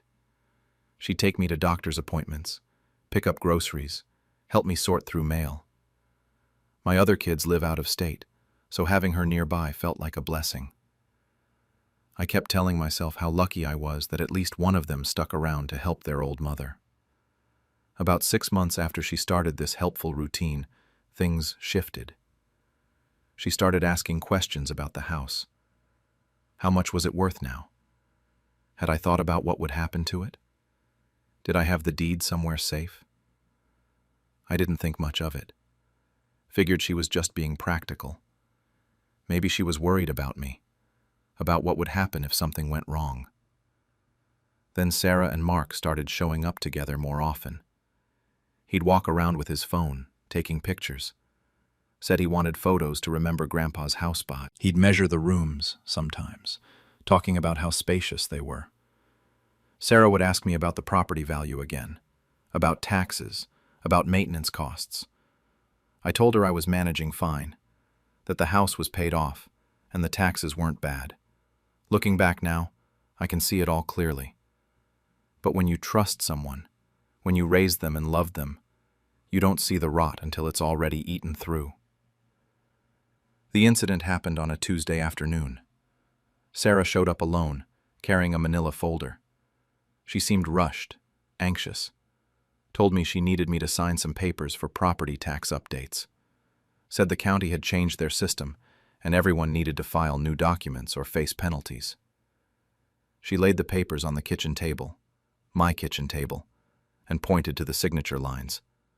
I squinted at them, but the text was too small, just blurs and shapes. I asked her what exactly I was signing, and she waved it off. Told me it was just standard stuff, confirmation that I still owned the property, updated mailing information, nothing major. She kept checking her watch, saying she needed to get the papers notarized that day, or I'd get hit with late fees. The way she said it made it sound urgent, scary even. I didn't want problems with the county. I didn't want fees I couldn't afford, so I signed. 3 different spots where she pointed. My hand shook a bit, like it does now, but I got my signature down. She scooped up the papers the second I finished, gave me a quick kiss on the cheek, and was out the door before I could even offer her tea. Something felt off about it. I couldn't put my finger on what, but my stomach was tight for the rest of that day. I told myself I was being paranoid. This was Sarah, my baby girl. She was helping me, not hurting me. A month went by. Sarah came by less, which was strange. When she did visit, she was distant, on her phone a lot. Mark came with her once and spent the whole time looking at the walls, the fixtures, like he was appraising the place. I asked Sarah if everything was okay, and she just said she was busy with work. That month felt slow and weird, like waiting for something bad that you can't name. Then the letter came. Official county letterhead. I had to get my neighbor to read it to me because the print was so small. Property transfer notification. The house had been transferred to Sarah's name. Effective immediately. I didn't understand. I read it again, had it read to me again. There had to be a mistake. I called Sarah, no answer. Called again an hour later, nothing. Sent her a text asking her to call me back, that something was wrong with the house paperwork. She didn't respond. 3 days. 3 days of calling, texting, leaving voicemails. My other kids called her too when I told them what was happening. She ignored all of us. On the 4th day, she showed up. With Mark. With moving boxes. She walked into my living room like she owned it. I guess she did, on paper. Told me they were moving in. That the house was theirs now. Said it so casually, like she was telling me about a grocery sale. I asked her what the hell she was talking about, and she pulled out copies of the papers I'd signed. Deed transfer forms. Not property tax updates. Deed transfers. I couldn't breathe right. The room felt like it was tilting. I told her I didn't sign any deed transfer, that she lied to me. She just shrugged. Said I signed them, that it was legal, that it was done.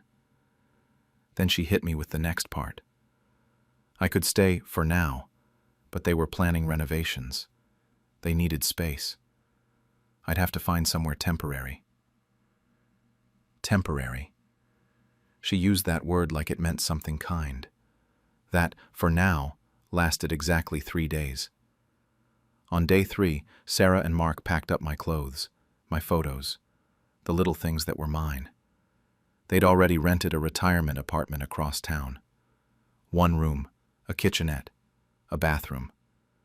They drove me there themselves, helped me unpack, and left. I cried every single night for 2 weeks in that apartment.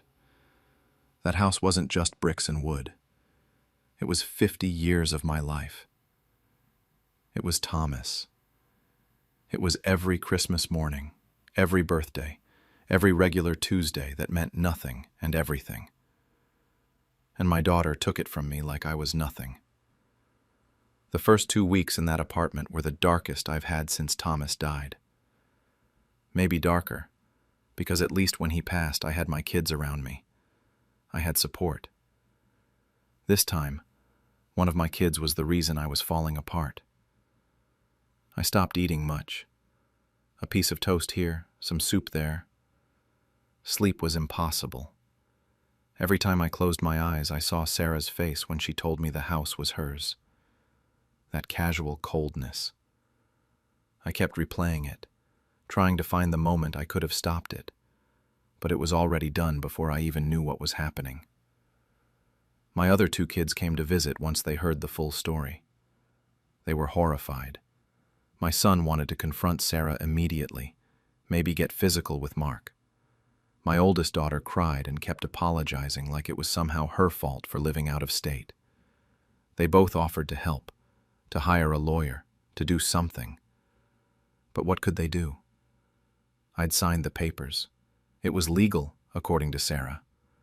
We all felt helpless. The worst part was social media.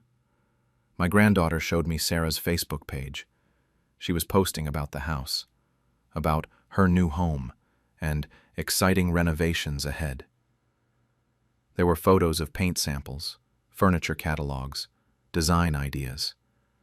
She was erasing Thomas from those walls and replacing him with her ugly modern taste. Every post felt like a knife. I watched it all from that sterile apartment. Contractors going in and out, dumpsters in the driveway. Sarah posting progress photos like some HGTV star. She had the kitchen redone first, ripped out the tiles Thomas and I picked together. Then the living room. New floors, new paint, everything different. It killed me. Around week 3, I got my monthly call from Robert.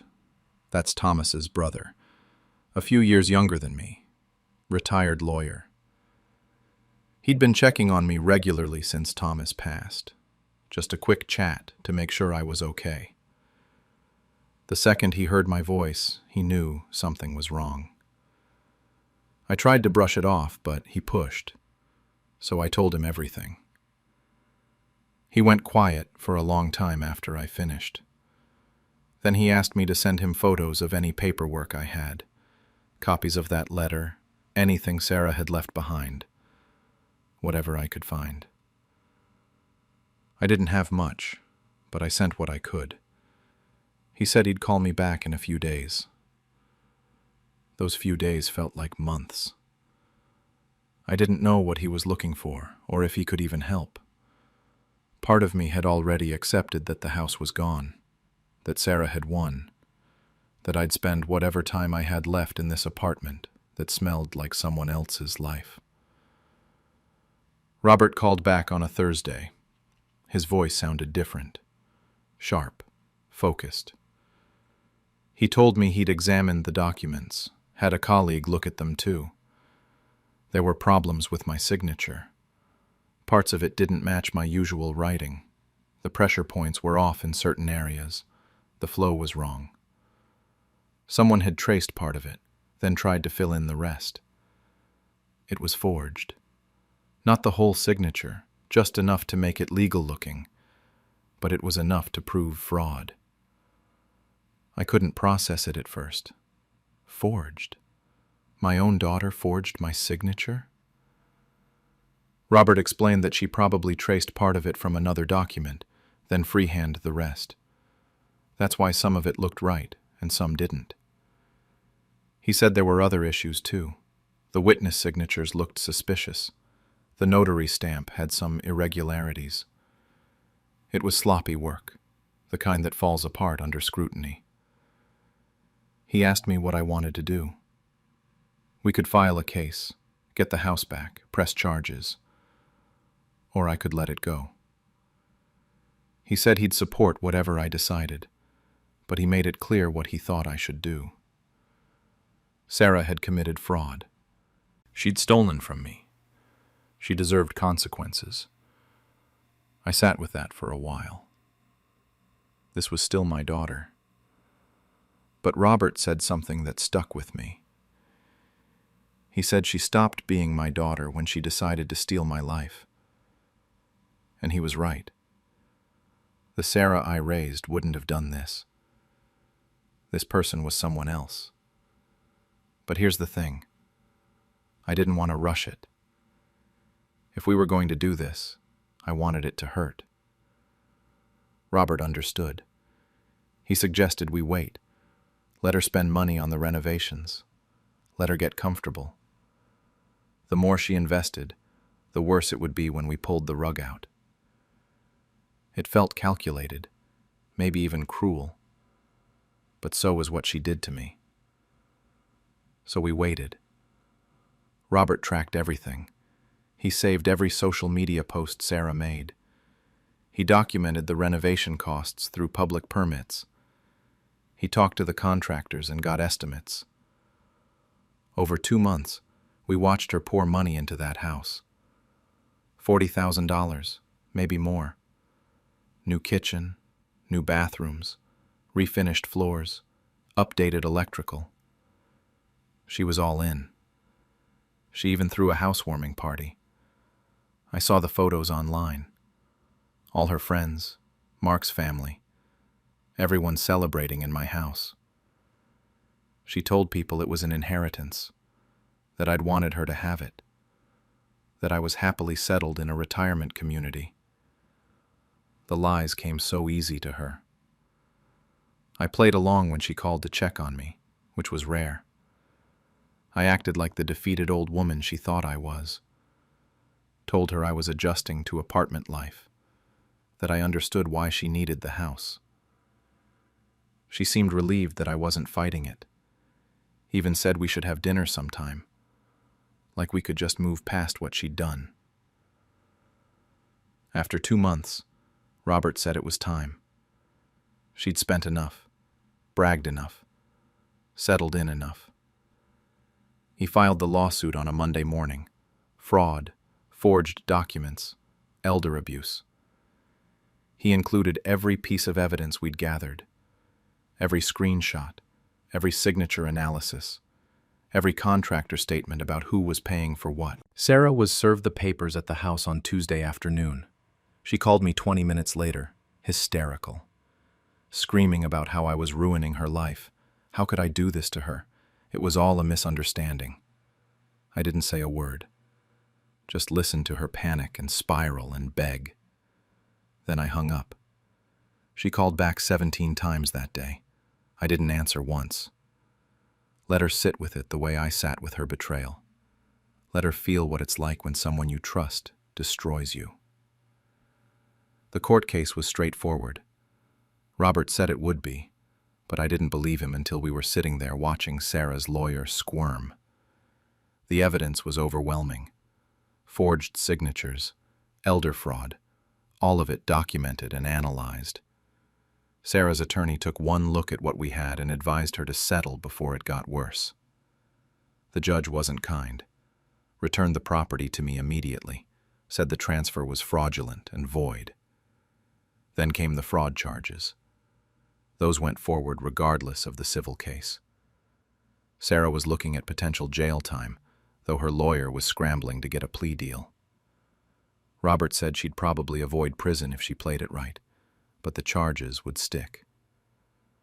I got the house back on a Wednesday. Sarah had until the weekend to get out. Robert offered to be there when she moved her stuff, but I couldn't stomach it. I stayed at the apartment and let him handle it. He said she cried the whole time, that Mark looked like he wanted to punch someone but knew he couldn't. They'd lost $40,000 in renovations on a house that was never theirs. All that money, just gone. Sarah showed up at my apartment 2 days later. She brought my grandkids with her, her 2 youngest, 8 and 10. Thought that would soften me, I guess. The kids stayed in the car while she came to my door. She looked terrible. Eyes swollen, hair a mess, shaking. Started begging before I even let her inside, saying she didn't mean to hurt me, that it got out of hand, that she panicked about her own financial situation and made a mistake. A mistake. Like she'd accidentally backed into my mailbox, not stolen my entire life. I let her talk herself out. When she finally stopped, I said the only thing that mattered. You didn't hurt me. You buried yourself. Every choice that led here was hers. The forgery, the lies, the eviction, all of it. I told her I would have helped her if she'd asked. Money, a loan, whatever she needed. But she didn't ask. She took. And that was the difference between a daughter and a thief. She tried the guilt route next. Reminded me she was my child, that family forgives, that everyone makes mistakes. I told her some mistakes you don't come back from. Then I closed the door. Haven't spoken to her since. The fraud case ended with a plea deal, like Robert predicted. Community service, probation, restitution she couldn't afford. No jail time, but a record. Her marriage started cracking under the pressure. Mark blamed her for the financial loss, for the legal trouble. Last I heard through the family grapevine, they were separated. Can't say I felt bad about it. Here's the thing, though. I didn't move back into the house. Couldn't do it. Every room would remind me of what Sarah did. and that would mix with all the memories of Thomas, and it would just be poison. The house wasn't home anymore. It was a crime scene. I put it on the market a month after getting it back. Got a great price, too, partially thanks to all Sarah's renovations. The irony wasn't lost on me. Her $40,000 increased my sale value. The universe has a sense of humor sometimes. I split the money in half. One half went to a shelter for abandoned seniors, people whose families dumped them or scammed them. They dedicated a wing in Thomas's name. I went to the opening, and it felt right. Like something good came from something horrible. The other half went into a trust for my grandchildren, but not Sarah's kids. Robert set it up so her children were specifically excluded. She made that choice for them when she decided to steal from me. With what was left, I rented a cottage near the coast. Small place, 1 bedroom, a kitchen that's just big enough. But it has a porch that faces the ocean, and that's all I needed. I wake up every morning, make my tea, and sit outside listening to the waves. It's more peaceful than that big house ever was, even with Thomas. My other kids visit regularly now. This whole situation brought us closer, weirdly enough. They make the trip more often, call more, check in more. Robert comes by every week. We play cards, talk about Thomas, watch the sunset. He's become more family to me than my own daughter ever was. Funny how that works. Sarah's kids still visit sometimes. The older ones, the teenagers, they sneak over without telling her. They apologize for their mother, which breaks my heart because it's not their fault. I make them cookies. We talk about school. I slip them some money when they leave. They didn't choose who their mother became. The fraud conviction strained things for Sarah in ways I didn't expect. People in town found out. Small community, word spreads. She lost friends, got dropped from her book club, faced whispers at the grocery store. Mark left her completely about 6 months after everything settled. She's living in a small apartment now, too, working 2 jobs to pay her legal fees. I heard all this through my son, who still occasionally talks to her. I've been in this cottage for almost a year now. It's October. The air's getting colder, but I still take my tea outside most mornings, wrap myself in a blanket and watch the waves. I think about Thomas a lot. Wonder what he'd say about all this. Probably something about how he always knew Sarah had a selfish streak. He saw things in people I didn't. Last week, I got a letter. Sarah's handwriting on the envelope, my cottage address written in her careful script. Someone must have told her where I live. It's been sitting on my kitchen table for 6 days now, unopened. I look at it every morning while I wait for the kettle to boil. Part of me wants to know what it says. An apology? More excuses? Maybe she's in trouble again and needs help. Part of me thinks I already know everything I need to know about who she is. The letter won't change what happened. Won't give me back those nights I cried myself to sleep in that awful apartment. Won't erase the betrayal. Some people say you have to forgive family, that blood matters most. But I learned something these past months. Family isn't about blood. It's about who shows up when you're broken. It's Robert driving an hour to play cards. It's my son calling every other day just to hear my voice. It's the people at the senior shelter thanking me for giving them a safe place to land. The letter's still sitting there. Maybe I'll open it tomorrow. Maybe I won't. Maybe it doesn't matter anymore. Never thought I'd teach my own blood a lesson this late in life. I'm Margaret, 82, and I've spent my whole life believing in giving more than taking. That's how my husband and I raised our kids. We built Anderson's Hardware from nothing, just a small store on Main Street that we poured everything into. Worked ourselves sore for 35 years, thinking our children would appreciate what we were building for them. We had 3 kids total, but Daniel was the oldest. He was 54 when all this happened, old enough to know better. My husband passed 2 years ago. Heart attack. Quick and unexpected. One day he was restocking shelves. The next day he was gone. I was 80, suddenly alone, and honestly terrified about managing the business by myself. The paperwork, the suppliers, the inventory. It had always been both of us handling it together. Without him, I felt lost. That's when Daniel stepped in. About 3 weeks after the funeral, he showed up at the store with this concerned look on his face. Said he'd been thinking about me, worrying about how I was managing everything alone. He told me I shouldn't stress myself at my age, that it wasn't healthy for someone like me to carry all that responsibility. He offered to help manage things, said it would give him something to honor his father's memory. Foolish old me believed him.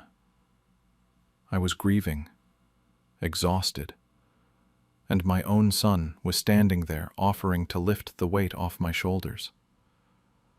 So I handed it over. The documents, the management passwords, the keys to everything. I signed papers he brought me, trusting that he had my best interests at heart. He was my son. Why wouldn't I trust him? Within a year, he'd transferred the ownership entirely to his name. I didn't even know it was happening. He'd bring me papers to sign, tell me they were just routine business things or tax documents. I signed them because I trusted him. Because that's what mothers do. They trust their children. I found out the truth on a Tuesday morning. I was making tea in my kitchen when someone knocked on my door. A man in a business suit stood there with a folder, asking if I was Margaret Anderson. When I said yes, he told me he needed to speak with me about the last payment on the sale. I had no idea what he was talking about. What sale? He looked confused, then showed me the paperwork. Anderson's hardware had been sold 6 weeks prior. The buyer, this man's client, had made all payments except the final one, and there was some kind of dispute about equipment that was supposed to be included. He needed the previous owner to clarify some details from the original inventory. I just stood there staring at him. The previous owner. That was supposed to be me, except I'd never sold anything. I asked him who he'd made the payments to, even though I already knew the answer. Daniel's name was right there on the contracts. The man left after realizing I had no clue what was going on. I sat down at my kitchen table and called Daniel. He didn't answer. I called 4 more times before he finally picked up. I asked him straight out what was going on with the store. There was this long pause, and then he said we should talk in person. He came over that evening. Didn't even look uncomfortable when he walked in. I asked him to explain everything, and he did. So casual about it, like he was discussing the weather. He'd sold the store, yes. Got a good price for it, too. The money was in his accounts. Oh, and by the way, the house, my house, where I'd lived for 40 years, was tied to the store's collateral from a loan we'd taken out years ago. That was gone, too. The new owner of the business wanted a clean slate, so the property transfers were all part of the deal. I asked him how he could do this, how he could take everything his father built, everything we'd worked for, and just sell it out from under me. I wasn't even yelling. I was too shocked to yell. He finally looked at me then. No shame in his eyes, no regret, just this patient expression, like he was explaining something simple to a child. He said it was better this way, that I didn't need the stress of running a business at my age, that he was doing me a favor, really. The money would be put to better use with him. I'd be taken care of. He'd make sure I had enough to live on. Enough to live on. He'd stolen my life's work and was offering me an allowance. I asked about the house. Where exactly did he expect me to live? He said he'd been meaning to talk to me about that. There were some nice senior apartments across town. He could help me find one. Affordable, simple, perfect for someone my age. Again, less stress for me. I told him to leave. He tried to pat my hand on his way out, said we'd talk more when I'd calmed down and could see reason. Like I was the one being unreasonable. Within 2 weeks, I had to move out. The sale was final, the contracts were legal, and I had no home. Daniel helped me find that senior apartment he'd mentioned, a one-bedroom place that cost half what I'd need to live on if I didn't have any savings. Which I didn't, because those were gone too. Turned out the business account I thought was still mine had been drained months ago. Everyone thought I was too weak to do anything about it. Too naive, too old, too trusting. My daughter called crying, saying she couldn't believe Daniel would do this, but also there was nothing any of us could do now. My youngest son offered to let me stay with him, but his wife made it clear that wasn't really an option. The people from church brought me casseroles and sympathy. Poor Margaret, they said, taken advantage of by her own son. But I wasn't broken. I was just quiet. Because while Daniel was out there spending my husband's legacy on vacations and a new BMW, I was remembering something. My husband used to say the hardest lessons come with the quietest revenge. And I had time. Plenty of time. That's one thing you have a lot of when you're 82 and living alone in a small apartment with nothing but your thoughts. So there I was, living in my little apartment while Daniel posted photos on Facebook of his trip to Cancun. Then Hawaii. Then some resort in Colorado. He bought that BMW I mentioned, and I heard through my daughter that he was talking about investing in some big commercial real estate deal. All of it funded by my husband's 35 years of hard work. Everyone expected me to just fade away quietly, and for a few weeks, I almost did. I'd sit in that apartment surrounded by the few things I'd managed to keep, and I'd feel this weight pressing down on me. But then I'd remember my husband's face, how proud he was every time we hit a new milestone with the store, how he'd wanted to pass something down to our kids, not have it stolen. That's when I called Robert Chen. He'd been our accountant for 20 years before he retired. More than that, he'd been our friend. He and his wife used to come over for dinner once a month. He'd helped us through every tax season, every financial decision. If anyone knew where the bodies were buried, figuratively speaking, it was Robert. I called him about 3 months after I'd moved into the apartment, told him everything that had happened. There was this long silence on the phone, and then he said something I'll never forget. He said Daniel always was too clever for his own good, and clever people make stupid mistakes when they think no one's watching. We met at a diner the next day. Robert brought his laptop and a box of old files, stuff he'd kept from when he used to handle our business accounts. He said he'd already started looking into things after he heard what happened, just out of curiosity, and he'd found some interesting discrepancies. See, when Daniel took over managing the store, he'd gotten ambitious. Started filing the business taxes himself to save money, he'd told me. Robert pulled up returns from the last 2 years and walked me through them.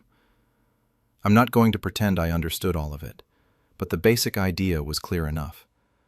Daniel had been playing games with the numbers, claiming expenses that didn't exist, writing off personal purchases as business costs, underreporting income in some places, overreporting losses in others.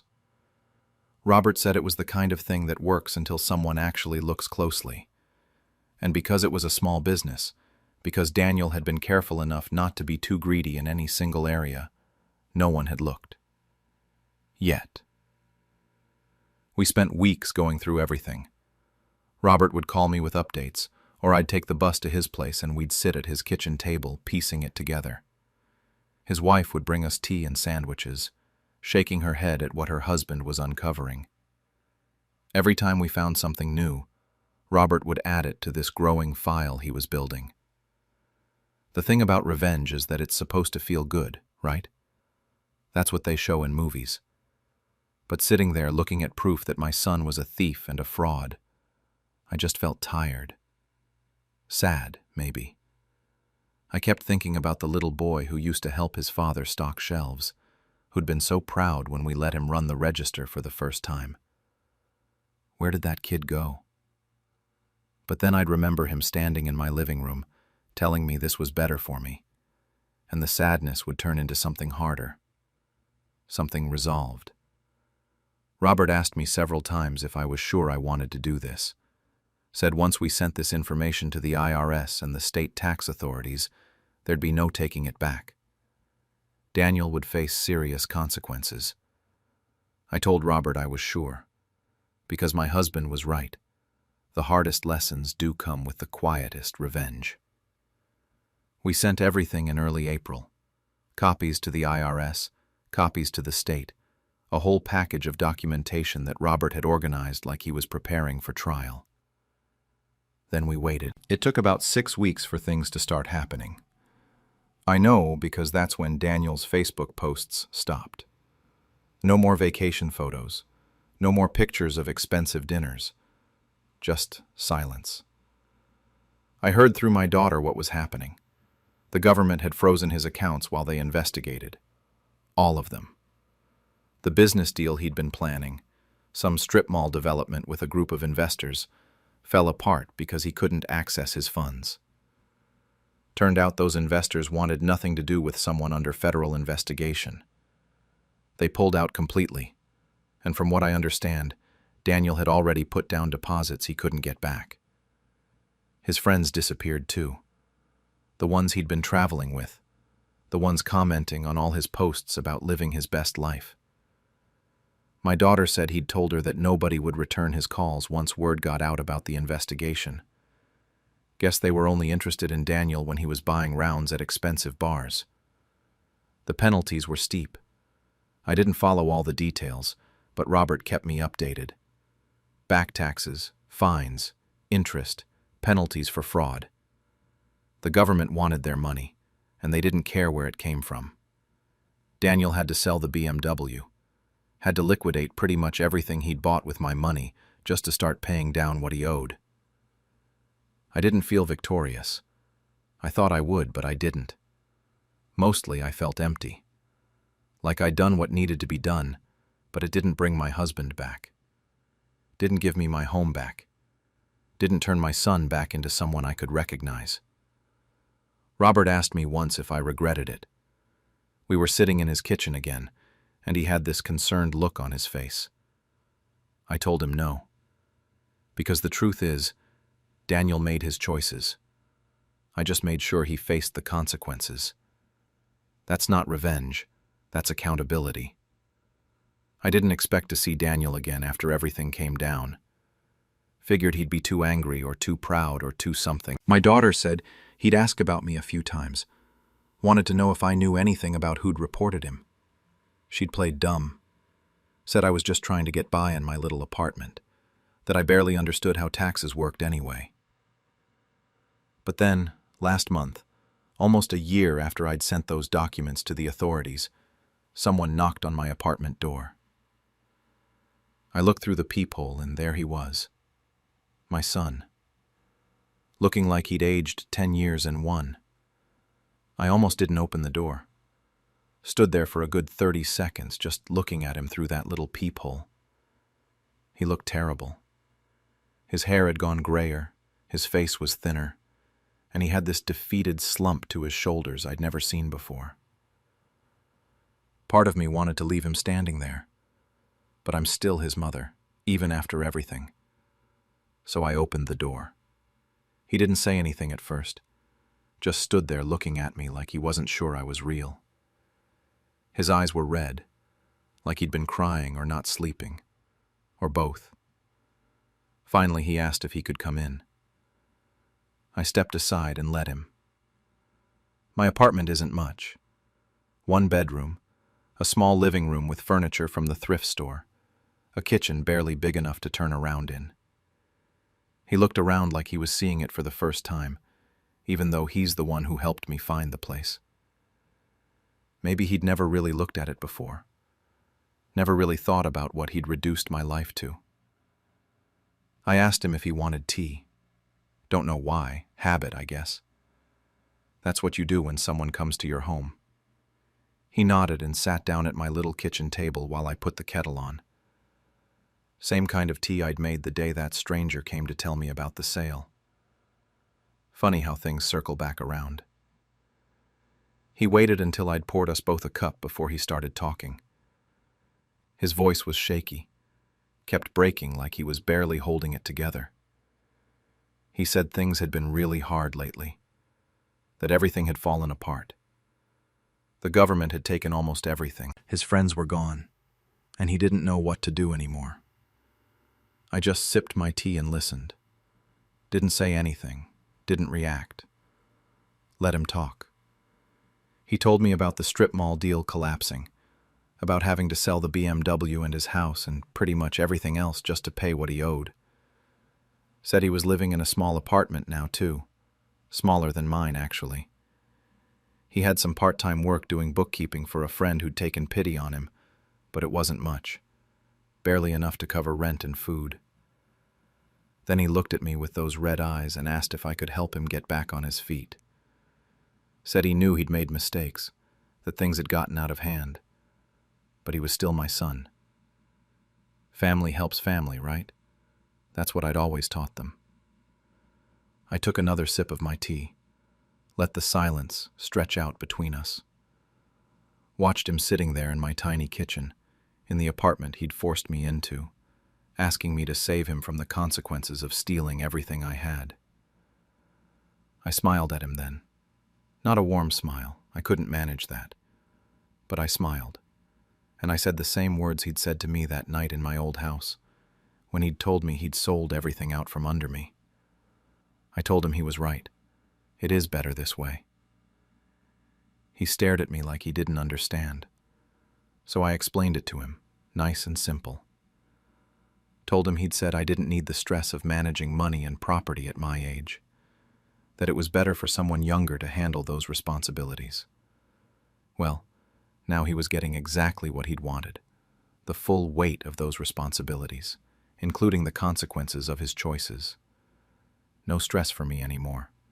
Better this way, just like he'd said. I watched the realization hit him, saw it in his face, the moment he understood that I knew, that I'd known for a while. He started to ask, started to say something about the investigation, but I just shook my head, told him to finish his tea. He sat there for maybe 10 more minutes, didn't drink the tea, just stared at it. I think he was waiting for me to say something else, to offer him something. Money, forgiveness, a place to stay. I didn't offer any of it. Just sat there in my quiet apartment, the one he'd picked out for me, and waited for him to leave. When he finally stood up, he had that same arrogant tilt to his chin he'd had when he walked out of my house that night. Like he was convincing himself he was still in control somehow, still above it all. But his hands were shaking when he pushed the chair back under the table. He mumbled something about needing to go and headed for the door. I walked him out, watched him disappear down the hallway toward the elevator. And I felt nothing. Not satisfaction, not regret, not sadness. Just this quiet sense that something had finally balanced out. Not fixed. Nothing about this was fixed. But balanced. My husband used to say the hardest lessons come with the quietest revenge. Standing there in my doorway, watching my son walk away with nothing, I finally understood what he meant. It wasn't about making Daniel suffer. It was about letting him carry the weight of his own choices. I'd carried enough for both of us. I still live in this apartment. My daughter visits sometimes, brings her kids. My youngest son calls every Sunday. Neither of them talk about Daniel much, and I don't ask. I heard through someone at church that he's still in town, still working that part-time job, still trying to rebuild. Good for him, I guess. That's what you're supposed to do when you hit bottom, try to climb back up. Robert came by last week with his wife. brought me groceries, and stayed for dinner. He mentioned, casual-like, that Daniel had filed for bankruptcy. Said the tax debt was too much, that he'd never be able to pay it all. I just nodded and changed the subject. Sometimes late at night I think about that hardware store, about my husband restocking those shelves, about teaching my kids to count change at the register, about everything we've built and everything I lost. And I think about Daniel in his apartment smaller than mine, learning what it feels like to have nothing. I don't know if I did the right thing. Some days I think maybe I went too far. Other days I think I didn't go far enough. My husband would probably tell me to let it go, but he's not here to ask anymore. So I just keep living in my little apartment, drinking my tea, and watching my son learn the lesson I never thought I'd have to teach him. They laughed when I forgot things, until I remembered exactly what they did. I, 79 years old, have been dealing with my oldest granddaughter, Emma, 32, and my daughter, Patricia, 55, who both think I've completely lost my marbles. And honestly, I gave them plenty of reasons to think so. I mix up my other grandkids' names sometimes. I forgot my neighbor's birthday last year, even though we've celebrated together for 2 decades. Last month I couldn't remember if I'd taken my blood pressure medication, and took it twice.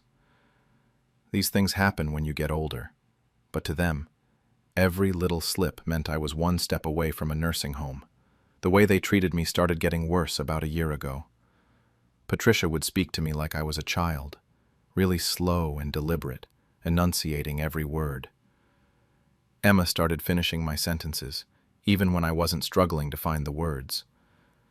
They'd exchange these looks across the room when I'd forget something minor, like I couldn't see them doing it. The worst part was the pity. I'd rather have them angry at me than looking at me like I was some fragile thing about to break. I need to explain how this all started, because the stealing didn't just come out of nowhere. I raised Emma from the time she was 3 because Patricia had her young and couldn't handle it. I'm talking about raising her, the late-night fevers, the school plays, teaching her to drive, everything. Patricia was around, but she was more like an older sister to Emma than a mother. When Emma grew up, we stayed close. She lived 20 minutes away and visited twice a week. After my husband died 8 years ago, she stepped up even more. Started helping me with things around the house, taking me to doctor appointments, and eventually helping with my finances. That's where I messed up. I trusted her completely. She had my debit card and my PIN because she said it would make things easier when we went shopping or when she picked up my prescriptions. I didn't think twice about it. This was my granddaughter, the girl I'd raised, who called me every morning just to check in.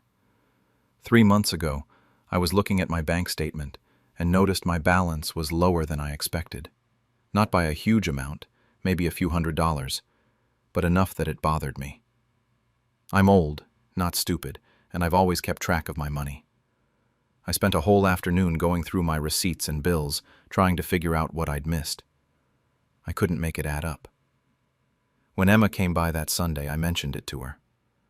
I remember her face didn't even flicker, just total calm.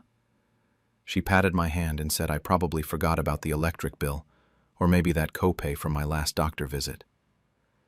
Then she offered to go through the statement with me, but I said no, I'd figure it out. She seemed almost relieved. That should have been my first clue, but I let it go. Over the next few weeks, though, I started noticing other things. Small things that didn't sit right. Emma knew my PIN by heart, which made sense since she used it. But I couldn't remember the last time I'd actually told it to her. Had I written it down somewhere she found? Patricia started calling more often, always asking if I needed anything from the store, if my bills were paid, if I was managing okay. It felt off because Patricia had never been the attentive type. The conversations between them were the real tell. I'd walk into my kitchen and they'd be whispering, then immediately stop and smile at me like nothing was happening. Emma's phone would ring, she'd see it was Patricia, and she'd step outside to take it. When I asked about it, she'd say it was just boring work stuff or drama with her husband. But the pattern was too consistent. Then I started seeing charges on my bank statement for places I'd never been. A grocery store across town I'd never shopped at. ATM withdrawals from locations I didn't recognize. When I asked Emma about them, she'd squint at the paper and say, "Maybe I went there and forgot. Or maybe someone else used the ATM after me and the records got mixed up." She always had an answer ready. The moment everything clicked was about a month ago. I was sitting in my recliner one afternoon, and Emma was in the kitchen making us tea. She thought I'd dozed off because I had my eyes closed, but I was wide awake. Her phone rang, and I heard her answer quietly. It was Patricia. Emma said, "She didn't even notice the $200 this week. I told you, Mom. She's getting worse." There was a pause while she listened. Then, "Just keep it small. She forgets everything anyway. By the time she figures it out, if she ever does, we can just say she gave us permission and forgot about it." I kept my eyes closed and my breathing steady. My heart was pounding so hard I thought she'd hear it from across the room. This was my granddaughter, the girl I'd raised, the one I'd trusted with everything, and my own daughter was in on it too. Emma brought me the tea a few minutes later, and I pretended to wake up, all groggy and confused. I asked her what day it was. She told me with this patient smile, and I could see it in her eyes. She thought I was losing it, and she was glad. That's when everything changed for me. I realized they'd been stealing from me for who knows how long, counting on me being too senile to notice or too confused to do anything about it. The hurt was crushing, but underneath it, something else started building. Not anger exactly, more like clarity. If they wanted to think I was losing my mind, fine. I'd give them exactly what they expected. I'd be the confused old grandmother who couldn't remember what she had for breakfast, and while they got comfortable in their lies, I'd be watching, remembering, and planning. Because here's the thing about getting old that people forget. We've had decades to learn patience, and I was about to teach them exactly what that meant.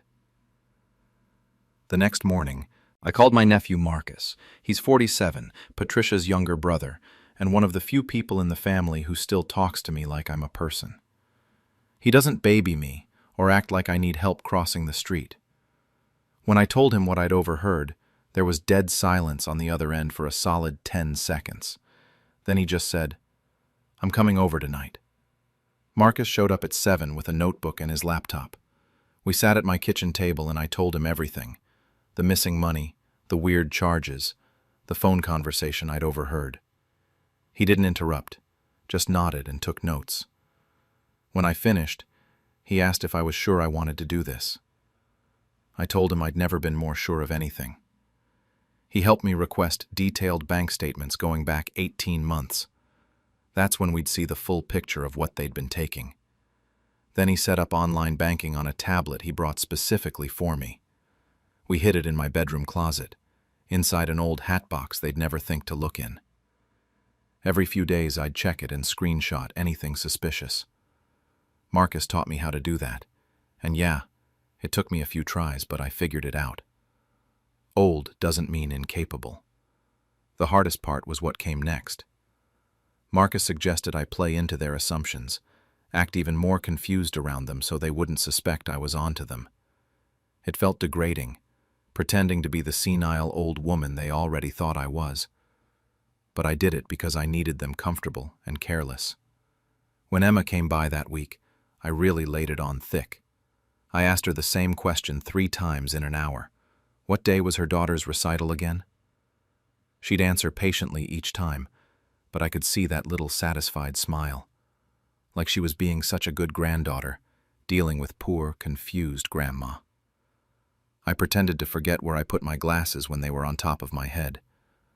I asked her if she'd fed the cat, and I haven't had a cat in 5 years. Patricia started coming around more too. She'd ask if I'd taken my pills, and I'd say I couldn't remember, even though I knew exactly when I'd taken them. She actually started writing it down for me, keeping a chart on my fridge like I was in kindergarten. The condescension was thick enough to choke on, but I smiled and thanked her. Within 2 weeks, they got bolder.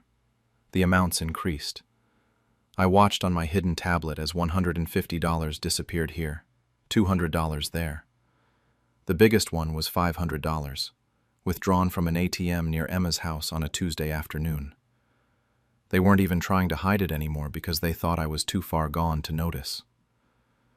Marcus and I documented everything.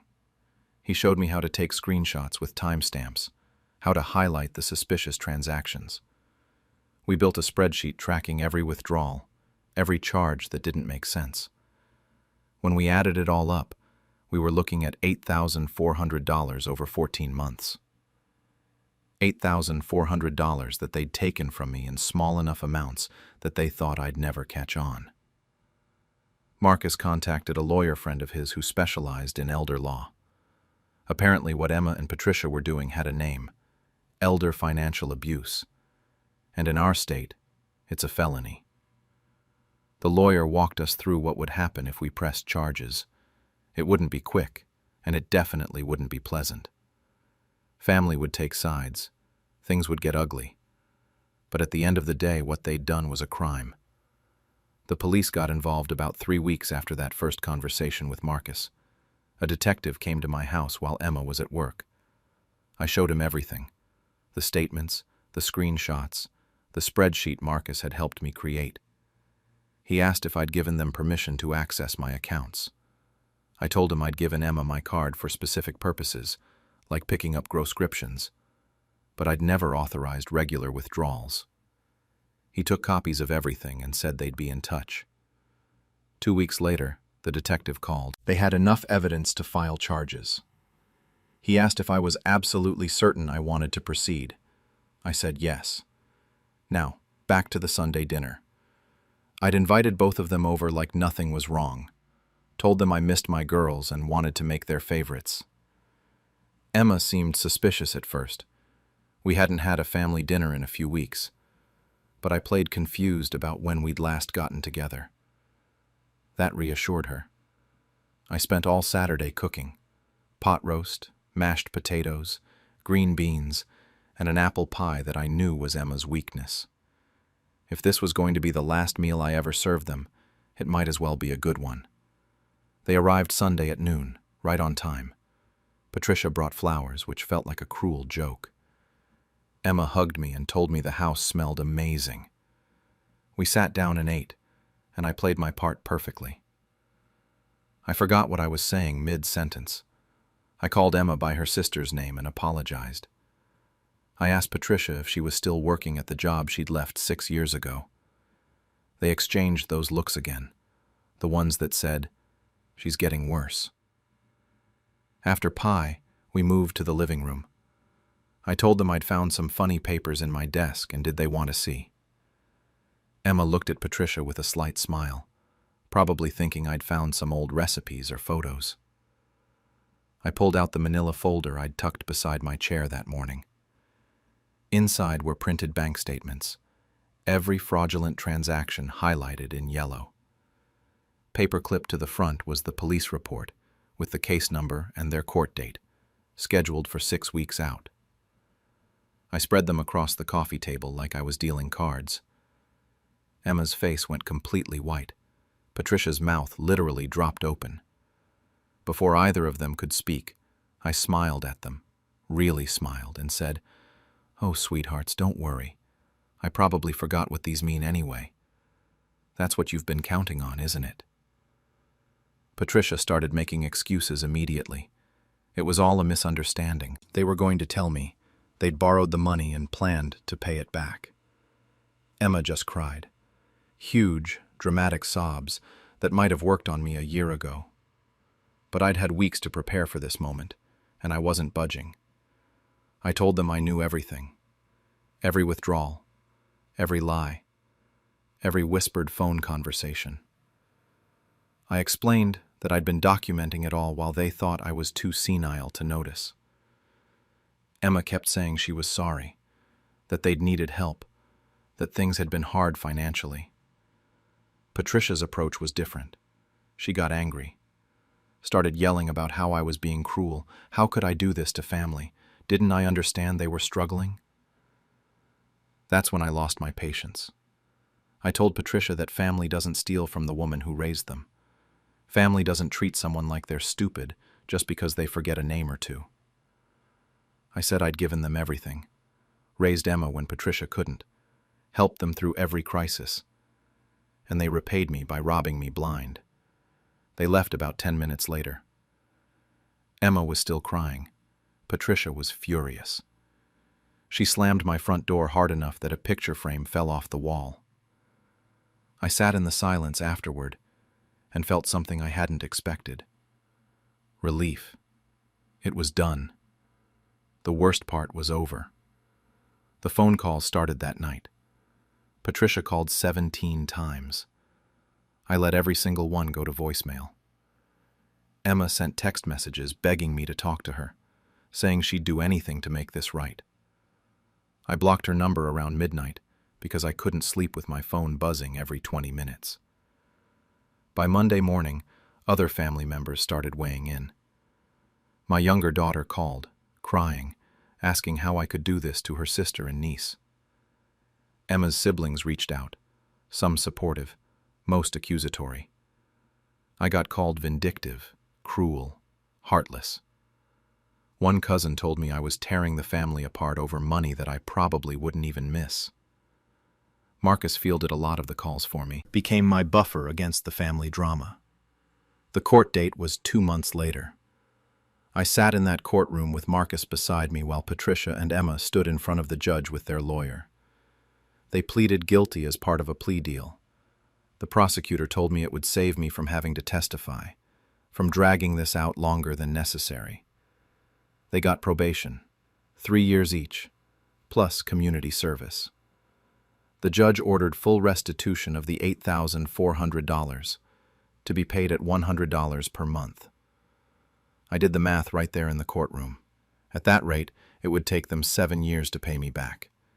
7 years of $100 checks that would arrive in my mailbox like clockwork reminders of what they'd done. The protective order was Patricia's lawyer's idea, actually. They suggested it so their clients wouldn't be accused of trying to intimidate me or influence my testimony if anything else came up. Fine by me. It meant they legally couldn't contact me directly. No more phone calls, no more showing up at my door, no more Sunday dinners where they pretended to care. That was 6 months ago. The house is quiet now in a way it hasn't been in years. No more Patricia letting herself in without knocking. No more Emma's kids running through my living room. The silence was deafening at first. I'd gotten used to the noise, even when I knew it came from people who were using me. Marcus visits every Thursday evening.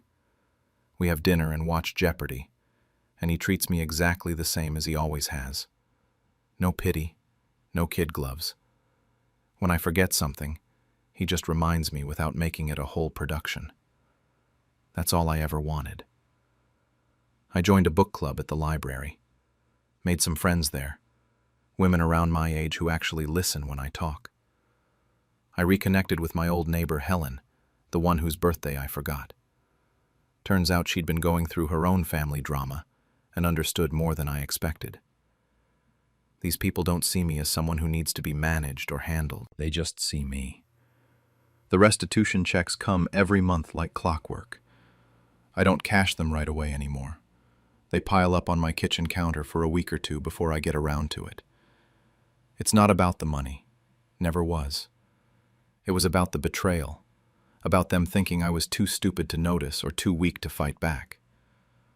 I heard through the family grapevine that Emma had a baby 4 months ago. A girl. My first great-grandchild. Nobody told me directly. I found out when my younger daughter accidentally mentioned it on a phone call, then got quiet when she realized what she'd said.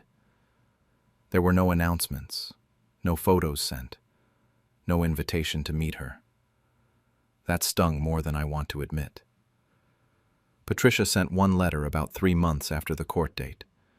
It was typed, formal, probably written by her lawyer. She apologized for her actions and the pain she'd caused, said she was getting help and working on herself. The whole thing felt hollow, like something she had to do for probation, rather than something she wanted to do. I read it once and put it in a drawer.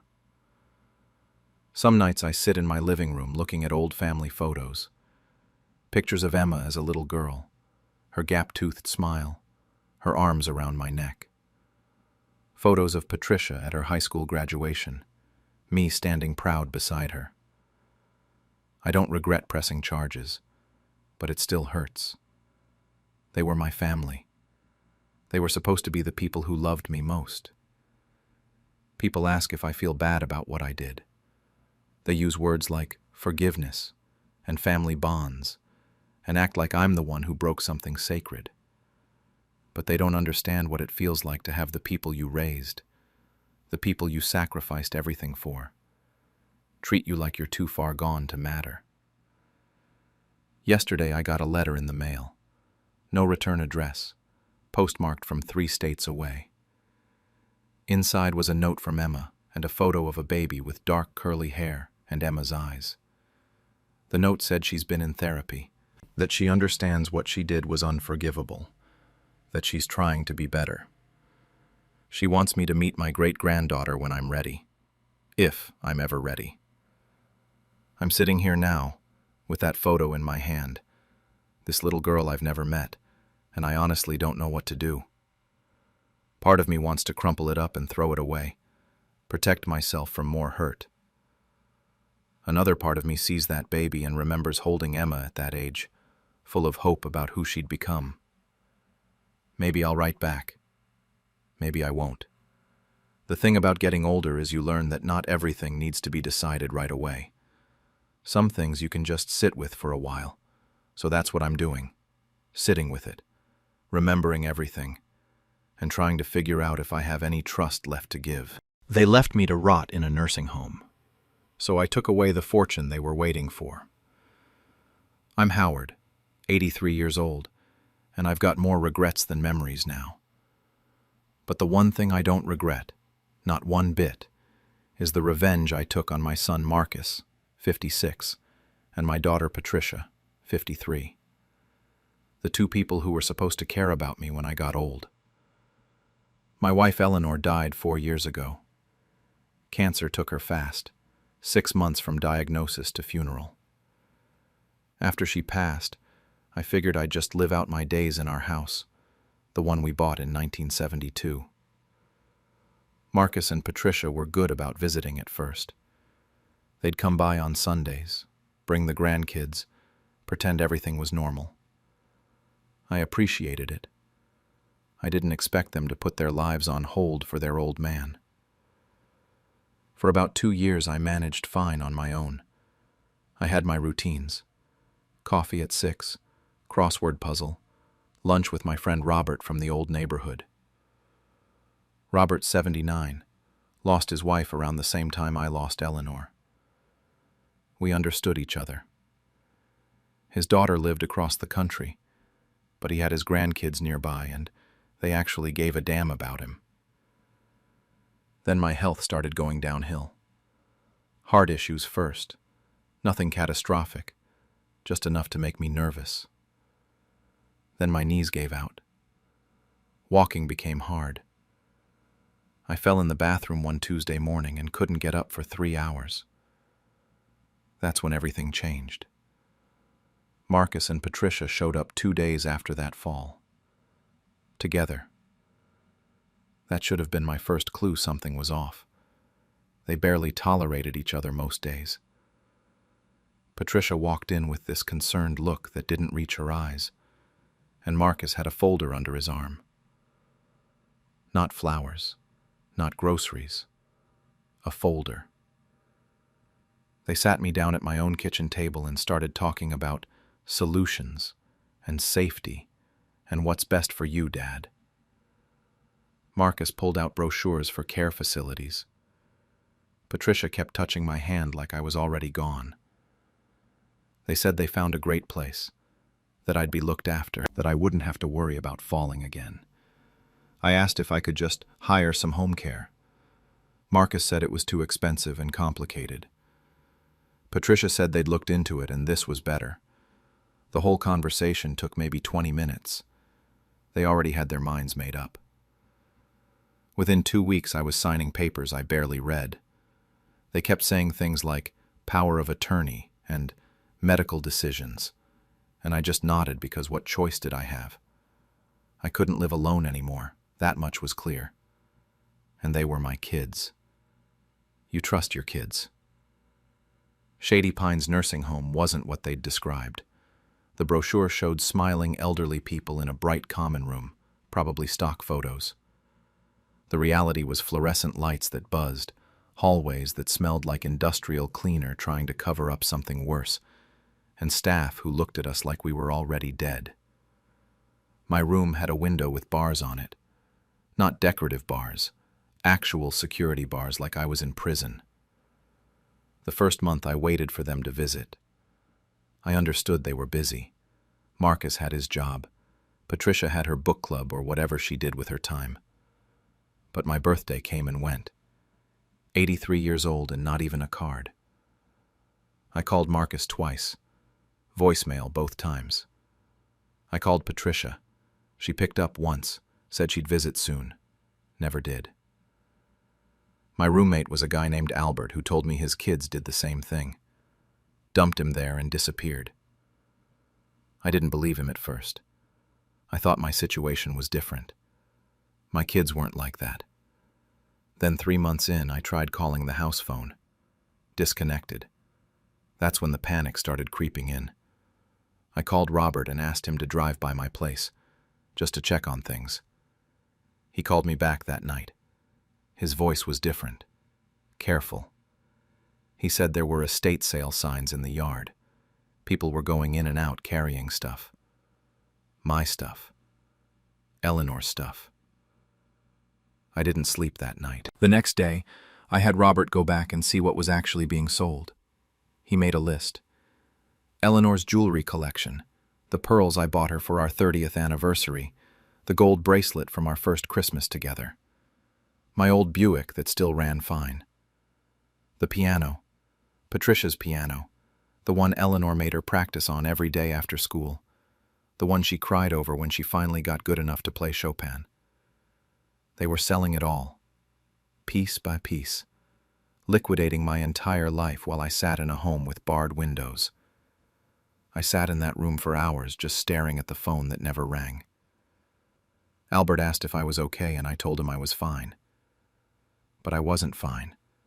I was sitting there doing the math in my head. They'd moved me out, cut contact, started selling everything. They were waiting, just waiting for me to die so they could take whatever was left without any complications. That's when I realized something they didn't know. 3 weeks before they moved me into this place, I'd had a feeling, just a gut instinct that something wasn't right about how eager they were to help. So I'd done something about it. I'd called my lawyer. I'd made some arrangements, moved some things around financially. They thought they were playing me, but I'd already made my move. Now I just had to wait and play my part.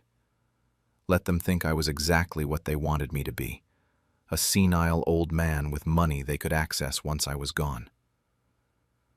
I looked at that phone one more time. Then I smiled. Not a happy smile. The kind of smile you get when you realize you're about to win a game nobody else knows you're playing.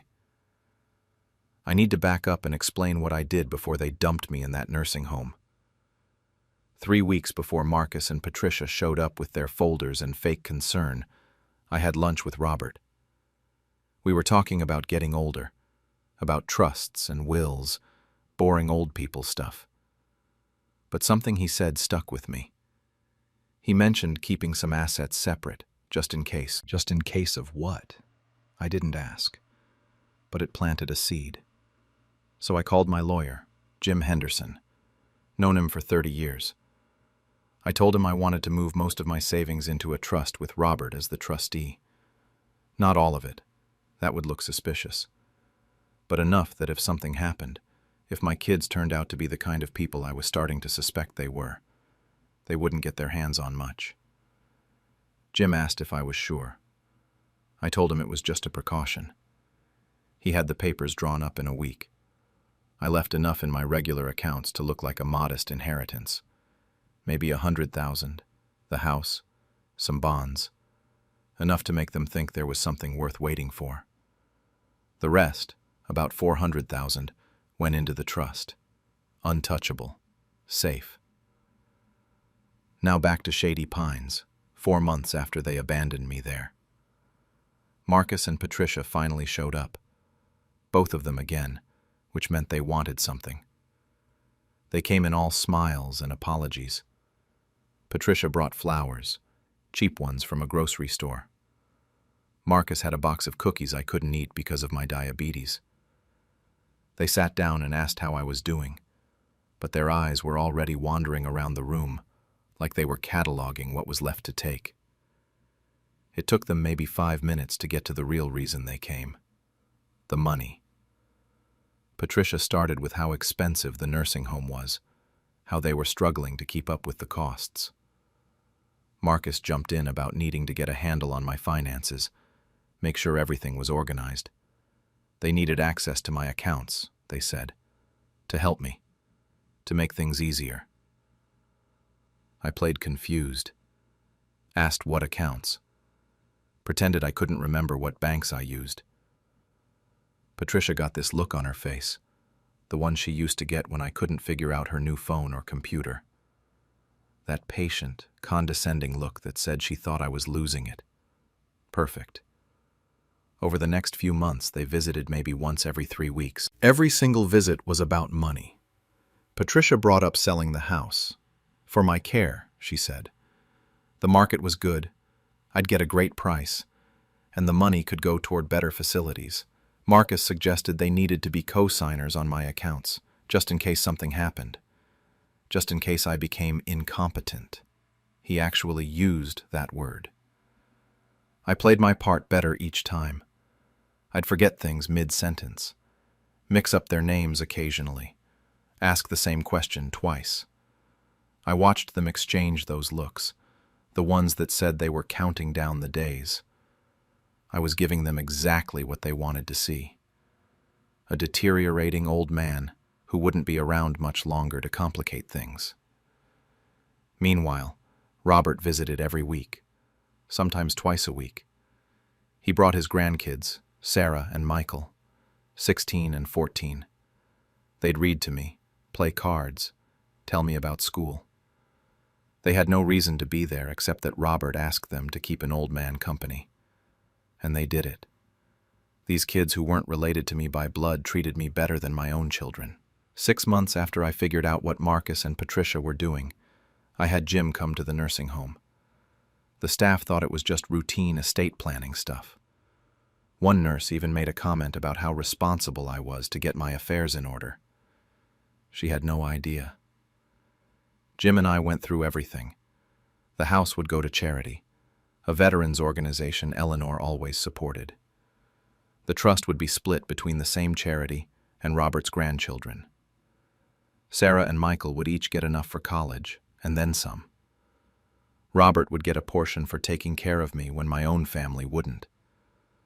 Marcus and Patricia would get $1 each. Jim said that was important. If you leave someone completely out of a will, they can argue you forgot them. But $1? That shows intent. That shows you remembered them and chose to give them basically nothing. I signed everything. Jim witnessed it. It was airtight. Then I decided it was time to tell them. I was tired of the game. Tired of pretending to be senile while they pretended to care. I called both of them and said I needed to have a family meeting, something important about the estate. They showed up within 2 days. Fastest they'd moved in a year.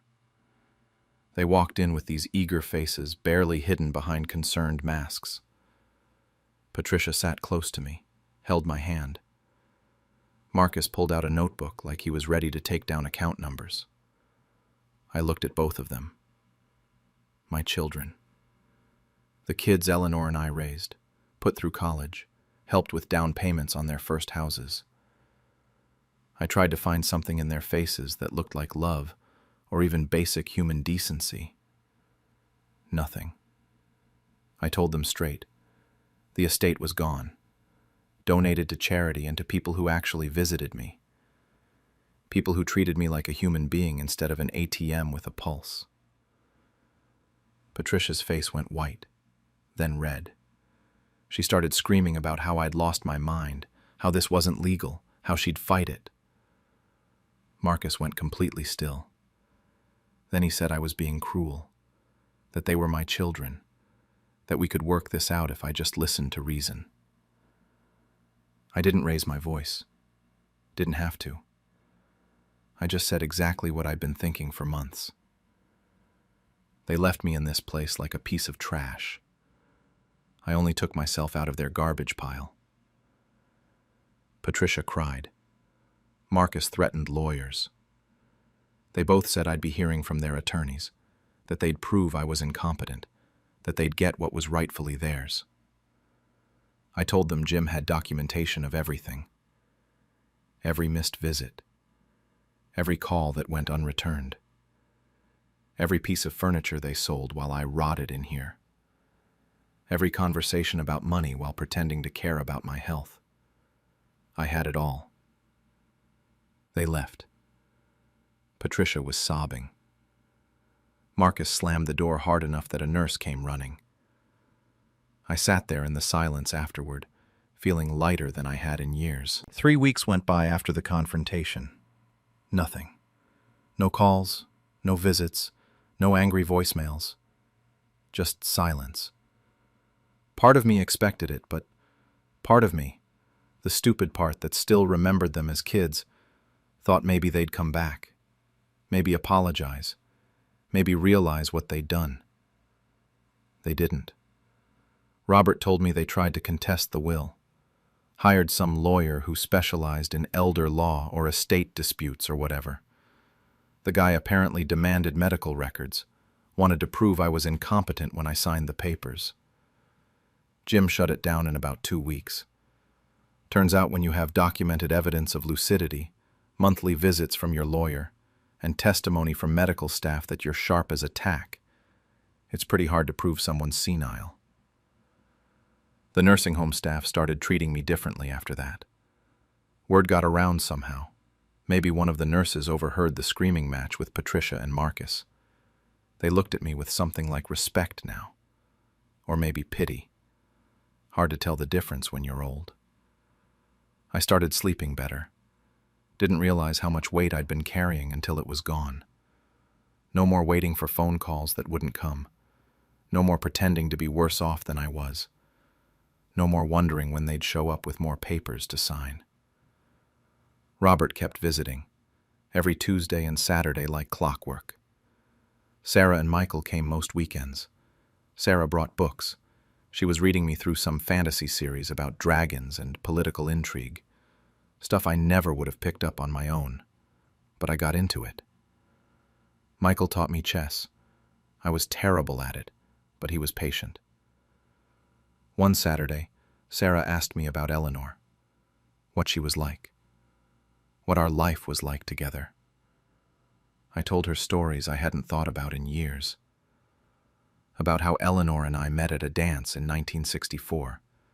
How she couldn't cook worth a damn when we got married, but learned because she was stubborn like that. How she used to leave notes in my lunch pail when I worked construction. Sarah listened to every word. When I finished, she said her grandfather, Robert, talked about his wife the same way. Like she was still part of everything, even though she was gone. I realized this kid, this 16-year-old who had no obligation to care about some random old man, understood something my own children never did. Robert helped me move out of Shady Pines 2 months after everything went down. The trust had enough money that I could afford a better place. A real assisted living facility with actual windows that opened, and staff who didn't look at residents like we were already corpses. I got a studio apartment with a kitchenette and a view of a garden. No roommate. No bars on the windows. My first morning there, I made coffee in my own space and watched the sunrise through clean glass. No interruptions. No one asking if I'd taken my pills or if I needed help getting dressed. Just me and the quiet. People asked me sometimes if I regret what I did. The other residents here, the ones who still talk to their kids, they think I'm harsh. Cold. They say family is family, that I should forgive, that life's too short to hold grudges. Maybe they're right. Maybe I am cold. But I sleep at night. I wake up without that sick feeling in my stomach, wondering if today's the day they'll show up with more demands or more fake concern. I'm not waiting to die anymore so someone else can cash in. I think about Marcus and Patricia sometimes. Wonder what they tell people. If they play the victims, say their crazy old dad cut them off for no reason. If they've figured out yet why I did it. Probably not. People like that don't usually figure things out until it's too late. Maybe when they're old and their own kids start looking at them like burdens, they'll understand. Robert brought the mail one afternoon about a month ago. He usually filters out the junk before bringing it over, but this time he handed me an envelope, and his face was serious. Return address was Patricia's.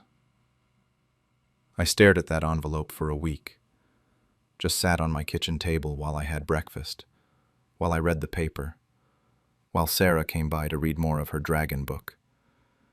She asked about it once. I told her it was from my daughter. She didn't push. Robert finally asked if I was going to open it. I told him I didn't know. Could be an apology. Could be more threats. Could be hate mail. Did it even matter at this point?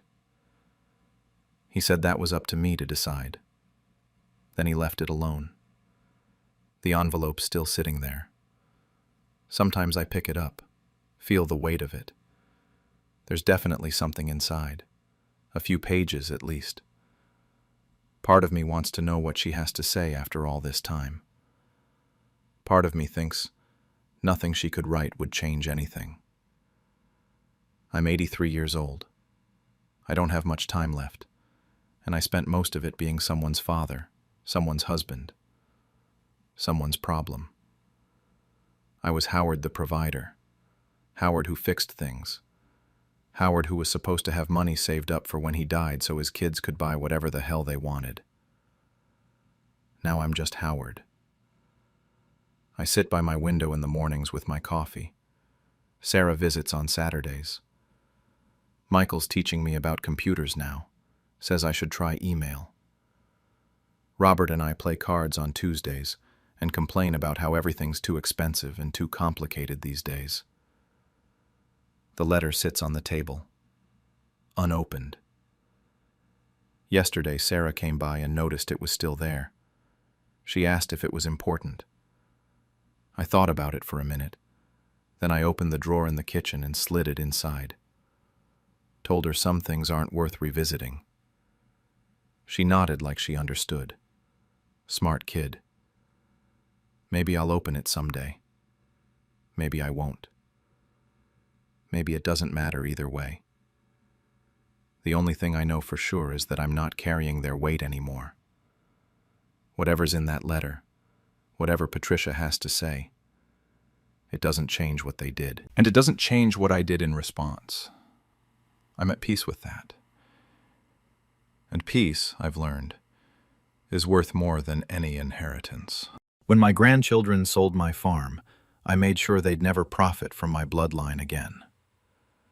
I'm Maria, 79, and I never thought I'd be the kind of person who'd cut off her own bloodline. But here we are. I need to start this by saying my late husband and I built everything from nothing. One small rice field that we worked until our hands bled, then 2 fields, then 5. By the time he died 5 years ago, we had several hectares. We weren't rich, but we were comfortable. We raised our kids to be humble, to understand the value of hard work. I thought I did everything right.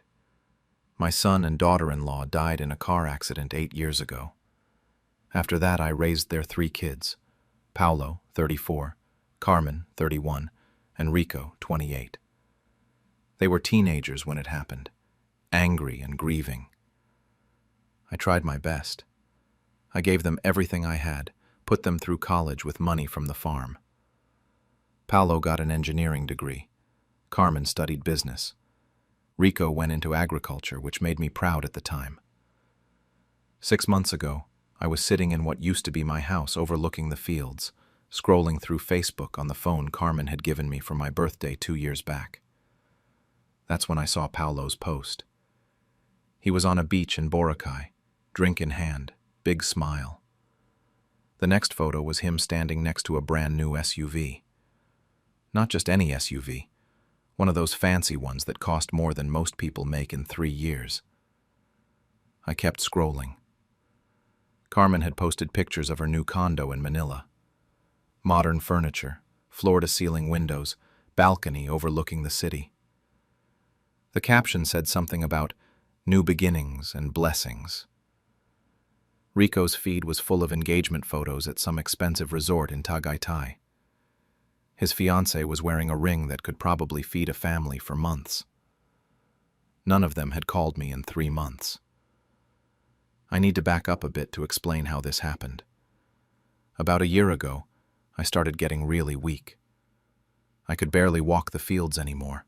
Needed a cane just to get from the house to the road. The farm was becoming too much. I couldn't oversee the workers, couldn't check the irrigation, couldn't do any of it. Paulo came to visit. He seemed concerned, asked about my health, said he wanted to help. He offered to take over managing the farm, just temporarily, until I got stronger. I was relieved. My eldest grandson, stepping up. He'd learned about farming from his father, had that agriculture degree. It made sense. He brought papers a week later, sat down at my kitchen table, spread them out in front of me. He said they were for maintenance permits and land tax updates. Something about updating the registration records at the municipal office. I didn't read them carefully.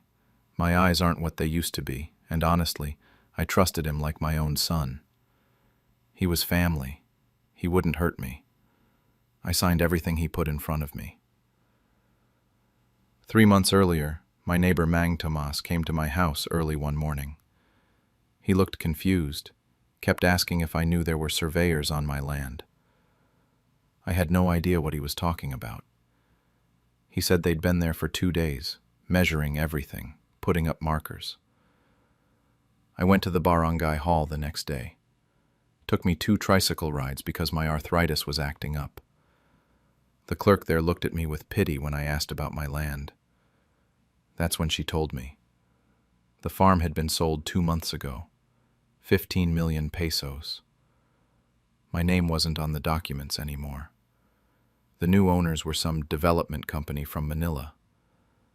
I asked who sold it. She showed me the papers. Paulo's signature.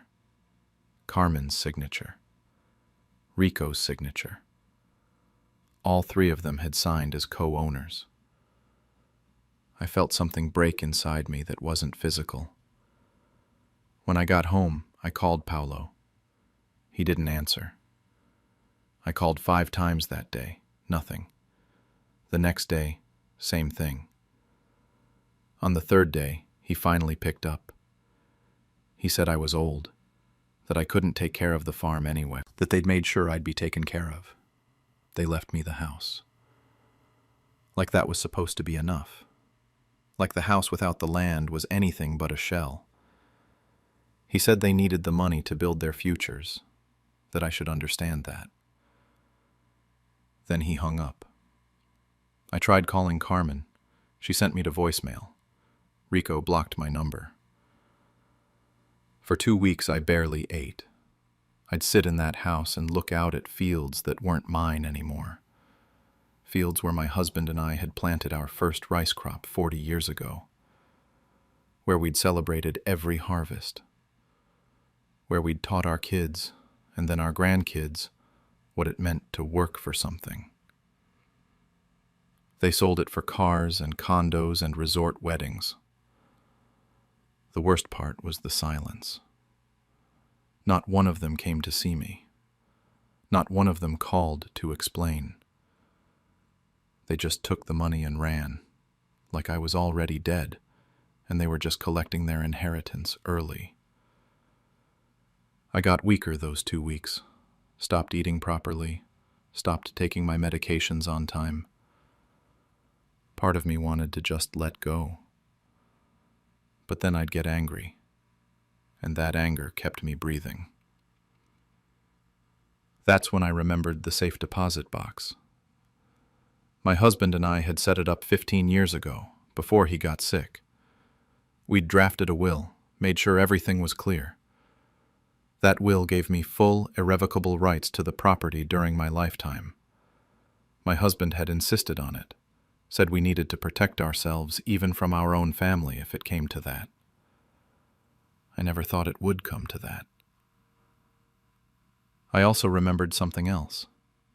The papers Paolo gave me to sign. I'd asked for copies.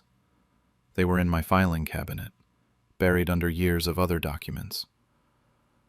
I dug them out one afternoon, hands shaking. I read them carefully this time, every single word. They were management rights, temporary management rights. Nothing about ownership transfer, nothing about selling. Paolo had forged the sale documents. All 3 of them had. That's when I decided I wasn't going to die quiet. I went to a lawyer in the next town over. I didn't want anyone local knowing what I was planning. Small towns talk, and I needed this to stay quiet. Attorney Torres was maybe in his 50s, came recommended by Mang Tomas, who knew his cousin or something. I walked into his office with a folder full of documents, the management papers Paolo gave me, copies of the sale documents from the barangay hall, the original will from the safe deposit box. I put everything on his desk and told him what happened. He spent maybe 20 minutes going through it all. Then he looked up at me and said they'd committed fraud, clear-cut fraud. The signatures on the sale documents were forged. Paolo had obviously practiced my signature but hadn't gotten it quite right. The sale was legally void because I never actually transferred ownership. Those management papers I signed only gave Paolo the right to oversee operations, nothing more. Attorney Torres said we could get everything back and press criminal charges. Fraud, falsification of documents, elderly abuse. All 3 of them could go to prison. I told him I wanted to move slowly. Let them feel comfortable first. Let them think they'd gotten away with it. He understood immediately. Started building the case piece by piece. The next few months were strange. I was living in this weird space between victim and victor, knowing what was coming but having to wait. I spent my days gathering evidence. Every document I could find that proved the farm was mine. Medical records showing I was mentally competent when I signed those management papers. Bank statements showing I'd never received any money from the sale. I also started collecting their social media posts, every single one. Paolo's BMW. Turned out it was second-hand but still cost him over $1 million. Carmen's condo. I found the listing online, 8 million pesos. Rico's wedding plans were all over his fiancé's Instagram. 3 million for a single day. They were spending money that wasn't theirs. Money they'd stolen from me. The thing that kept me going during those months was how none of them visited. Not once. Carmen called twice asking for money. First time for furniture, second time for some renovation she wanted to do. I told her I didn't have any. She actually laughed at me, said I was being dramatic because I still had the house. That laugh did something to me, killed whatever guilt I might have felt about what I was planning. Paolo sent a message once through Facebook, asked if I was doing okay, said he'd been busy with work. Didn't mention the farm, didn't mention the 15 million pesos, just acted like everything was normal, like he hadn't stolen my entire life's work. Rico didn't contact me at all. His wedding was coming up. I saw the invitations on his fiancé's stories. Expensive cardstock, gold lettering. I wasn't invited. Attorney Torres worked quietly. He filed requests for documents, got statements from the barangay officials, tracked down the development company that bought the land. Turned out they were legitimate, had no idea the sale was fraudulent. They'd done their due diligence based on the forged documents, thought everything was legal. 6 months in, we had everything we needed. Attorney Torres laid it all out for me. The fraud charges, the evidence, what would happen when we filed. He said the development company would almost certainly back out once they knew. Nobody wants to be involved in a criminal case, especially not over land disputes. The property would revert to me. He asked if I was sure. Once we filed, there was no going back. My grandchildren would be arrested. They'd have criminal records. Their lives would be ruined. I thought about it for maybe 5 seconds. Then I told him to file everything. It happened fast after that. Attorney Torres submitted everything at once, criminal complaints against all 3, petition to nullify the sale, restraining orders preventing them from accessing any family assets. The courts moved quicker than I expected. Maybe because the evidence was so clear. Maybe because elderly fraud cases get priority. I don't know. The development company pulled out within a week. Their lawyers probably told them to run. The sale was voided. The land reverted to my name 30 days later. Paulo showed up at my house the day after he got served. He was furious, screaming at me from the gate. Said I was ruining them over money, that we were family. How could I do this to them? He actually said that. How could I do this to them? I walked out to the gate with my cane, looked him in the eye, told him he already ruined this family when he forged my name. He tried to argue, said I didn't understand, that they needed the money, that I was old and wouldn't be around much longer anyway. Like that made it okay. Like my death was justification for theft. Carmen came next. She cried, said they'd have to sell everything. The condo, the furniture, all of it. Said her reputation was destroyed, that people were talking about her at work. She begged me to drop the charges. Rico sent his fiancée. She said the wedding was off, that her family wouldn't associate with criminals. Said Rico was devastated. Asked if I really wanted to destroy his happiness over a piece of land. I told her yes. Yes, I did. The truth is, I felt nothing watching them panic. No satisfaction, no guilt, nothing. They'd killed whatever love I had for them when they decided I was worth less than their shopping lists. Attorney Torres said I could drop the criminal charges if I wanted. The sale was already voided. The land was back in my name. Pressing charges was my choice. I told him I'd drop them on one condition: lifetime ban from my property. I wanted it in writing, notarized, legally binding. They could never set foot on any land I owned, ever again. They signed within a day, all 3 of them, desperate to avoid prison. 2 weeks later, I sold the farm. Not to a development company, not for profit. I donated the entire thing to a women's farming cooperative that employed widows and struggling families. The same kind of women my husband and I used to be. I made sure the deed included one specific clause. No member of our bloodline could ever claim rights to that land. Not my grandchildren, not their children, not anyone carrying our family name. They'd sold our roots for quick cash. I made sure they'd never plant anything in that soil again. The cooperative was grateful.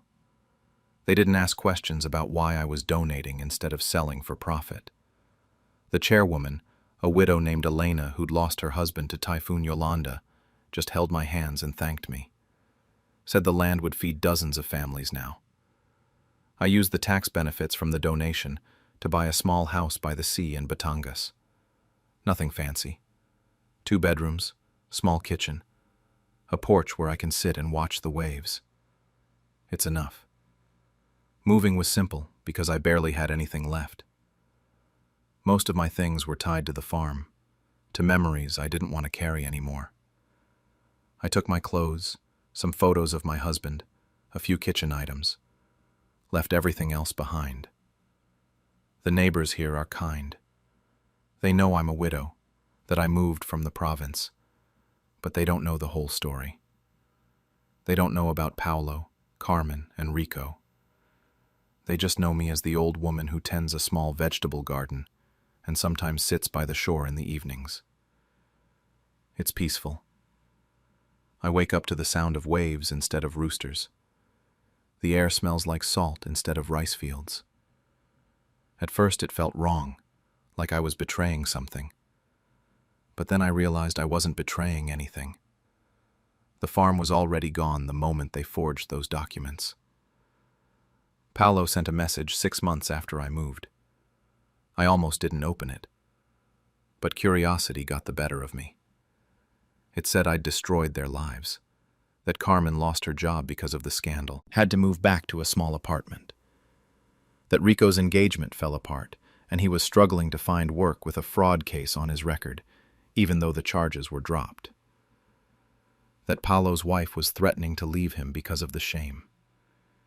He said he hoped I was happy, that I'd gotten my revenge and ruined 3 lives in the process. I blocked the number, didn't respond. What was there to say? That I hoped I was happy too? The thing is, I'm not happy, but I'm not miserable either. I exist in this space in between, where the anger has faded, but hasn't been replaced by anything else. Some days I feel nothing at all. Other days I feel something like peace, but it's fragile, temporary. I tend my garden most mornings. Tomatoes, eggplant, sitaw, some herbs. Just enough for myself and sometimes extra for the neighbors. It's nothing like the farm, but my hands remember the motions. Planting, watering, waiting. A woman from the cooperative visits sometimes, brings me updates about the farm. She says they've expanded the rice production, started a vegetable program, built a small processing facility for value-added products. She shows me photos on her phone. The fields look healthy. The women working there look proud. She always thanks me. Every single visit says I changed their lives. I never tell her that I didn't do it for them. I did it for spite, to make sure my grandchildren would never profit from what they stole. The fact that it helped people was just a coincidence. 3 months ago, Attorney Torres called. Said Carmen had a baby. A girl. He'd heard through someone who knew someone. Small-town gossip still finds you even when you move to the coast. 2 weeks later, a letter came. Carmen's handwriting. I recognized it from birthday cards she used to send when she was younger, before everything fell apart. She said congratulations might not be what I wanted to hear from her. Said she understood if I hated her, but she wanted me to know I had a great-grandchild. A girl named Isabella. She included a photo. The baby looks like my daughter-in-law, Carmen's mother, the one who died in that car accident 8 years ago. The letter said Carmen knows she doesn't deserve forgiveness, that what they did was unforgivable. But she wanted Isabella to know where she came from, to know her great-grandmother, to understand the family history, even the ugly parts. She asked if I'd be willing to meet her. Just once. Said she'd understand if I said no. I haven't responded. The letter sits on my kitchen table. I look at it every morning while I drink my coffee. Some days I think about writing back. Other days I want to burn it. The photo of Isabella is what gets me. She's just a baby, innocent, had nothing to do with what her mother did. But she carries the same blood. The same bloodline that sold our family's roots for SUVs and condos and resort weddings. Part of me wants to meet her, wants to hold her and tell her about her great-grandfather, about how we built everything from nothing, about what it means to work for something, to value something beyond money. but the other part remembers Paolo's voice on the phone. Carmen's laugh when I said I had no money. Rico's silence. The three of them dividing 15 million pesos while I sat in a crumbling house. I remember signing those papers because I trusted them, because I thought family meant something. Mang Tomas visited last week, made the trip all the way to Batangas just to check on me. He's one of the few people from my old life who still bothers. We sat on my porch, drank coffee, watched the waves. He asked if I had any regrets, if I thought I was too harsh. I told him I don't know. Some days I think yes. Some days I think I should have been stronger, should have sent them to prison instead of just banning them from the property. Some days I think I should have forgiven them, that blood should mean more than betrayal. He nodded. Didn't say anything, just sat there with me. The truth is, I don't know what I feel anymore. The anger is gone, but it's left this hollow space behind. The farm is gone. My grandchildren are gone. My husband is gone. Everything I built is gone. All I have left is this small house, this garden, and a letter from a granddaughter asking if her daughter can know me. I still haven't decided what to do about it. The letter sits on my table. The photo of Isabella stares at me every morning. And I sit here by the sea, watching the waves, wondering if some roots are better left buried, or if they deserve one more chance to grow. When my own blood tried to erase me from the will. I'm Harold, 82. And after my wife Margaret passed away 6 months ago, my son David, 55, and his wife Patricia, 52, convinced me to move in with them. I also have a granddaughter, Emily, 28, but she'll come into this story later. At the time, I was just a lonely old man who missed his wife of 57 years and thought his family actually cared about him. The first month living with David and Patricia was fine. They set me up in the guest room downstairs, brought me meals, asked how I was feeling. Normal stuff. I thought maybe this was exactly what I needed. To be around family again, instead of rattling around in that empty house where everything reminded me of Margaret. I actually felt grateful. Stupid, looking back on it now. But then little things started happening. Patricia would ask about my bank accounts, just casually over breakfast.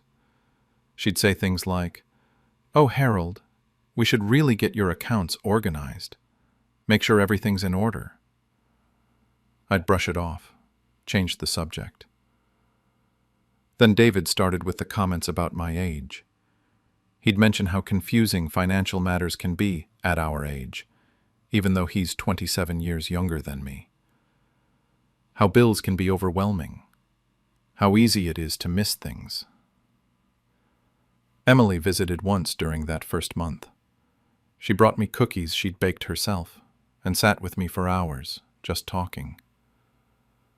Patricia hovered the whole time, kept interrupting, asking if Emily needed anything, in this tone that made it clear she wanted her to leave.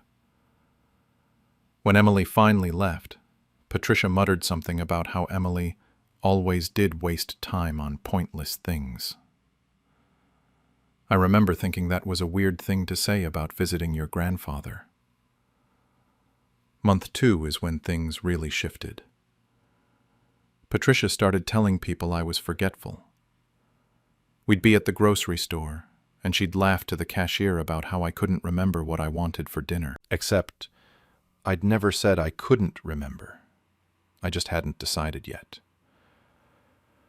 David began intercepting my mail.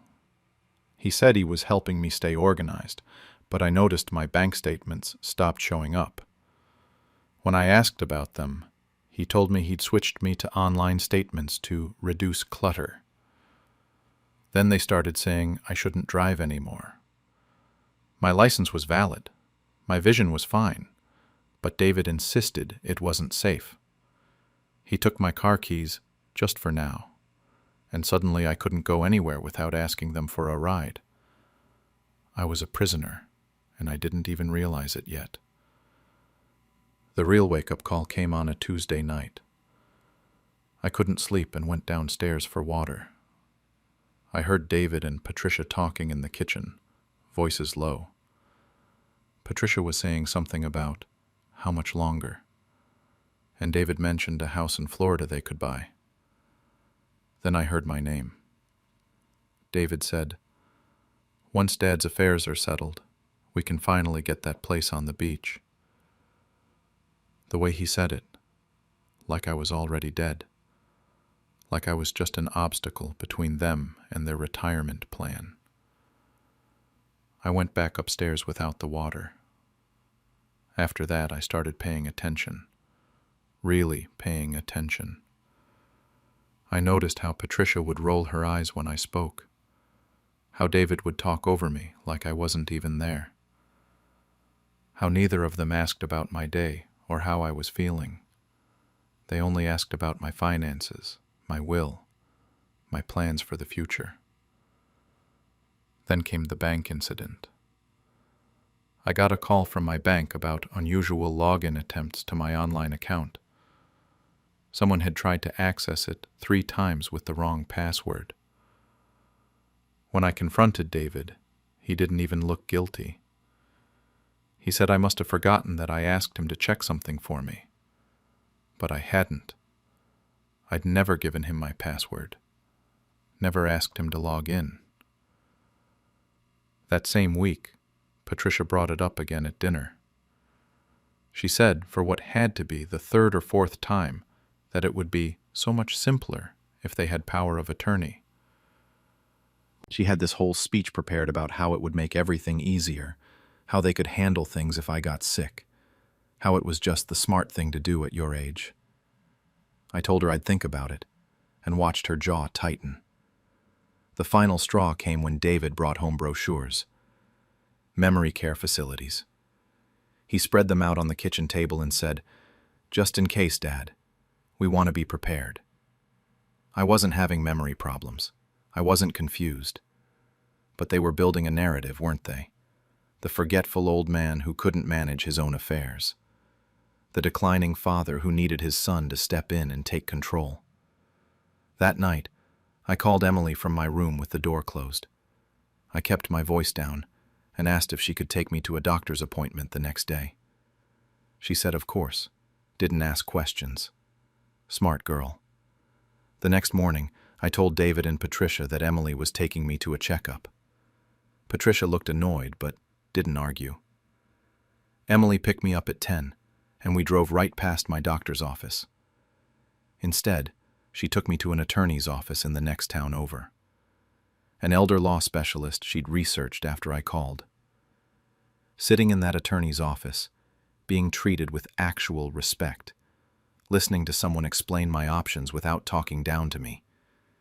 It was the first time in months I felt like a person again, instead of a bank account with a pulse. We spent 2 hours there. We drafted a new will. We set up a living trust that would transfer my assets the moment I died. Everything would go to Emily and to the local hospice center that had taken such good care of Margaret in her final days. The attorney explained that a living trust was different from a will. It couldn't be easily contested. It would bypass probate. And most importantly, anything I signed after this wouldn't matter unless I explicitly revoked the trust. I signed everything. Emily witnessed it. We made copies. On the drive home, I made Emily promise not to tell anyone. Not David, not Patricia, not her friends. No one. She squeezed my hand and promised. Then she asked if I was scared. I told her no. I told her I was finally thinking clearly for the first time since Margaret died. This was 3 months after I'd moved in with David. 3 months of manipulation, and now I had my counter-move ready. They thought they were playing chess with a senile old man. They had no idea I was 10 steps ahead.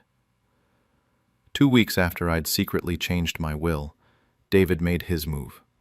He announced at breakfast that he'd made an appointment with their family lawyer. Just like that. Casual as asking me to pass the salt. Patricia jumped in immediately, saying it was just to update things, make everything easier for when the time comes. The way she said it, so practiced, I knew they'd rehearsed this conversation. I played along, asked what time the appointment was, nodded when David said it was important to have everything organized. The whole time I was thinking about the trust documents locked in Emily's safe at her apartment. They had no idea what was coming. The drive to the lawyer's office was torture. David kept going on about protecting family assets, making sure everything was distributed properly, how it was his responsibility as my son to help me with these matters. I sat in the back seat like a child and let him talk.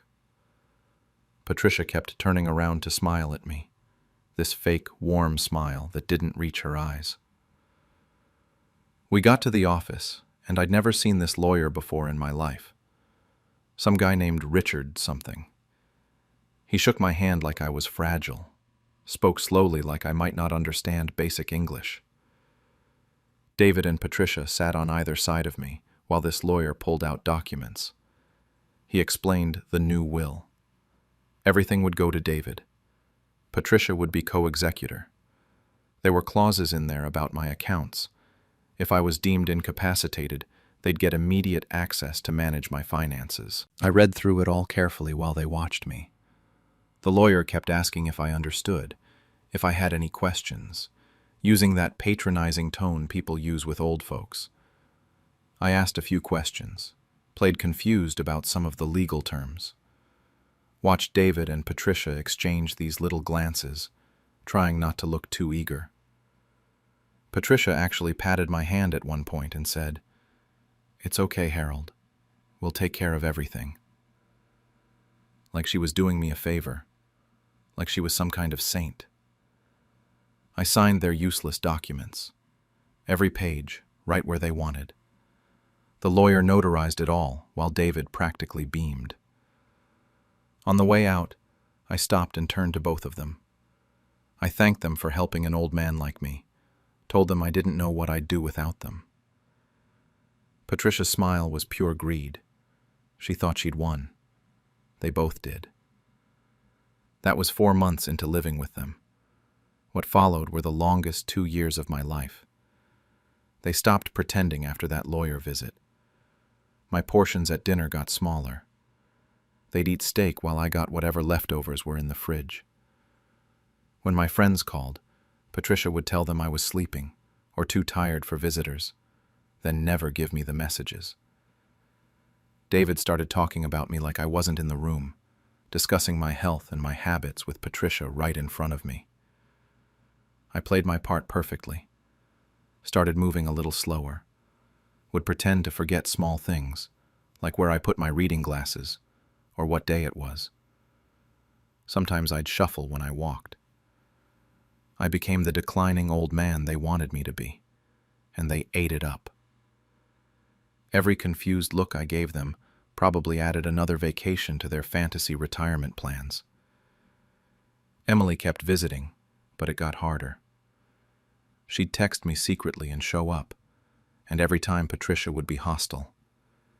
She'd make comments about Emily wasting her time, about how young people should be focusing on their own lives. Once I heard her tell David that Emily was probably after my money too. The irony would have been funny if it wasn't so sad. My 84th birthday came and went. David and Patricia didn't get me anything. Not a card, not a cake, nothing. Emily snuck over that evening with a card and a small gift. She had to hide it in her purse because Patricia was watching. We had 10 minutes alone in the living room, and Emily asked me if I wanted to leave, come stay with her. I told her no. I told her I needed to see this through. Then I got pneumonia. Bad enough that I ended up in the hospital. I was there for a week, barely able to breathe without oxygen. David visited a few times. Patricia came once, stayed for maybe 20 minutes, spent most of it on her phone. It was the 5th day in the hospital when it happened. I was weak, could barely keep my eyes open. David came in alone. He pulled a chair up next to my bed and just sat there for a minute, watching me. I had my eyes half closed, and I guess he thought I was asleep or too out of it to understand. He leaned in close. I could smell his coffee breath, and he whispered, "You'll be at peace soon, Dad. Don't worry about anything." But it wasn't the words. It was his face. I opened my eyes just a crack and saw him clearly. That smirk, that greedy, impatient smirk. My son was sitting there waiting for me to die, probably calculating how soon he could get to Florida. I didn't respond, didn't move. Just watched him through my barely open eyes and memorized every detail of that expression. This was my son, my own blood. This is what he'd become. I recovered from the pneumonia, which I think disappointed them. Got released from the hospital, but I was weak, needed more care than they wanted to provide. They moved me to hospice care, the same hospice center that would eventually receive a large chunk of my estate, though they didn't know that yet. Emily visited me there almost every day. David and Patricia came maybe once a week, stayed for 15 minutes, asked the nurses questions about my condition like they were asking about the weather. Clinical, detached, just checking if their investment was about to pay off. My lawyer visited me 3 months after I got to hospice. We confirmed everything was in order. The trust was solid. The distributions were clear. Emily and the hospice center would get everything. David and Patricia would get exactly what they deserved. Nothing. I could feel my time getting short. My body was giving up, but my mind was still sharp. Sharp enough to know exactly what was going to happen when I was gone. Sharp enough to picture their faces when they found out the truth. That image kept me going those last few months. I wasn't proud of it, but it was the truth. The forgetful old man they'd created, the declining father they'd invented to justify their greed. He remembered everything. Every cruel word, every dismissive look, every moment they treated me like a burden instead of a person. I remembered it all, and I'd made sure there would be consequences. My final days were quiet. No drama, no big speeches. Just me in that hospice bed getting weaker. Emily was there every day, sitting beside me, holding my hand. Sometimes we talked. Sometimes we just sat in silence. She never once looked at me like a burden. Never checked her watch, wondering when she could leave. David and Patricia showed up on the last day. I could barely keep my eyes open by then, but I heard them come in. They stood at the foot of my bed for maybe 5 minutes. Patricia asked a nurse something about the arrangements, about what happens after. Always practical, that one. David just stood there. I wonder if he felt anything at all, or if he was already thinking about that beach house. I made Emily promise me something in those final weeks. I told her I wanted to know exactly what happened when they found out. Every detail. She said she'd tell me, but we both knew how that would work. Still, I needed her to promise, and she did. I passed on a Tuesday morning. Emily was there. David and Patricia arrived about an hour later, right on time to look like grieving family for the nurses.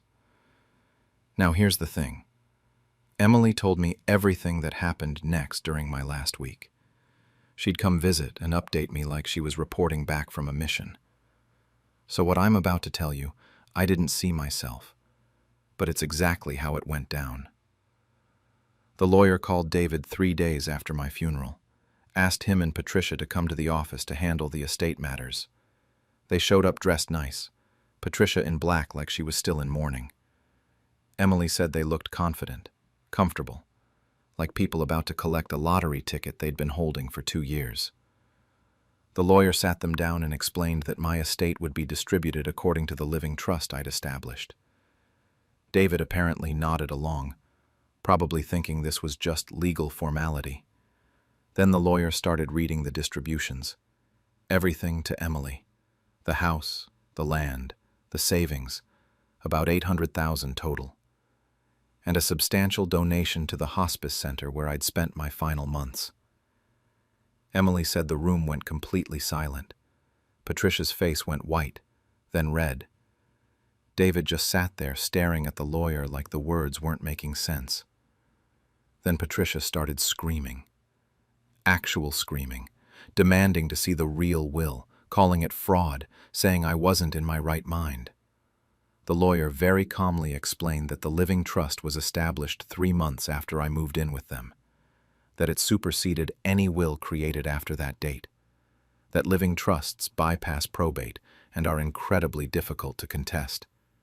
He even pulled out the documents, showed them my signature, the witness signatures, the notarization, all dated months before their fake will. David finally found his voice. He told the lawyer about the will they'd had drawn up, the one I'd signed in front of them. The lawyer looked at it and just said it was meaningless. The trust took precedence. Everything had already been transferred the moment I died. Patricia completely lost it, started saying they'd been promised, that they'd taken care of me, that they deserved something for their sacrifice. Emily said the lawyer just sat there stone-faced until Patricia ran out of steam. Then David asked if there was anything at all for them. The lawyer said no, not a single cent. They left that office and apparently David started calling Emily immediately. Left her angry voicemails saying she'd manipulated me, poisoned me against them, stolen their inheritance. Emily didn't answer. Just saved all the messages in case she needed them later. 2 days later, Patricia showed up at Emily's apartment, banging on the door, demanding money, saying Emily had to share it, that it was only fair. Emily opened the door and told her no. Told her exactly what I thought of them both. Told her about the years of cruelty, the isolation, the greed. Then Emily told her about the hospital. About David leaning over my bed and whispering that I'd be at peace soon. About how I heard him, how I saw that smirk on his face. Patricia tried to deny it, but Emily said David's face went pale. He didn't know I'd been awake, didn't know I'd heard him. The realization that his own words had probably sealed his fate. Emily said it was like watching him crumble. Emily told me all of this during my last week, and I'll admit, I felt something. Not quite satisfaction, not quite peace. Maybe vindication. These people who treated me like a dying ATM finally understood that I'd known all along. That the forgetful old man had never forgotten a single thing. The hospice got their donation. They're using it to build a new wing, better facilities for people who are actually alone at the end. People who don't have family, or worse, have family like David and Patricia. My name's going on a plaque, but that doesn't matter. What matters is the good it'll do. Emily's doing fine. She used some of the money to pay off her student loans, put a down payment on a house. She visits my grave every week, brings flowers, talks to me like I can still hear her. Maybe I can. Who knows? David and Patricia tried to contest the trust anyway. Hired a lawyer, filed papers, the whole thing. It went nowhere. The trust was ironclad and they had no grounds. Last I heard from Emily, they'd given up on the legal route, but Patricia still sends her nasty emails sometimes. Emily just deletes them. I've been thinking about whether I should feel guilty, whether I was too harsh, too cruel. But then I remember those 2 years. I remember being treated like garbage in my own son's house. I remember that smirk in the hospital room. And no, I don't feel guilty at all. Margaret would have been proud of me for standing up for myself, She never liked Patricia much anyway. Always said there was something cold about her. Turns out she was right. Emily asked me something before I passed. She wanted to know if I wanted her to tell David that I forgave him. I never answered her. Honestly, I still don't know what I would have said. When they left me to rot, I made sure they'd never rest easy again. I'm a 77-year-old widow, and I learned the hard way that raising children doesn't guarantee they'll care for you when you need them most.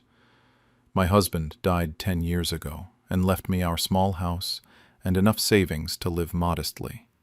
Nothing fancy, but it was mine. We raised 3 kids in that house. Liza, my eldest, at 52, then Marcus at 49, and Sarah at 46. I fed them, clothed them, even sold my grandmother's jewelry once to pay for their college tuition. I thought that kind of love would come back around someday. It didn't. 2 years ago, everything changed. I had a bad fall in my kitchen, hit my head on the counter on the way down. Spent 3 days in the hospital with a concussion and some bruised ribs. The doctors said I was lucky it wasn't worse, but I felt about as unlucky as a person could feel. I was scared, if I'm being honest. Scared of being alone in that house. Scared of falling again, with nobody there to find me. Liza came to visit me in the hospital. She brought flowers and held my hand and told me not to worry about anything.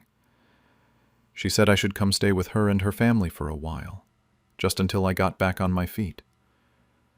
It sounded like such a relief. Her husband made good money. They had a big house in the suburbs, and I thought maybe this was my daughter stepping up when I needed her. I moved in 3 days after I got discharged. The first week was fine. She set me up in the guest room, brought me meals, asked how I was feeling. Then she came to me with some paperwork. Medical forms, she called them. Power of attorney documents in case something happened to me. Healthcare directives, that sort of thing. She said it was just practical, just smart planning after my fall. I trusted her completely. She was my daughter. Why wouldn't I sign? I didn't read it carefully. That's on me. I know that now. I just signed where she told me to sign. Things shifted after that. Not all at once, but quick enough that I noticed. First, she moved me out of the guest room, said they needed it for her husband's mother who was visiting. Fair enough, I thought. Except she put me in the laundry room. An actual laundry room, with a cot set up between the washer and dryer. She said it was temporary, just for a few days. Those few days turned into weeks, then months. Her kids stopped talking to me. Emily and Jason, my grandkids who used to run up and hug me when I visited. Liza told them not to bother Grandma, that I needed my rest. But I could hear them playing in the other room while I sat in that laundry room by myself. She wouldn't let me eat dinner with the family most nights, said I was on a special diet, and she'd bring me a plate later. The plate was usually leftovers, cold by the time I got it. The worst part was the kitchen. I tried to make myself some tea one morning, and she snapped at me. Told me I wasn't supposed to touch anything, that I might hurt myself or break something. I was a grown woman who'd run a household for 50 years, and my own daughter was treating me like I couldn't be trusted with a kettle. I called Marcus once, tried to explain what was happening. He brushed it off, said Liza was doing her best, and I should be grateful to have a place to stay. Sarah didn't even return my calls. I realized pretty quickly that they all knew. They all agreed to this. I stayed quiet after that, but I listened. One afternoon about 6 months in, I heard Liza on the phone in the hallway. I'd gotten good at being invisible by then, and she didn't know I was nearby. She was talking to Marcus about selling the house. My house. She said the market was good, and they should move on it soon, split the money 3 ways like they'd discussed. She actually laughed and said something about finally getting a return on their investment in me. That's when I understood what had happened. Those papers I signed weren't just medical forms. Somehow, I'd signed over my house to her. The house my husband and I bought 40 years ago. The house I'd lived in for most of my adult life. The only real asset I had left. She'd taken it from me, and now she was planning to sell it and split the money with her siblings, while I rotted in a laundry room. I went back to my cot and sat there for a long time. I felt something shift inside me. Not sadness anymore. Not even anger, really. It was colder than that. Clearer. I started playing a part after that day. I shuffled more when I walked. Let my sentences trail off like I was confused. Pretended to forget things, mixed up names, acted frailer than I felt. They ate it up. Liza started talking slower to me, louder, like I was deaf and stupid. She stopped watching me as carefully because she thought I was too far gone to do anything. But I wasn't helpless. Not even close. I remembered my husband had a friend, Gerald, who was a lawyer. They'd served together in Vietnam and stayed close for decades. Gerald had told me at the funeral that if I ever needed anything, he'd be there. I hadn't wanted to cash in that favor for something small, but this wasn't small anymore. I waited until Liza took the kids to soccer practice one Saturday, told her I was going to nap. Instead, I called Gerald from the phone in the garage. My hands shook while I dialed, but my voice was steady when he picked up. I told him everything. He went quiet for a long time, and then he said 3 words that changed everything. He said, "Bring me those papers." Getting those papers to Gerald without Liza noticing was harder than I expected. She kept everything in a filing cabinet in her home office, and she was always home. I had to wait almost 2 weeks for the right moment. Finally, she and her husband took the kids to some weekend tournament 3 hours away. They'd be gone overnight. I went into that office the second their car pulled out of the driveway. My hands weren't even shaking anymore. I found the folder with my name on it easily enough. Everything was there. The power of attorney, the property transfer documents, all of it. I took photos with an old digital camera I'd hidden in my things, then put everything back exactly how I found it. I met Gerald at a diner 2 days later, told Liza I had a doctor's appointment and took a cab. Gerald was already in a booth when I got there, looking older than I remembered but sharp as ever. I showed him the photos on the camera, and he pulled out reading glasses to look at them closely. He didn't say anything for a while, just scrolled through each image carefully. Then he looked up at me, and his jaw was tight. He said Liza had forged parts of the documents. The property transfer wasn't something I'd signed at all. She'd added pages, copied my signature from the medical forms. He used words like fraud and elder abuse and financial exploitation, said we could take her to court, that I'd win easily. But I didn't want court. I didn't want a trial where I'd have to face her and listen to her make excuses or cry or play the victim. I didn't want months of lawyers and stress and everyone in town knowing my business. What I wanted was simpler than that. I wanted them to feel exactly what I felt. Gerald asked me what I meant, and I told him. I said I wanted to give the house away, just get rid of it completely so they couldn't have it. He started to argue, said it was my asset and I should keep it, but I cut him off. I didn't need the money from selling it. What I needed was to know they'd never see a dime. He sat back and thought about it. Then he asked if I'd ever heard of the Riverside Widows Foundation. I hadn't. He explained it was a local charity that helped widows and single mothers get back on their feet, find housing, that kind of thing. His wife volunteered there. He said if I transferred the property to them, they'd probably be willing to help me in return. That's exactly what I wanted to hear. We set up a meeting with the foundation director that same week. Her name was Patricia, and she was maybe 60, with kind eyes and a no-nonsense way of talking. I told her my situation, not all the details, but enough. She didn't judge, didn't pity me. She just listened, and then told me what they could do. They'd accept the property transfer and use the house to help other women in need. In exchange, they'd help me move into Meadowbrook, an assisted living home they partnered with. Not some dumping ground, a real community with gardens and activities and people who actually gave a damn. They'd cover the first year, and after that, my Social Security and pension would handle it. It was perfect. Better than perfect. Gerald drew up all the paperwork, the property transfer, the arrangements with the foundation, everything legal and airtight. I signed it all in his office on a Tuesday afternoon. My house, the house that Liza thought she owned, the house my other kids thought they'd be splitting, was gone. Just like that. The foundation moved fast. They had a room ready for me at Meadowbrook within a week. Patricia herself helped me pack up my things from Liza's house. We did it on a Thursday when Liza was at work. I didn't take much. Some clothes, a few photos, my husband's watch. I left a note on the cot in the laundry room.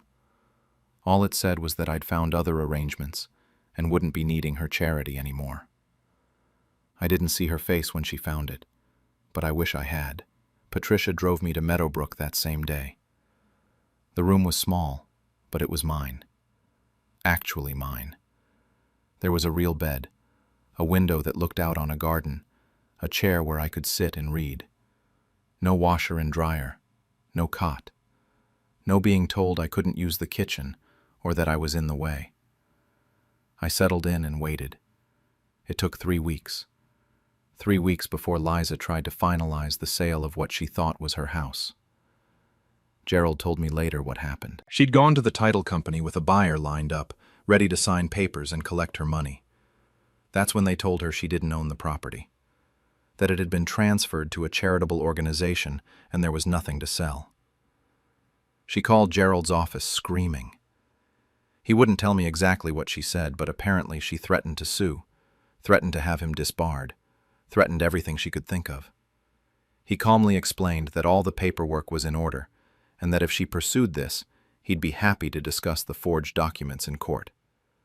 She hung up on him. Then she called Marcus and Sarah. Gerald said he got calls from both of them too, demanding to know what happened to their inheritance. He told them the same thing. The property was legally transferred, everything was legitimate, and they had no claim to anything.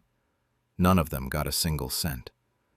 I found out later that Liza tried to find me, called hospitals, called the police, tried to report me missing.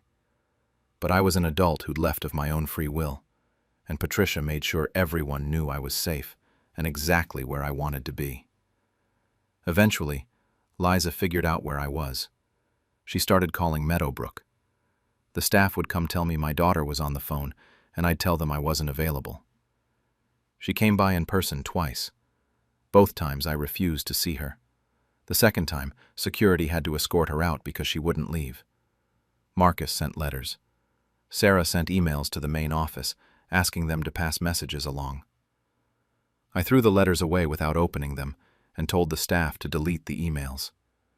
They wanted to explain, to justify, to make it right somehow. But there was nothing left to make right. That was almost a year ago now. I'm still at Meadowbrook, and I can honestly say I'm happier here than I was in that house with Liza. Probably happier than I'd been in years, if I'm being truthful. My days have a routine now. I wake up when I want to, not when a washing machine starts running at 6 in the morning. I have breakfast in the dining room with the other residents. There's a woman named Dorothy who sits at my table most mornings, and we talk about everything and nothing. Her kids don't visit much either, so we understand each other. After breakfast, I usually go to the garden. The staff maintains it mostly, but they let us help if we want to. I've gotten pretty good at growing tomatoes. There's something satisfying about putting your hands in dirt and watching something grow. Something you can control. Something that responds to care the way it's supposed to. Afternoons are for tea. There's a common room with big windows and comfortable chairs, and a few of us meet there around 2 o'clock. We talk, play cards sometimes, or just sit quietly. Nobody scolds me for using the kitchen here. Nobody treats me like I'm in the way or like I might break something. The staff is kind, professional. They help when I need it and leave me alone when I don't. I sleep in a real bed every night. The room stays quiet, and I don't wake up to someone throwing laundry on top of me at midnight because they forgot to switch loads. I sleep better than I have in 2 years. Maybe better than I have in 10 since my husband died. The foundation turned my old house into a transitional home for women leaving bad situations. Patricia sends me updates sometimes. 3 women and their kids are living there now, getting back on their feet. My bedroom is someone's safe space. The kitchen where I had my fall is where a single mother makes dinner for her children every night. It's being used the way a home should be used. That's worth more than any amount of money Liza and her siblings thought they'd get. They still try to contact me, though less often now. Liza called last month. The staff asked if I wanted to take it, and I said no, like I always do. Marcus sends a card every few weeks. I recognize his handwriting on the envelopes, so I throw them away before I even open them. Sarah tried a different approach. She sent flowers for my birthday with a card that said she missed me and wanted to talk. I gave the flowers to Dorothy. She appreciated them more than I would have. The thing is, I don't feel guilty about any of it. I thought I might, eventually. Thought maybe I'd wake up one day and regret being so harsh, so final. But that hasn't happened. Every time I think about what they did, how they planned it, how they all went along with it, how they were just waiting for me to die so they could cash in, I know I made the right choice. They didn't just take my house. They took my dignity. They made me sleep in a laundry room and treated me like I was already dead, just a burden taking up space until they could profit from my existence. You don't come back from that. You don't fix that with apologies or excuses. Gerald stops by every couple of months to check on me. He brought his wife last time, the one who volunteers with the foundation. She's lovely, and we had tea in the common room. He told me that Liza tried one more legal avenue, claimed I wasn't mentally competent when I signed the transfer. It went nowhere because he had documentation of everything, including records of her forged documents. She gave up after that. Or maybe she just ran out of options. I've heard through Patricia that there's been some family fallout. Apparently extended family found out what happened. Cousins, aunts, people who knew me when the kids were young. Some of them sided with Liza, said I was being cruel and vindictive. Others stopped speaking to her entirely when they learned what she'd done. I don't know all the details, and honestly, I don't care to. What I do know is that they have to live with what they did. Every family gathering, every holiday, every time someone asks about me, they have to explain, or lie, or dodge the question. They have to know that their own mother chose strangers over them, and they have to know exactly why. Liza's the one I think about most, though. She was my first baby. I remember staying up all night with her when she had colic, walking her around the house for hours. I remember teaching her to read, helping her with homework, holding her when her first boyfriend broke her heart. I gave her everything I had, and she put me in a laundry room. Sometimes late at night, I wonder what she tells herself. If she's convinced herself she was helping me somehow, or if she knows exactly what she did and just doesn't care. I wonder if she sleeps well, or if it eats at her. I wonder if my grandkids ask about me and what she tells them. But those are just wandering thoughts. They don't keep me up anymore. Yesterday, Dorothy asked me if I ever missed my old life. I thought about it for a while before I answered. I told her I missed my husband, and I missed the people I thought my children were. But I don't miss what my life had become. I don't miss being invisible and unwanted in my own daughter's house. She nodded like she understood completely, because she probably did. The truth is, they left me to rot in that laundry room. They saw me as something to be managed and eventually monetized. They forgot I was still a person with a mind that worked just fine. Now they have to live with the consequences.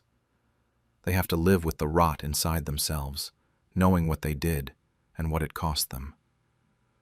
Not just the money, though I'm sure that stings, but the knowledge that their mother saw through them and chose to walk away with nothing rather than let them have anything. I'm at peace with it. I really am. And I think that's probably what bothers them most of all. When they sold my wedding ring without asking, I decided to teach them a lesson they'd never forget.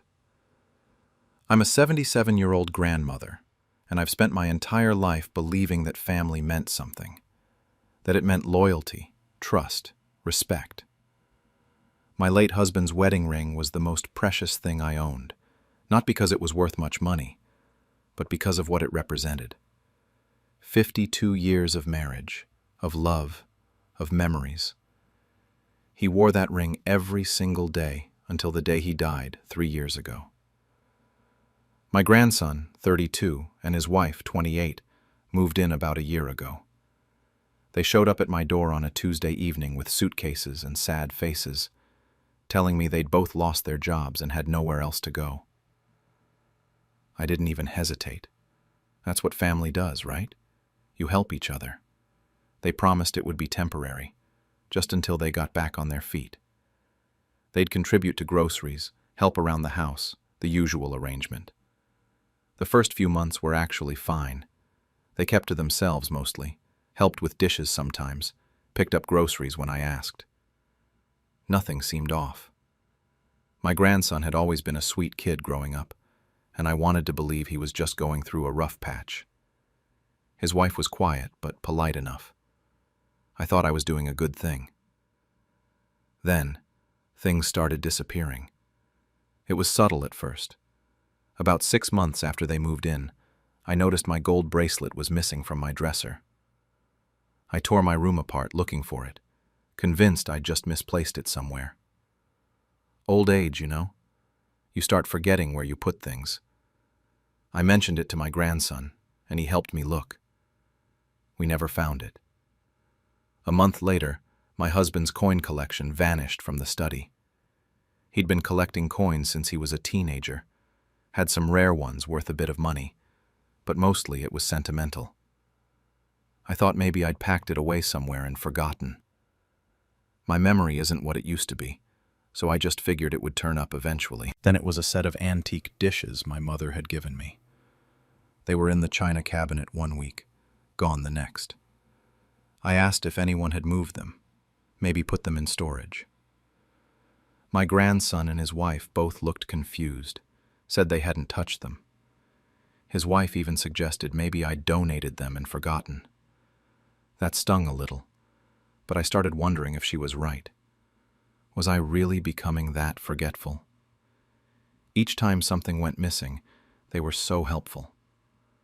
Looking everywhere, suggesting places I might have put things, sympathizing with me about getting older. I actually felt grateful they were being so patient with me. Then came that Tuesday morning. I have this ritual every day. I open my jewelry box and touch my husband's ring. I don't know why exactly. It just makes me feel close to him still. That morning, I opened the box and the ring wasn't there. My heart dropped into my stomach. I went through every drawer, every pocket, every surface in my room. Nothing. I found my grandson at breakfast and asked him about it. I must have looked panicked because he immediately put on this concerned face.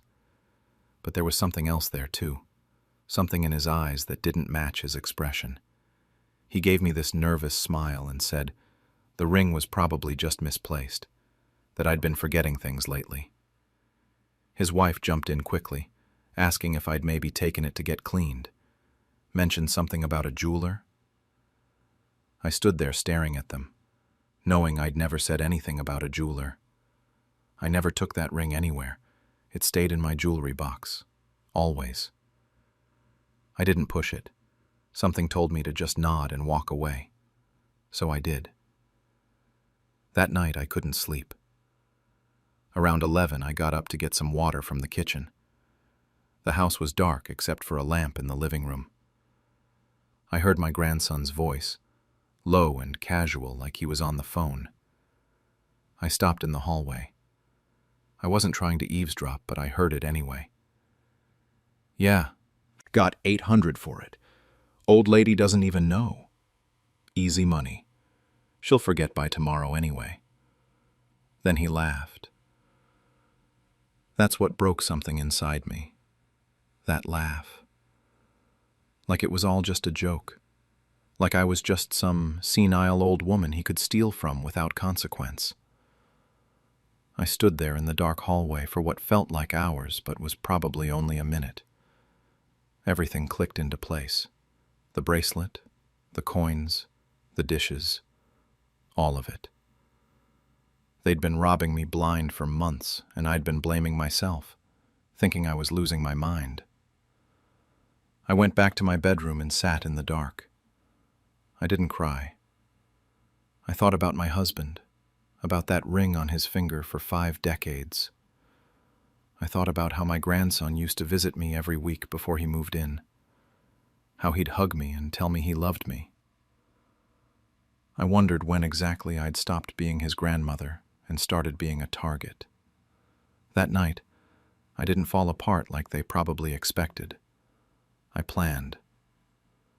The next morning, I made breakfast like normal, smiled at them, asked about their day. They had no idea I'd heard anything. My grandson mentioned he had a job interview, same story he'd been telling me for months. I nodded along, wished him luck. As soon as their car pulled out of the driveway, I picked up the phone and called my lawyer. Gerald picked up on the second ring. He's been my lawyer for 15 years, helped me set up my will after my husband passed, handled all the estate paperwork. I told him I needed to see him today, that it was urgent. He must have heard something in my voice because he told me to come in right away. I sat in his office that afternoon and told him everything. The missing items over the past months, the ring, the phone conversation I'd overheard.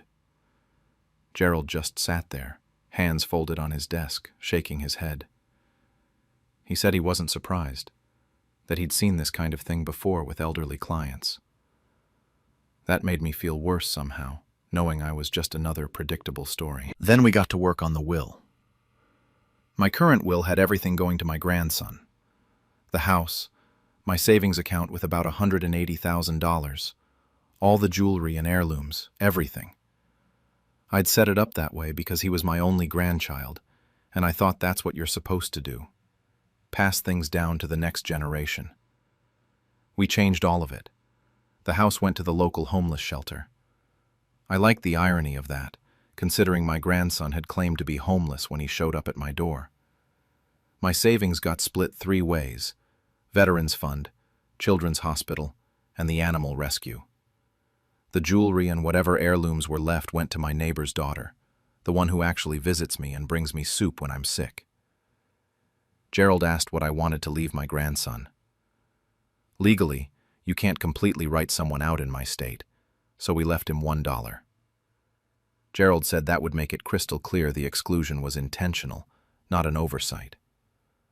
I signed everything. Gerald witnessed it and filed it immediately. Before I left, Gerald brought up the police. He said I should report the theft, that I had proof the ring was part of my husband's estate. I hesitated at that. He was still my grandson, you know. But Gerald reminded me that the ring was still my property, and what they did was elder abuse, not just theft. I filed the report that same day, brought the marriage certificate, photos of my husband wearing the ring, insurance documents, even the original receipt from 1968 that I'd kept in our safety deposit box. The detective who took my statement was younger than my grandson, but he didn't treat me like some confused old lady. He said he'd look into it. 2 days later, on Friday afternoon, there was a knock at the door.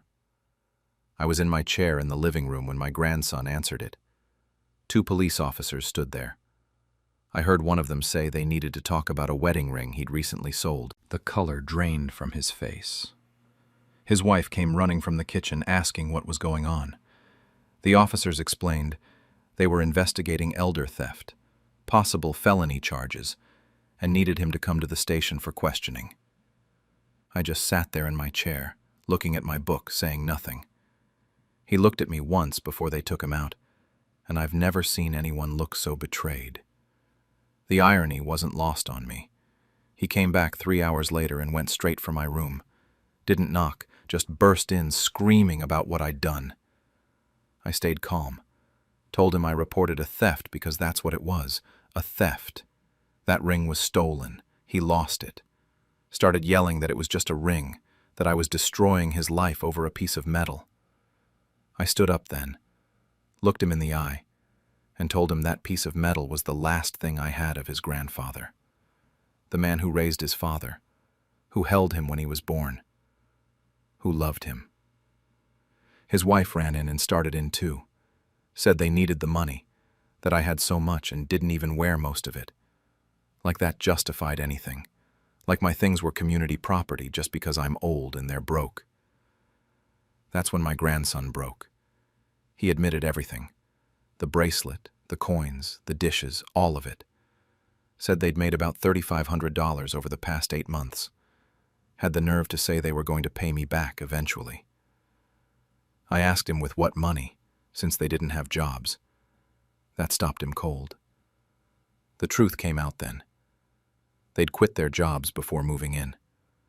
This whole thing was planned from the start. They were going to live off me until there was nothing left to take.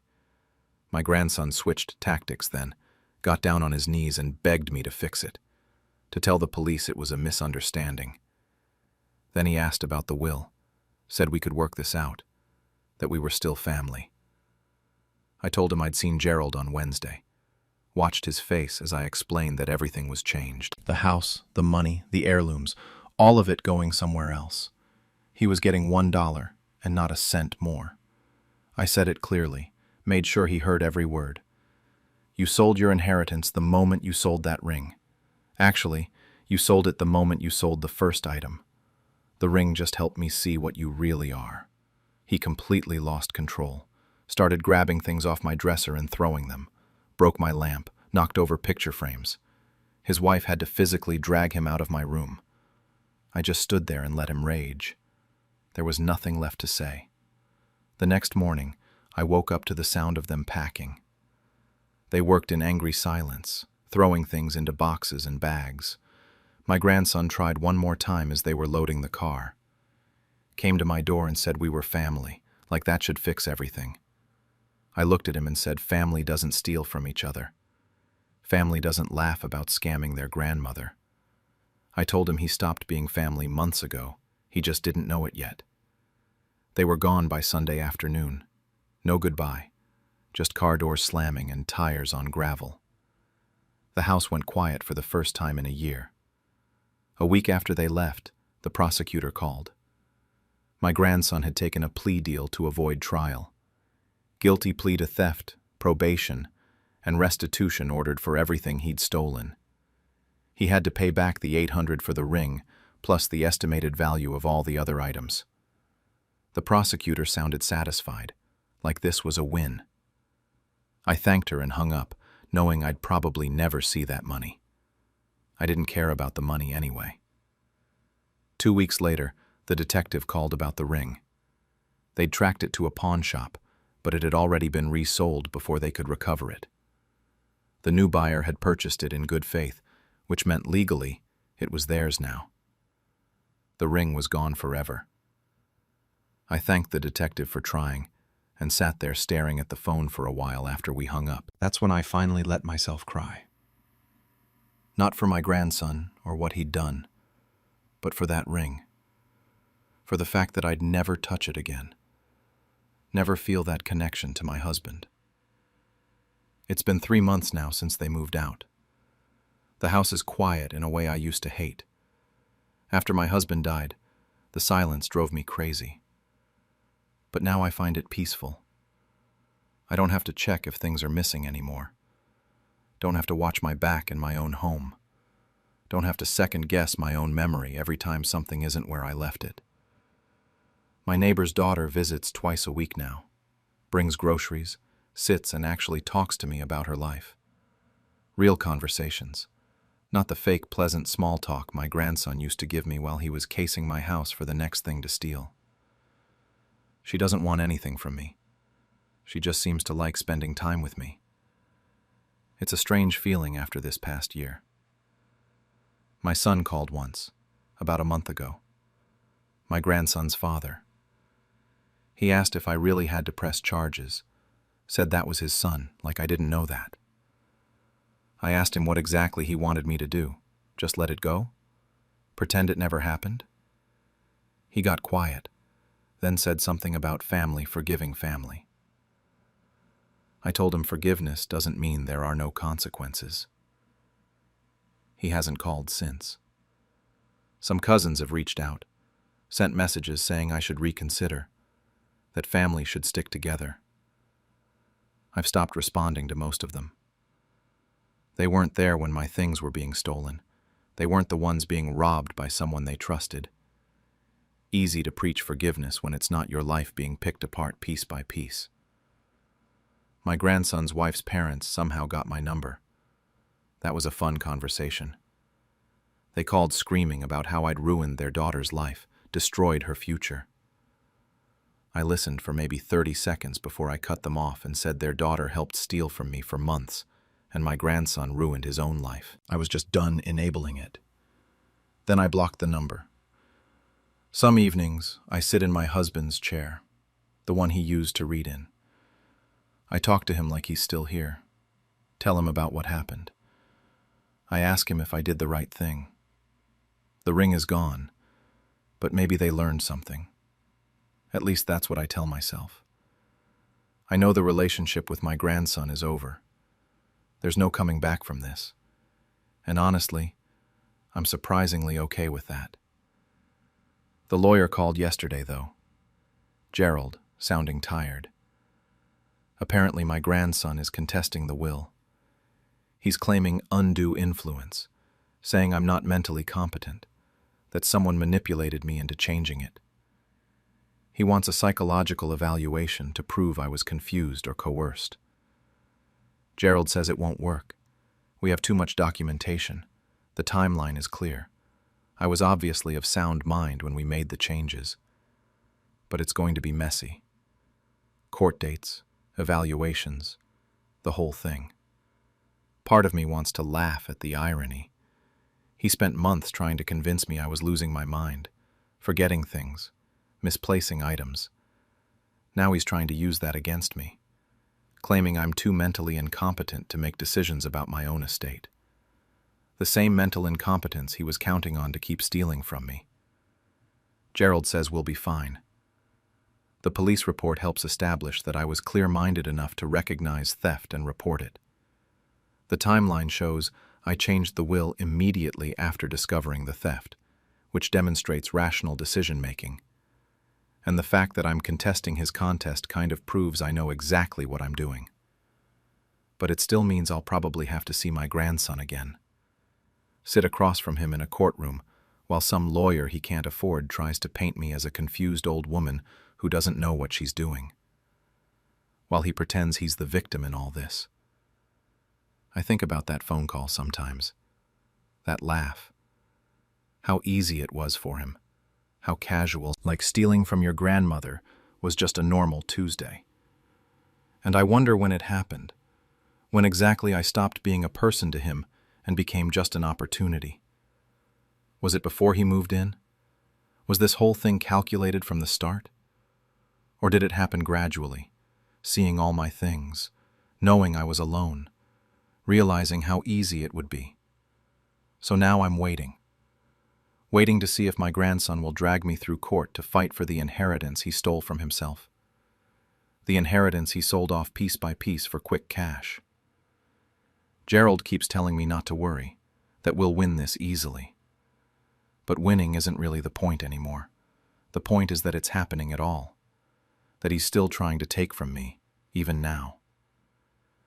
Some people just never learn. When they called me senile, I showed them just how sharp I still am. I'm Robert, 82, and this is about my son David, 54, and his wife Patricia, 51, who moved into my house 5 years ago after my wife Margaret passed. At the time, I thought it was the kindest thing anyone could do for me. I was grieving, alone in a house that suddenly felt too big, and they swooped in with promises of help and companionship. I should have known better. Margaret always said Patricia had calculating eyes, but I chalked it up to typical mother-in-law stuff. Turns out my wife's instincts were sharper than mine. Last Tuesday, I opened a piece of mail they forgot to intercept. It was my savings account statement. The number at the bottom showed $3,247. It should have shown $127,000. I stared at that paper for a solid 10 minutes, thinking maybe I was looking at the wrong account. Maybe my eyes were playing tricks on me. But no. That was my primary savings, the account I'd been building since I retired from the factory in '88. I went through my desk drawer where I keep old statements, the ones from before David and Patricia started helping with the mail. Found statements from 18 months ago. The withdrawals started small. $2,000 here for a furnace repair. $5,000 there for roof work. Then they got bigger. $15,000 for foundation issues. $23,000 for electrical rewiring. Every single withdrawal was labeled as some kind of home improvement. The problem? I never approved any of it. Hell, I never even noticed half these supposed repairs being done. That evening, I confronted David in the kitchen. He was making himself a sandwich, acting like he owned the place, which I guess he thought he did by then. I put the statement on the counter in front of him and asked him to explain where my money went. He barely glanced at it before he started laughing.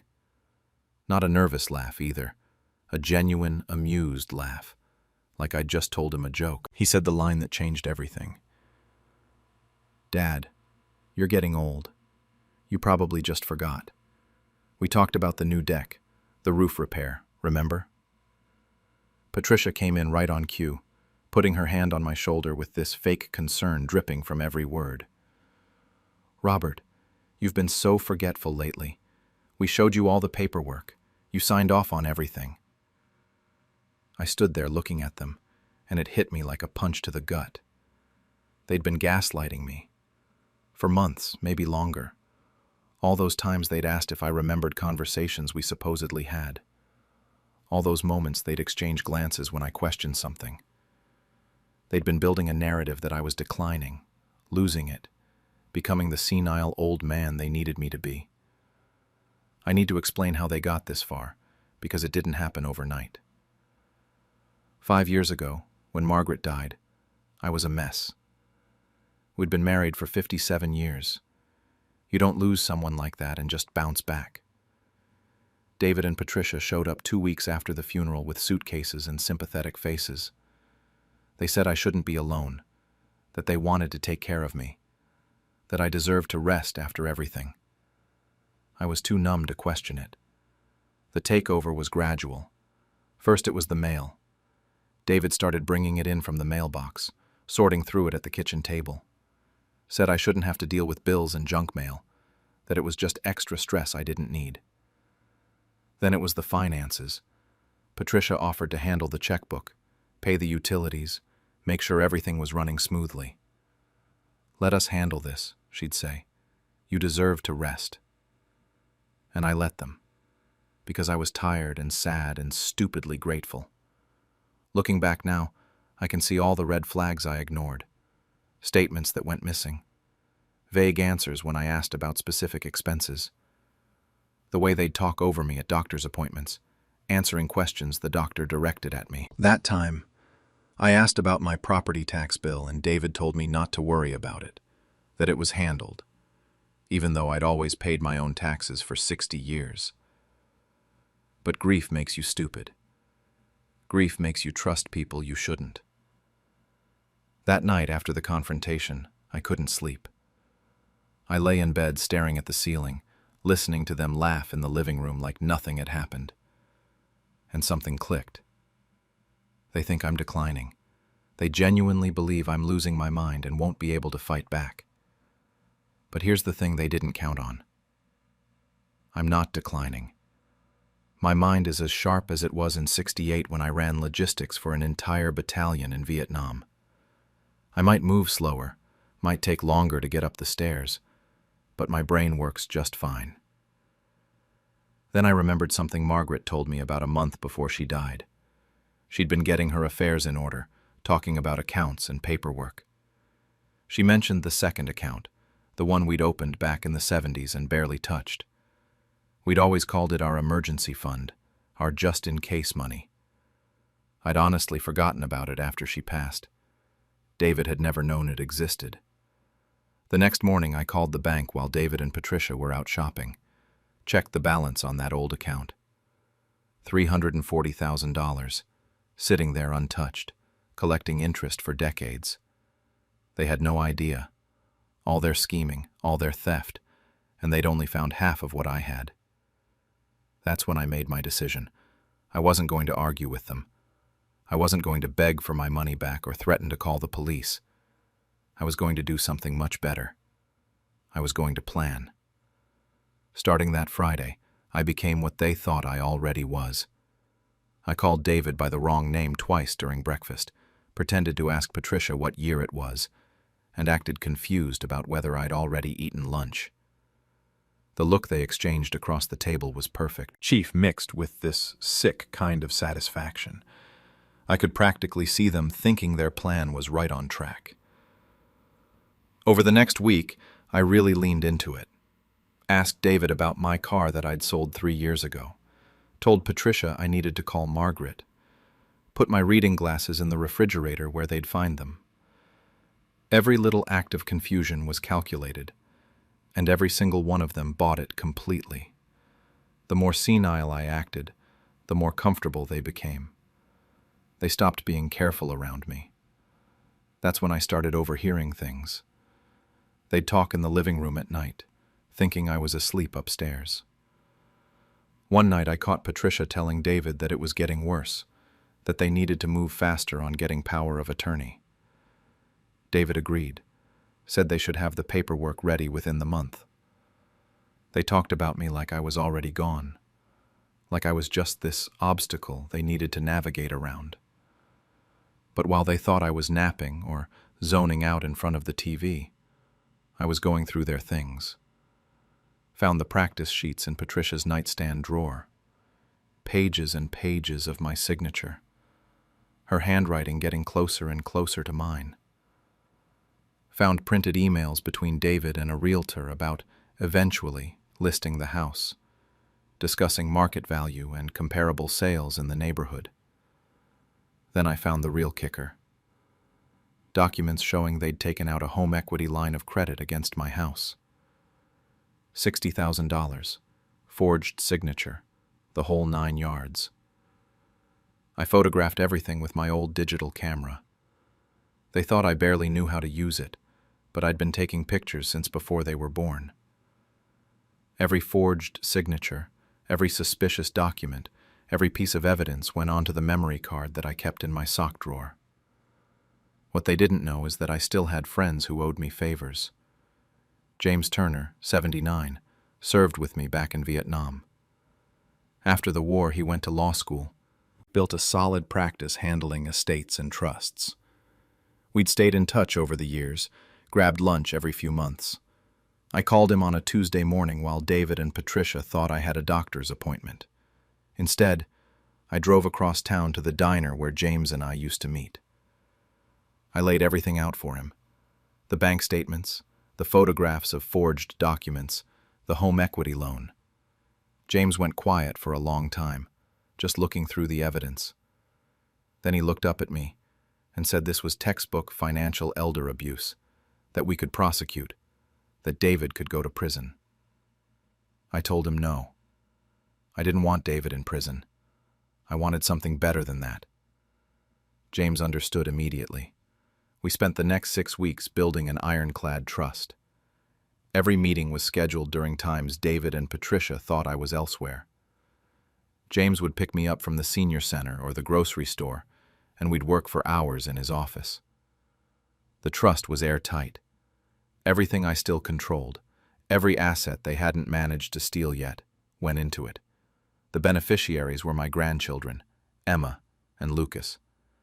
They're David's kids, but they'd always been good to me.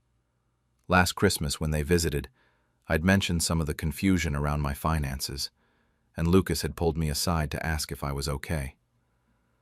That told me everything I needed to know about where their loyalties were.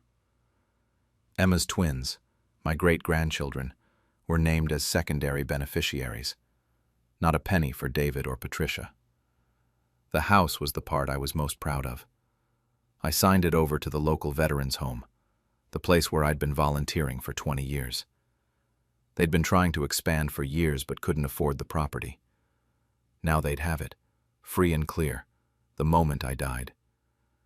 David could keep living here while I was alive, but after, he'd have nothing. James built in one more clause that made me smile every time I thought about it. If David or Patricia contested the trust, if they tried to fight it in court, they'd be liable for all legal fees plus compensatory damages. The more they fought, the more they'd owe. It was beautiful. 2 months after that confrontation in the kitchen, I made my move. At dinner one night, I mentioned casually that I'd been thinking about updating my will. David's head snapped up so fast I thought he'd give himself whiplash. He said he'd help me with it, that legal stuff could be confusing. Patricia suddenly became the most attentive daughter-in-law in the world, bringing me tea, asking about my wishes for the future. 3 days later, they produced papers. A simple will, probably downloaded off the internet, leaving everything to David. Patricia made a big show of how they'd consulted with a lawyer friend, how this would make everything so much easier for everyone. I told them it looked fine, that I'd look it over and sign it after dinner. The excitement on their faces was almost funny. They actually thought they'd won. That night, after they went to bed, I could hear them celebrating. Glasses clinking, Patricia's laugh carrying up the stairs. They thought they had me. While they were toasting their victory, I called James and told him to file everything. We stayed on the phone for 2 hours, making sure every document was submitted, every asset transferred, every protection in place. By midnight, it was done. The trust was activated. The house deed was signed over. My old will was formally revoked and replaced. Everything they thought they were getting was gone, and they had no idea. I went to bed that night and slept better than I had in 5 years. That was 3 months ago.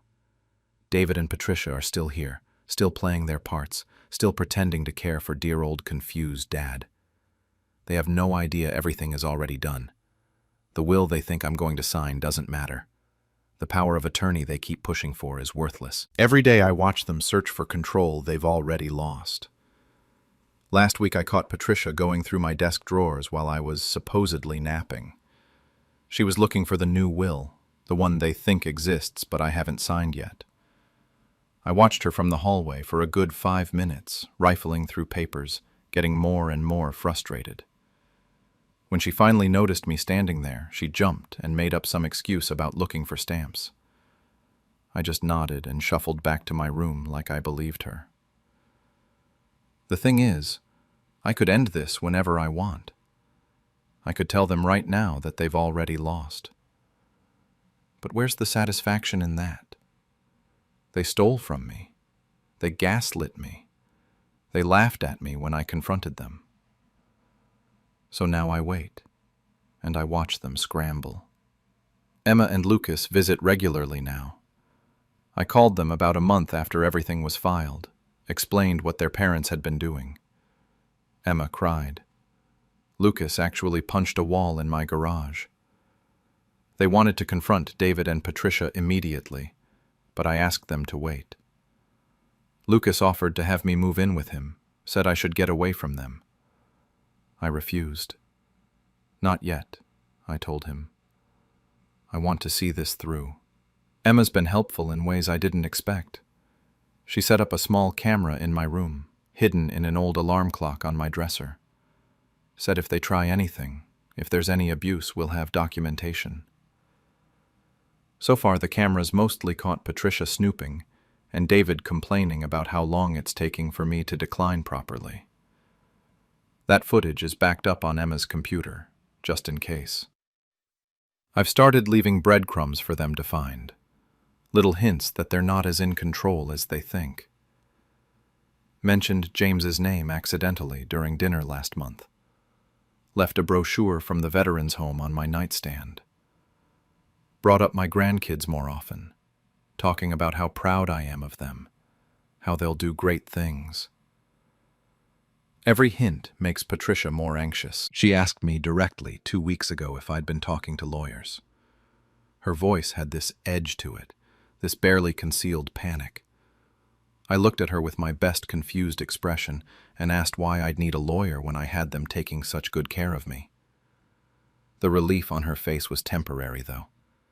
She knows something's off but can't figure out what. David pushed hard for power of attorney last week. It was the first time he'd been direct about it. No more dancing around the subject. He sat me down with papers already printed, pen in hand, and told me it would make everything easier. I said no. Just a flat no. The first time I'd openly refused them anything since this started. The look on his face was worth everything. Confusion, then anger, then this forced calm as he tried to convince me it was for my own good. The tension in the house is thick now. They whisper constantly, stop talking when I enter rooms. Patricia watches me like a hawk, trying to figure out if I'm really confused or if I've been playing them. David's on edge, snapping at her, making phone calls in the garage where he thinks I can't hear. Last night I caught part of a conversation. He was telling someone they needed to speed this up, that he thought I knew something. They're right to be paranoid. I do know something. I know exactly what's coming, and they don't have a clue. I'm 82 years old. I've lived a full life, fought in a war where I watched friends die, built a career from nothing, raised a family, loved a woman for 57 years and buried her when it felt like burying half of myself. I've earned my rest, earned my peace.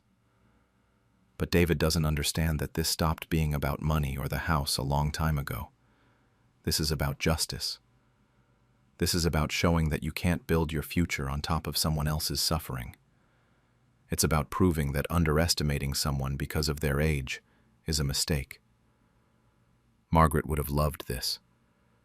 She always said the best revenge is served cold, and I've kept this particular dish in the freezer for months now. My daily routine continues like clockwork.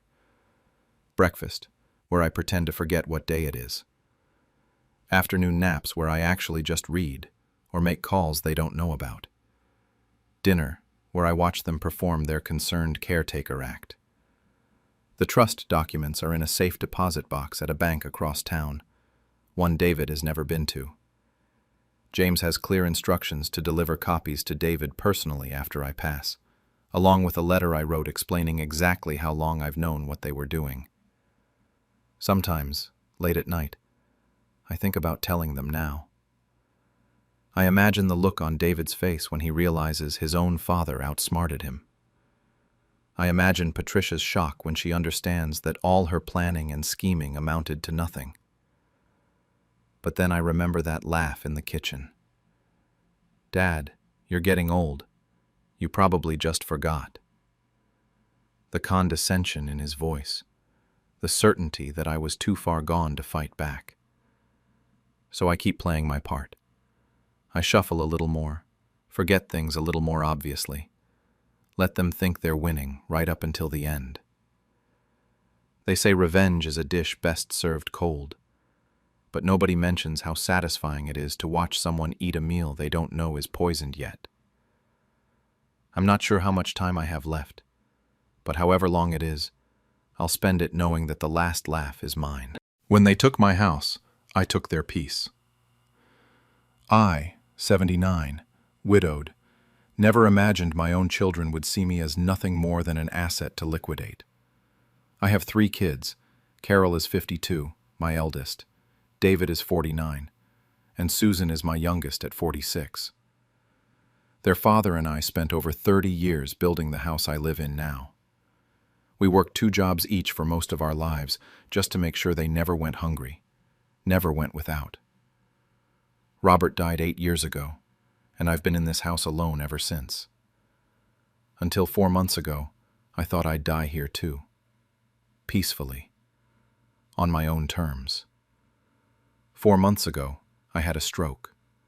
Not a massive one, but enough to land me in the hospital for 2 weeks. Carol visited every single day. She brought flowers, held my hand, told me everything would be okay. I remember thinking how lucky I was to have such a caring daughter. She'd always been the responsible one, the organizer, the one who took charge. When they released me, she insisted I couldn't live alone anymore. Too dangerous, she said. What if I fell? What if I had another stroke and nobody found me for days? I'll admit, I was scared. The stroke had shaken me more than I wanted to admit. So when Carol offered to move in temporarily to help with my recovery, I was grateful. She said she'd manage my medications, cook my meals, help with the finances until I was steady on my feet again. It felt like a blessing. The first few weeks were fine. She made soup, organized my pill boxes, drove me to doctor's appointments. But then she started bringing paperwork. Insurance forms, she said. Medical documents that needed updating. Power of attorney stuff, just in case. I signed them because I trusted her. She's my daughter, why wouldn't I? About 6 weeks after my stroke, Carol arranged a family meeting. David and Susan came over on a Saturday afternoon. We all sat in the living room, the same room where we used to open Christmas presents when they were kids, and they told me they were worried. They said the house was too big for me, too much maintenance, too many stairs. David mentioned that I should think about my future care needs. Susan nodded along, saying they just wanted me to be safe and comfortable. Then Carol brought up selling the house. Not immediately, she said. Eventually. When the time was right. The money could go toward a nice care facility, she explained. Somewhere with round-the-clock nurses and activities and people my own age. She even had brochures for a place called Sunset Hills. I smiled and said I'd think about it. But inside, something felt off. After that meeting, Carol got more controlling. She started intercepting my mail before I could get to it. She'd rush me through signing documents, standing over my shoulder and pointing where to sign. When my friend Margaret tried to visit, Carol told her I was resting and couldn't have company. It was small things, but they added up. Then, 2 months after my stroke, my neighbor Henry mentioned something while I was getting the mail. He said he'd seen a real estate agent taking photos of my house the week before. Professional ones, with a fancy camera. I laughed it off and told him he must have been mistaken, but my stomach dropped. I went back inside and didn't say anything to Carol. I waited a few days, then called my lawyer, Mr. Patterson. I've known him for 20 years. He handled Robert's will in our estate planning. I told him I wanted to update my will, just routine stuff, casual. While we were talking, I asked him if he could run a quick property check on my house, just to make sure everything was in order with the deed and taxes. He called me back 3 hours later. His voice was careful, measured. He told me the house deed had been transferred to Carol's name 3 weeks ago. I felt like I'd been hit by a truck. Those papers she'd had me sign, the insurance forms, the medical documents, they weren't what she said they were. She'd stolen my house right out from under me while pretending to take care of me. I didn't confront her. Not yet. I needed to know more. That evening, Carol was in the kitchen on her phone. She thought I was napping, but I was standing in the hallway, just out of sight. I heard everything. She was talking to David. She said the house had appraised at $800,000. She told him that once they got me into Sunset Hills, they could list it immediately. The plan was to split the money 3 ways after expenses. She laughed, actually laughed, and said I'd probably be relieved to not have to worry about the house anymore. Like she was doing me a favor. I went back to my room and sat on the edge of the bed.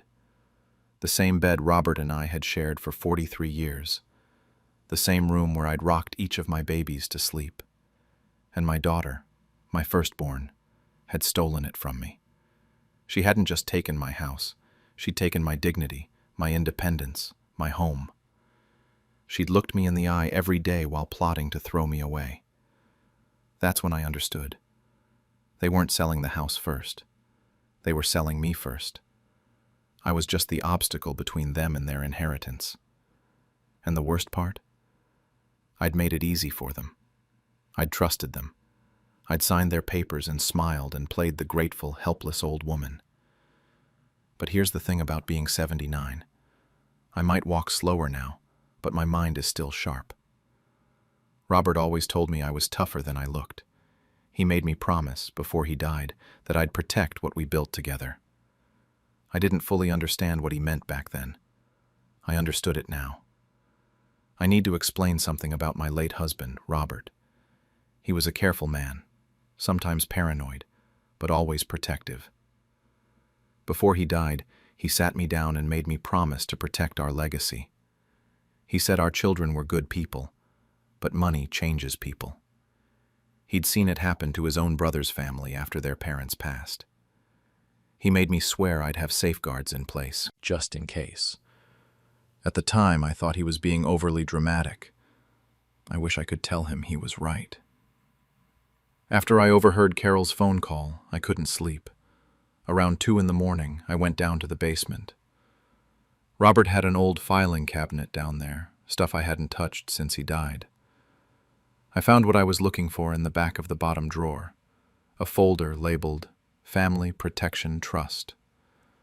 Inside were documents about setting up trusts, notes about protecting assets from family disputes, contact information for estate attorneys.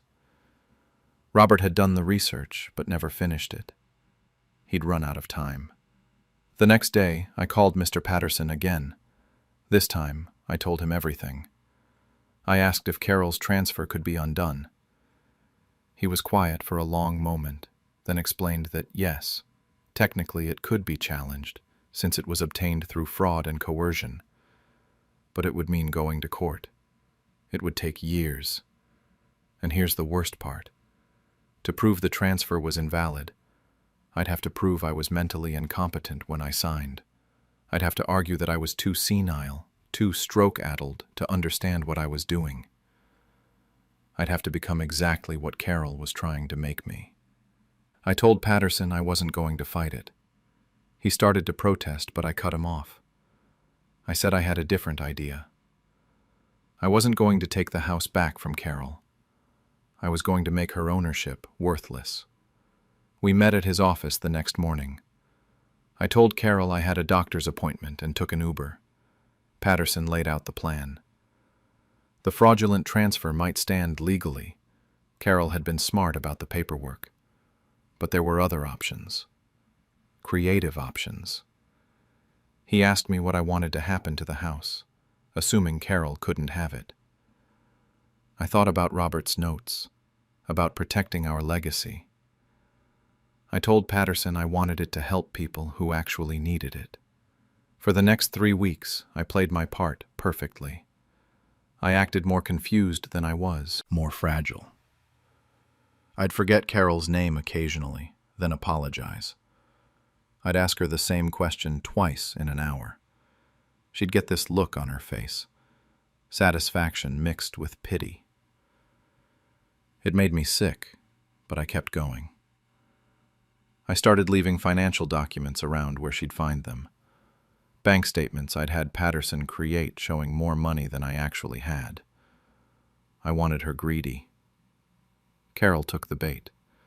She brought brochures for Sunset Hills, and we toured the facility together. I nodded along, said it seemed nice, asked about the meal plans. She could barely contain her excitement. She brought more papers for me to sign, finalizing the arrangements, she said. Transfer of assets, care agreements, all of it. I signed every single one with a shaky hand. Except they weren't real. Patterson had prepared fake documents that looked identical to what Carol thought I was signing. Meanwhile, he was filing the real paperwork. We created a foundation called Robert and Eleanor's House. Its sole purpose was to provide free transitional housing for struggling single mothers, women who needed a safe place to get back on their feet. We transferred the true legal ownership to the foundation, with a clause giving me lifetime residence rights. Carol's fraudulent deed meant nothing because she never actually owned it. You can't sell what isn't yours. Patterson also helped me move everything valuable out of the house. The furniture Robert and I had collected over the years, family heirlooms, my grandmother's china, all of it went into a storage unit. It was all legally mine to take since I was still the real owner. Carol would get an empty house even if she somehow won. 3 weeks before Carol planned to list the house, Patterson sent her the legal notice. I was sitting in the living room when she got it. I heard her open the mail in the kitchen, then this sound, like all the air had been punched out of her. She came rushing in, her face red, waving the papers. She screamed at me, asked me what I'd done. David and Susan showed up within the hour. She must have called them. All 3 of my children stood in my living room, shouting over each other. The house sale had fallen through. The buyer had backed out when the title search showed the foundation ownership. All of Carol's plans were ruined. David said they were just trying to help me, that I was being irrational. Susan was crying, saying she'd felt pressured by Carol, but went along because she thought it was for the best. Carol just kept yelling about how much money she'd already spent on inspections and staging. I let them finish.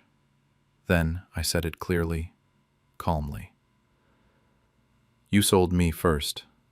I just protected what your father and I built. Carol threatened to sue. That's when Patterson, who'd been waiting in the kitchen, came in. He laid out exactly why they had no legal ground to stand on. The foundation was legitimate, the transfer was legal, and Carol's original deed was obtained fraudulently, which he had documentation to prove. If she wanted to take it to court, he'd be happy to countersue with fraud charges. Carol's face went white. She looked at me like I was a stranger. She said I was cruel, that I'd die alone in this house. Then all 3 of them left. Carol slammed the door so hard a picture frame fell off the wall. I picked up the frame. It was a photo of the 5 of us from 20 years ago, back when the kids still smiled at family dinners. I put it back on the wall and made myself a cup of tea. My hands weren't shaking anymore. For 3 weeks after that confrontation, I didn't hear from any of them. Not a call, not a text, nothing. The silence was louder than Carol's screaming had been. I'd be lying if I said it didn't hurt. They were still my children, even after everything. The first family moved in about a month later. A young woman named Maria, 26, with a 3-year-old daughter. She'd left an abusive relationship and had been staying in a shelter. The foundation connected us, and suddenly my too big, too empty house had life in it again. Maria and her daughter took the 2 bedrooms upstairs. I kept the master suite on the main floor. We shared the kitchen and living areas. I wasn't expecting to like it, honestly. I thought I'd feel invaded, uncomfortable. But the first morning I woke up to the sound of that little girl laughing, really, belly laughing at something, I realized how quiet the house had been, how dead it had felt. Maria was respectful, kept things clean, and her daughter reminded me of my own kids at that age, before money and greed got in the way. About 2 months in, David called. It was brief, awkward. He said Carol had convinced them it was for my own good, that I needed professional care. He said he was sorry things went the way they did. It wasn't a real apology, more like he was checking a box, easing his own guilt. I didn't accept it. I just told him I hoped he could live with his choices, and hung up. Carol sent a lawyer's letter 3 months later. Some last, desperate attempt to claim she was owed something for her caregiving during my recovery. Patterson responded within a day. I never heard about it again.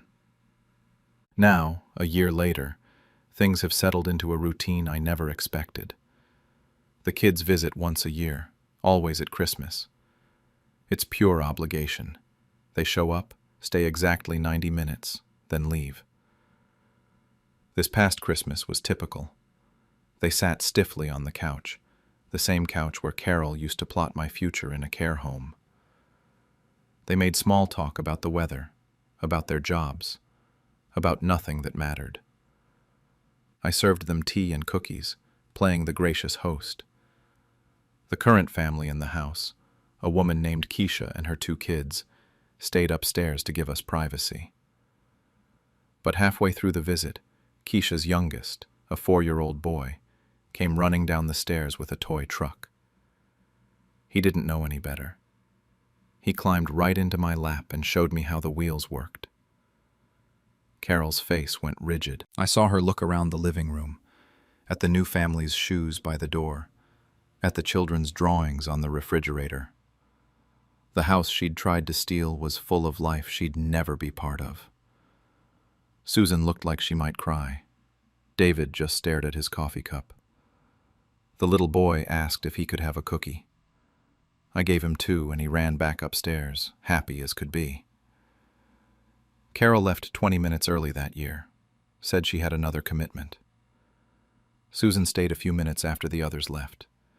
She asked, quietly, if we could ever fix this, if there was a way back from what happened. I told her I didn't know, that trust, once broken the way they broke it, doesn't just heal because time passes. She nodded and left, but she's been calling weekly since then. Just short calls, asking how I am, telling me about her life. Maybe it's genuine. Maybe she's just trying to ease her conscience. Time will tell. People think revenge has to be explosive, dramatic, but sometimes it's just ink on paper and time. It's watching the people who tried to discard you squirm in the space they thought they'd own. It's knowing that their greed cost them everything, not just the house. Every time they sit in my living room now, they have to face what they did. They have to see what this place became instead of what they wanted it to be. The foundation has helped 12 families so far, single mothers who needed a break, a chance, a safe place to rebuild. Maria saved enough to get her own apartment after 8 months. She still sends me photos of her daughter. Keisha is working on her nursing degree. They're good people, grateful people. They remind me why Robert and I worked so hard in the first place, to build something that mattered. Do I have regrets? Sometimes. Late at night, when the house is quiet, I think about what might have been different. If I'd confronted Carol directly instead of going the legal route, if I'd tried to talk to them about their father's wishes before things got this bad. If I'd been a different kind of mother, maybe they'd have been different kinds of children. But then I remember Carol's laugh on that phone call, the way she talked about putting me away like I was a problem to solve, not a person, not her mother. And I remember that I didn't start this. I just finished it. Susan's weekly calls might lead somewhere, or they might not. Carol and David will probably never forgive me, and I've made peace with that. They wanted me in a care home so they could split $800,000. Instead, they get tea and cookies once a year in the house that'll never be theirs. Last week I was in the garden planting tomatoes. Keisha's youngest came out and asked if he could help. He called me Grandma Eleanor without anyone telling him to. My own grandchildren have never visited. Carol has 2, David has 1. I've seen them maybe twice in the past year, and only in photos Susan sends. This little boy who isn't my blood handed me a seed and asked if we could grow pumpkins too. I told him yes. We could grow whatever he wanted. The strangers living in my house might be more family than my blood ever was. That's not the ending I expected when Robert and I built this place. But it's the one I've got, and I'm not sorry for it. You only visit when there's something to take. I'm 79 years old, and I learned that lesson from my son Marcus, 52, and his wife Diane, 48. When my husband Robert died after 55 years of marriage, they showed up at my door the very next morning. Tissues in hand, tight hugs, promises to take care of everything. I should have seen it coming. Marcus had always been different from my other 2 kids. My daughter Sarah, 50, teaches elementary school. My youngest son Tom, 46, runs a small appliance repair shop out in the suburbs. Neither of them has much money, but they call me twice a week just to chat about nothing important. Marcus, though? I'd hear from him maybe once a month, and it was always because he needed something. A loan for his consulting business that never quite took off. Help with his kids' private school tuition. A cosign on a car lease. There was always something. But when you're grieving, you don't think straight. Robert's funeral was on a Thursday. By Saturday morning, Marcus and Diane had convinced me to pack a bag and stay with them for a few weeks while I figured things out. They had this big house in the suburbs, brand new construction, 5 bedrooms.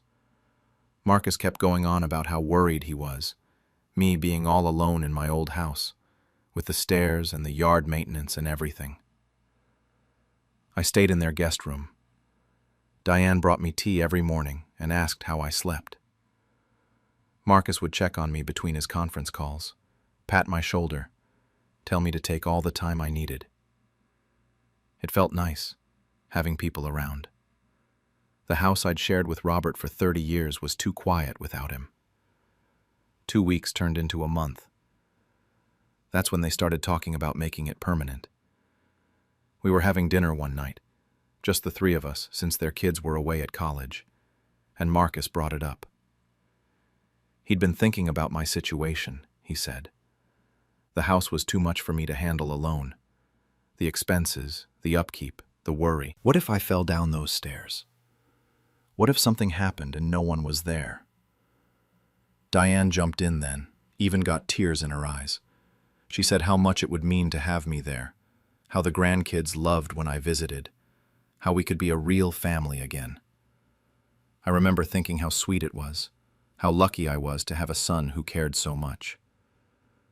They suggested I sell the house. We could pool our resources, Marcus said, put everything into a family account for easier management. He showed me these spreadsheets on his laptop, all official looking, explaining how it would work. We'd all contribute. We'd all benefit. One big happy family taking care of each other. I signed the papers on a Tuesday afternoon at their kitchen table. Marcus had already contacted a realtor. My house sold in 3 days. Apparently the market was hot. The closing was quick, maybe 2 weeks. The money went into an account Marcus set up, what he called the family trust.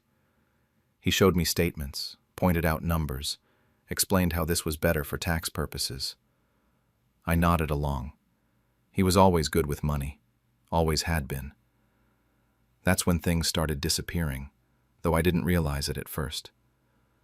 My mother's pearl necklace went missing from my jewelry box. I asked Diane about it one morning, casual-like, and she gave me this look. Concern mixed with something else I couldn't quite place. She told me I'd given it to her last month, said I wanted her to have it. I didn't remember that conversation at all, but she seemed so certain. I figured maybe I had and just forgot. Grief does weird things to your memory.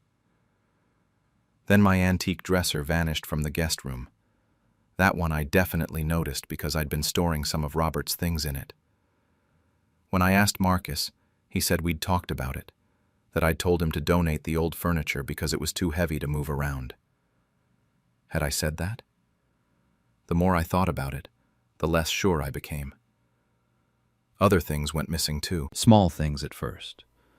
A painting that had hung in my bedroom. Some of Robert's watches. My grandmother's china set.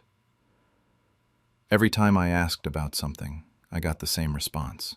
I'd agreed to sell it, donate it, give it away. I'd apparently made all these decisions and then forgot about them. The worst part was the looks. Marcus and Diane would exchange these glances whenever I asked about my things. These knowing little smiles that said, "Poor thing, she's losing it." I started wondering if maybe they were right. Maybe I was getting senile. Maybe I really was forgetting these conversations. 3 months after I moved in, I went to the bank to withdraw some cash. I needed new shoes and wanted to pay with actual money, the way I always had. The ATM declined my card. I went inside, and the teller got this uncomfortable look on her face when she checked my account. She told me it had been closed and consolidated into another account. She couldn't give me details because my name wasn't on the new one. I called Marcus from the bank parking lot. My hands were shaking so hard I could barely hold the phone. He answered on the third ring, and his voice had that patient tone people use with children or confused old people. He said we'd talked about this. I'd signed everything over to the family trust, remember? It was all right there in the paperwork. Everything was being taken care of. I didn't need to worry about a thing. I sat in my car for an hour after that call. Robert's life insurance payout, our retirement savings, the money from selling our house, my jewelry. All of it was gone. And apparently I'd agreed to every bit of it. That night I couldn't sleep. I lay in their guest room and stared at the ceiling, adding it all up in my head. The missing items, the closed accounts, the way they looked at me when I asked questions, the way Sarah and Tom hadn't visited once since I moved in. Marcus always had an excuse ready. Mom's tired. Mom's having a bad day. Mom needs her rest. I'd been played. And they thought I was too senile to figure it out. So I decided to stop asking questions. I smiled when Diane brought my morning tea. I nodded when Marcus explained things to me like I was 5 years old. I played the confused old woman they clearly believed I was. But the next morning, when they both left for work, I called Harold Chen. He'd been Robert's lawyer for 30 years, handled our wills and the estate. I told his secretary it was urgent, that I needed to see him as soon as possible, and that no one could know about it. Getting to Harold's office without Marcus or Diane finding out took some planning. I told them I had a doctor's appointment for my blood pressure medication. They didn't even offer to drive me, just reminded me to take my pills and asked what time I'd be back. I called a cab from the corner store down the street. Harold had been Robert's friend since before we got married. When I walked into his office and sat down across from his desk, he could tell something was wrong. I didn't waste time with small talk. I told him everything. The move, the house sale, the missing jewelry, the closed bank accounts. All of it. His face got hard about halfway through my story. When I finished, he leaned back in his chair and didn't say anything for a minute. Then he asked me to tell him every detail I could remember, every document I'd signed, every conversation about money, every item that had gone missing. We spent 3 hours in that office. He took notes, made copies of everything I'd brought with me. I'd been smart enough to print out bank statements when Marcus and Diane were out one day, sneak photos of paperwork I found in Marcus's home office with my phone. I brought all of it. Harold called it elder financial abuse. Said it was textbook, actually. The way they'd isolated me from Sarah and Tom, manipulated me into thinking I was losing my memory, gradually taken control of everything I owned. But he warned me we needed solid documentation. We had to prove they'd taken my assets and that I wasn't mentally incompetent when I signed those papers. Otherwise, it would just be my word against theirs. That's when I told him I wanted to keep playing along. I'd continue being the forgetful old lady while he built the case. He could review every document with someone who specialized in financial crimes, trace where my money had actually gone, prepare everything we needed. Harold didn't like it, said it could take months, and asked if I could handle living there that long. I told him I'd handled worse.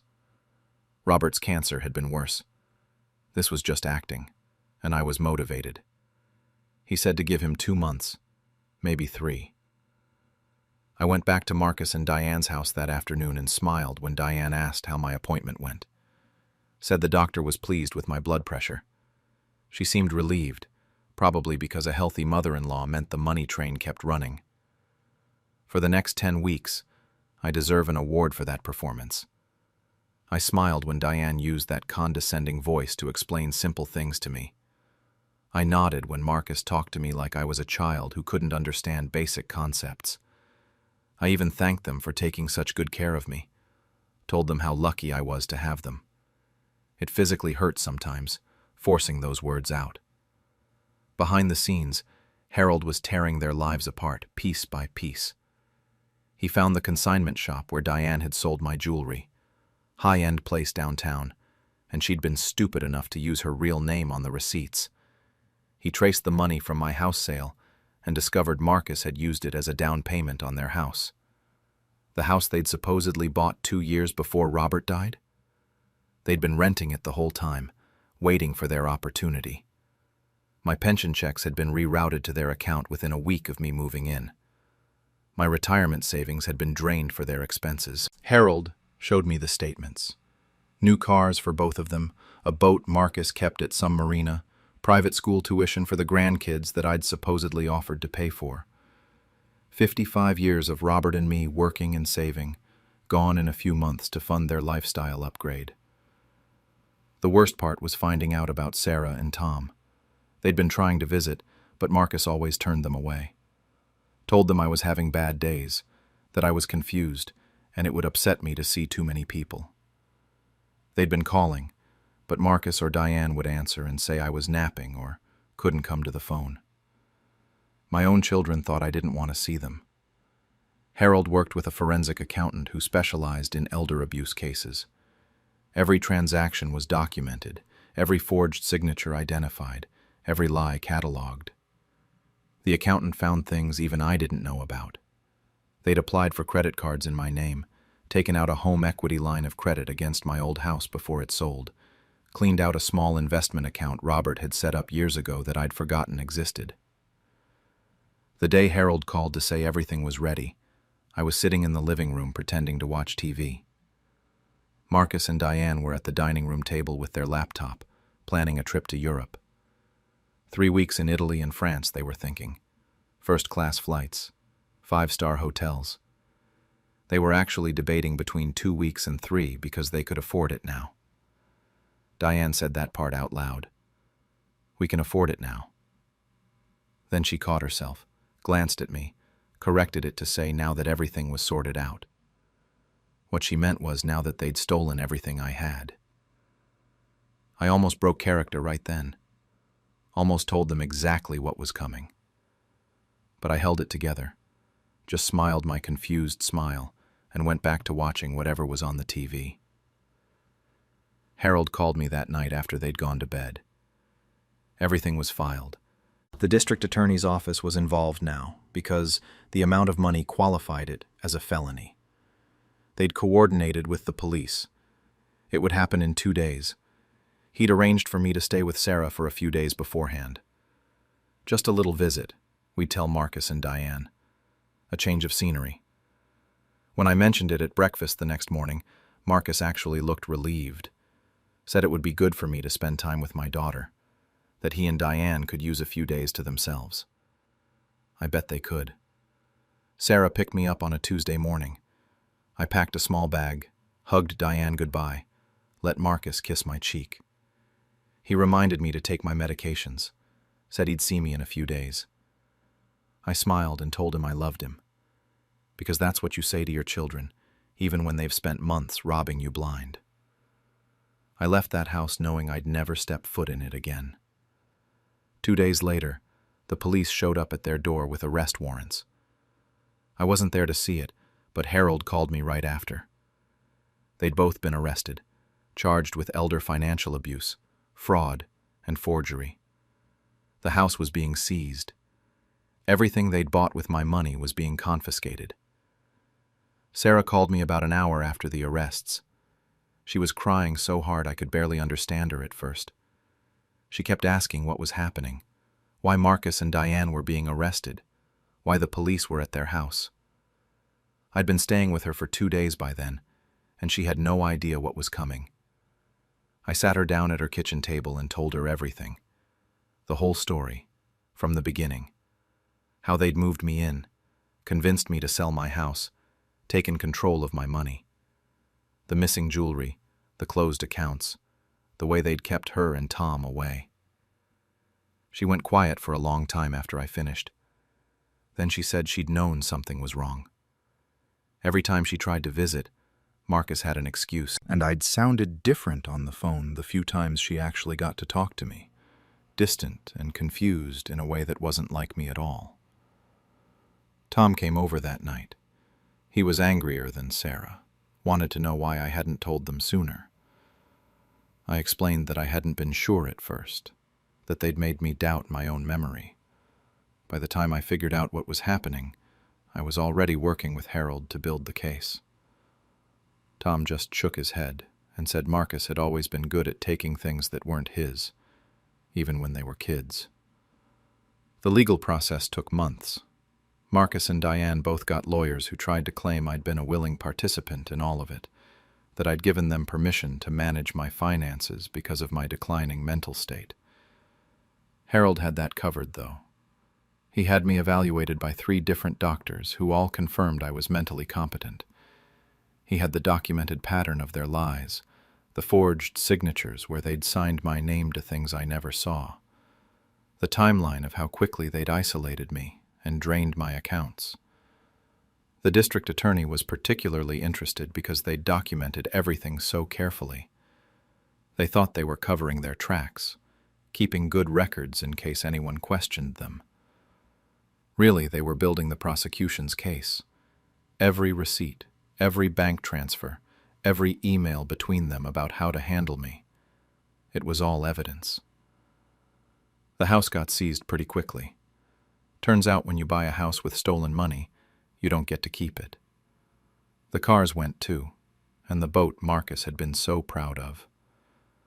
Their lawyers tried to argue that some of the assets were purchased with their own money, but Harold's forensic accountant had traced every dollar. It was all mine. They took a plea deal in the end. 3 years for Marcus, 2 for Diane. Full restitution of everything they'd taken, plus penalties and court costs. Their lawyers probably told them they'd get worse if it went to trial. The evidence was pretty damning. I got most of my money back eventually. Not all of it. Legal fees and what they'd already spent on stuff that couldn't be recovered ate into it. But enough. Enough to be comfortable. I sold the jewelry I got back because I didn't want it anymore. Not after what it represented. Used some of the money to move into Whispering Pines, this assisted living community about 20 minutes from Sarah's house. It's a nice place. Small apartments, communal dining room, a library, and a garden. Nobody here wants anything from me except maybe to borrow a book or play cards on Thursday nights. The staff is kind, without being patronizing. I have my own space, my own things, and nobody's going through my accounts or telling me I agreed to things I never agreed to. Sarah and Tom visit every week. sometimes together, sometimes separately. We play Scrabble, we talk about their lives, we laugh about stupid stuff. They never ask me for money. They never suggest I'd be better off somewhere else or that they should manage my finances. They just show up because they want to see me. Sarah asks me sometimes if I feel bad about what happened to Marcus. He's still my son, she reminds me. She has this hopeful look when she says it, like maybe I'll suddenly forgive him and we can all be a family again. I don't know how to explain it to her. The Marcus I raised wouldn't have done what he did. That little boy who used to bring me dandelions from the yard, the teenager who called me from college just to hear my voice. I don't know when he turned into someone who could look his own mother in the eye and rob her blind. The man who let me think I was losing my mind while he stole everything Robert and I built together. That's not my son. I don't know who that is. He writes letters from prison. They come about once a month, forwarded through Harold's office. The letters say he's sorry, that he made terrible mistakes, that he wants to make things right when he gets out, that he's been going to therapy and understands now what he did was wrong. I keep them in a drawer, unopened mostly. Harold says I should hang on to them just in case, but I stopped reading them after the first few. They all say the same thing anyway. Diane's mother came to see me once, about 6 months after they were sentenced. She showed up at Whispering Pines in tears, begging me to do something, to talk to the prosecutor, to get the charges dropped. Her daughter had made mistakes but didn't deserve to be in prison, she said. I told her the same thing I told the judge at sentencing. I didn't do this for revenge. I did it because what they did was wrong, and because somewhere out there is another elderly person whose kids are doing the same thing to them right now. Maybe my case will help that person realize they don't have to just take it. She left crying. I felt bad about that, but not bad enough to change anything. The garden here has roses. Robert loved roses, spent hours fussing over the ones we had at our old house. I sit out there sometimes in the morning with my coffee and think about him, about what he would have done if he'd been here when all this happened. He probably would have forgiven Marcus eventually. Robert was always better at forgiveness than me. But Robert didn't have to watch his own child see him as nothing more than a bank account. He didn't have to smile and play confused while his son stole his life savings. He didn't have to learn that love without respect is just manipulation in a different package. Marcus gets out in about 18 months now. Sometimes I wonder if he'll show up here when he does, with more apologies and promises to do better. Part of me is curious if prison actually changed him, or if he just got better at saying what people want to hear. The bigger part of me doesn't want to find out. Some things, once they're broken, don't go back together the same way. Maybe they don't go back together at all. You reap what you plant, even if it's your own grandfather's garden. I'm 83 years old now, and I've spent my entire life working the same piece of land my grandfather left me. 80 acres of good soil, fruit trees, vegetable gardens, the kind of place that feeds a family for generations if you treat it right. I raised 3 kids on that land. My daughter Karen is 52 now, my middle son Tom is 50, and my youngest, David, just turned 48. For decades, every Sunday, they'd all come over with their own kids. I'd cook, we'd eat together, and I'd always tell them the same thing. One day, all this will be yours. 2 weeks ago, I found out my own son tried to sell my land without telling me. I need to explain how this started. 2 years ago, I got sick. Pneumonia that turned into something worse. Some kind of infection that had me in the hospital for nearly a month. I was weak, could barely sit up without help, and the doctors weren't sure I'd make it out. That's when David came to visit me alone one evening. He pulled a chair close to my bed and started talking about the property. He said he was worried. Told me that medical bills could pile up, that the government might come after the land if things got bad enough. He made it sound like he was protecting me. He kept saying things like, "Dad, you know how they are. One lien and you could lose everything Grandpa built." Then he suggested I sign the land over to him temporarily, just until I recovered. He even brought papers with him that night. Said his lawyer friend had drawn them up, that it was simple, just a precaution. I was tired, really tired, and he's my son, so I trusted him. I signed. 3 months later, I was fine. Better than fine, actually. I came home, got my strength back, started working the garden again. The land looked good. David had hired someone to maintain it while I was recovering, which I appreciated. But after a few weeks, I started thinking about those papers. It didn't sit right with me anymore, having my name off the deed. So I brought it up one Sunday at dinner. I kept it casual. Just mentioned that now that I was better, we should probably transfer everything back. David smiled and said, "Soon." The next week I asked again, and he said we shouldn't rush these things. The third time I brought it up, he told me to stop worrying about it. That's when I knew something was wrong. I caught him alone in the kitchen after everyone left, told him I wanted the land back in my name, that it was time. He looked at me like I was being unreasonable. He actually said, "Dad, let's not make this complicated. You're old. You don't need it anymore. I'm protecting it." Just like that. Like I was already dead and buried. I didn't argue. I just nodded and let him leave. But that moment changed everything. My own son saw me as already gone, saw my life's work as his payday. I'd worked that land for over 60 years, and he couldn't even wait for me to actually die before cashing in. Last month, I got a call from my lawyer, Marcus. He's been handling my affairs for 20 years. Good man, honest.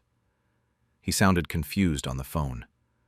Said a real estate development company had contacted him about a land sale, wanted to verify some details about the property. He told them he'd have to get back to them because he didn't know anything about any sale. That's when I found out. David had listed my land. 80 acres, the house, everything. He'd already accepted an offer, $847,000. The sale was supposed to close in 2 weeks. Marcus said the only reason it hadn't gone through yet was because of some paperwork issue on the title. He asked me if I knew anything about it. I told Marcus to freeze it. Don't let it go through. He started asking questions, but I said I'd explain later. I just needed him to stop the sale immediately. David showed up at my door that same night. I don't know how he found out so fast. Maybe the real estate company called him. Maybe his lawyer did. But he came in angry. Angrier than I'd ever seen him. Started yelling before he even got through the door. Accused me of sabotaging him, of ruining everything, of being a stubborn old man who didn't understand what he was doing. He told me the deal was worth over $800,000. Said he had kids in college, a mortgage to pay, that I was just sitting here alone doing nothing with all this land. Like the 40 apple trees I'd planted meant nothing. Like the garden that fed our family every summer was just wasted space. Then Karen and Tom showed up. I don't think it was a coincidence. I think they'd all been talking. Planning. Karen started in about how I was being unreasonable, how they were my children and deserved something after everything they'd done for me. Tom was quieter, but he agreed with them. Said maybe it was time to think about what made sense for everyone. That's when I realized all 3 of them knew. They'd all known David was selling the land. Maybe they were even going to split the money. My own kids, standing in my living room, telling me I was selfish for wanting to keep what I'd built. I sat in my chair and let them talk. Let them yell and justify and explain. And when they finally ran out of steam, I told them about the second will. The room went completely silent. David stopped mid-sentence, just stared at me. Karen looked confused, like she hadn't heard me right. Tom was the first one to speak, asked me what I meant by a second will. I explained it simply. About 15 years ago, maybe more, I had Marcus draw up a special clause in my estate documents. Any transfer of my property done without his written approval would be automatically void. Didn't matter who I signed it over to. Didn't matter what papers said what. If Marcus didn't sign off on it, the transfer never legally happened. David's face went red. He started saying I was lying, that I was making it up to mess with him. But I could see it in his eyes. He was already doing the math, already realizing what this meant. Karen asked if I was serious, if this was real. I told her to call Marcus herself if she didn't believe me. I need to back up and explain why I did it. Years ago, my neighbor Ed got sick, cancer. His kids convinced him to sign over his farm while he was in treatment. Said the same things David said to me. Protection, safety, just temporary. Ed recovered, asked for it back, and his kids refused. Told him he was too old to manage it anymore. They sold that farm 6 months later, and Ed died in a nursing home a year after that. I went to his funeral and swore I'd never let that happen to me. So I had Marcus add the clause. Told him I wanted insurance that nobody could pull that kind of thing on me, not even my own kids. Marcus thought I was being paranoid, but he did it anyway. We never told anyone. It was just there, waiting, in case I ever needed it. David started yelling again. Called me manipulative. Said I'd been planning to screw them over for years. Said I never trusted them, never loved them enough to just let them handle things. Karen joined in, saying I was treating them like criminals when all they wanted was to help me. Tom stayed quiet, but I could see him watching me differently now, like he was trying to figure out if he ever really knew me at all. I let them go on for a while. Then Karen asked the important question. She said, "So the sale, it was never legal?" I nodded. Told her that the transfer to David 15 years ago, 2 years ago, never actually went through. The land was still mine, always had been, which meant David couldn't sell what he didn't own. They left after that. David slammed the door so hard one of my picture frames fell off the wall.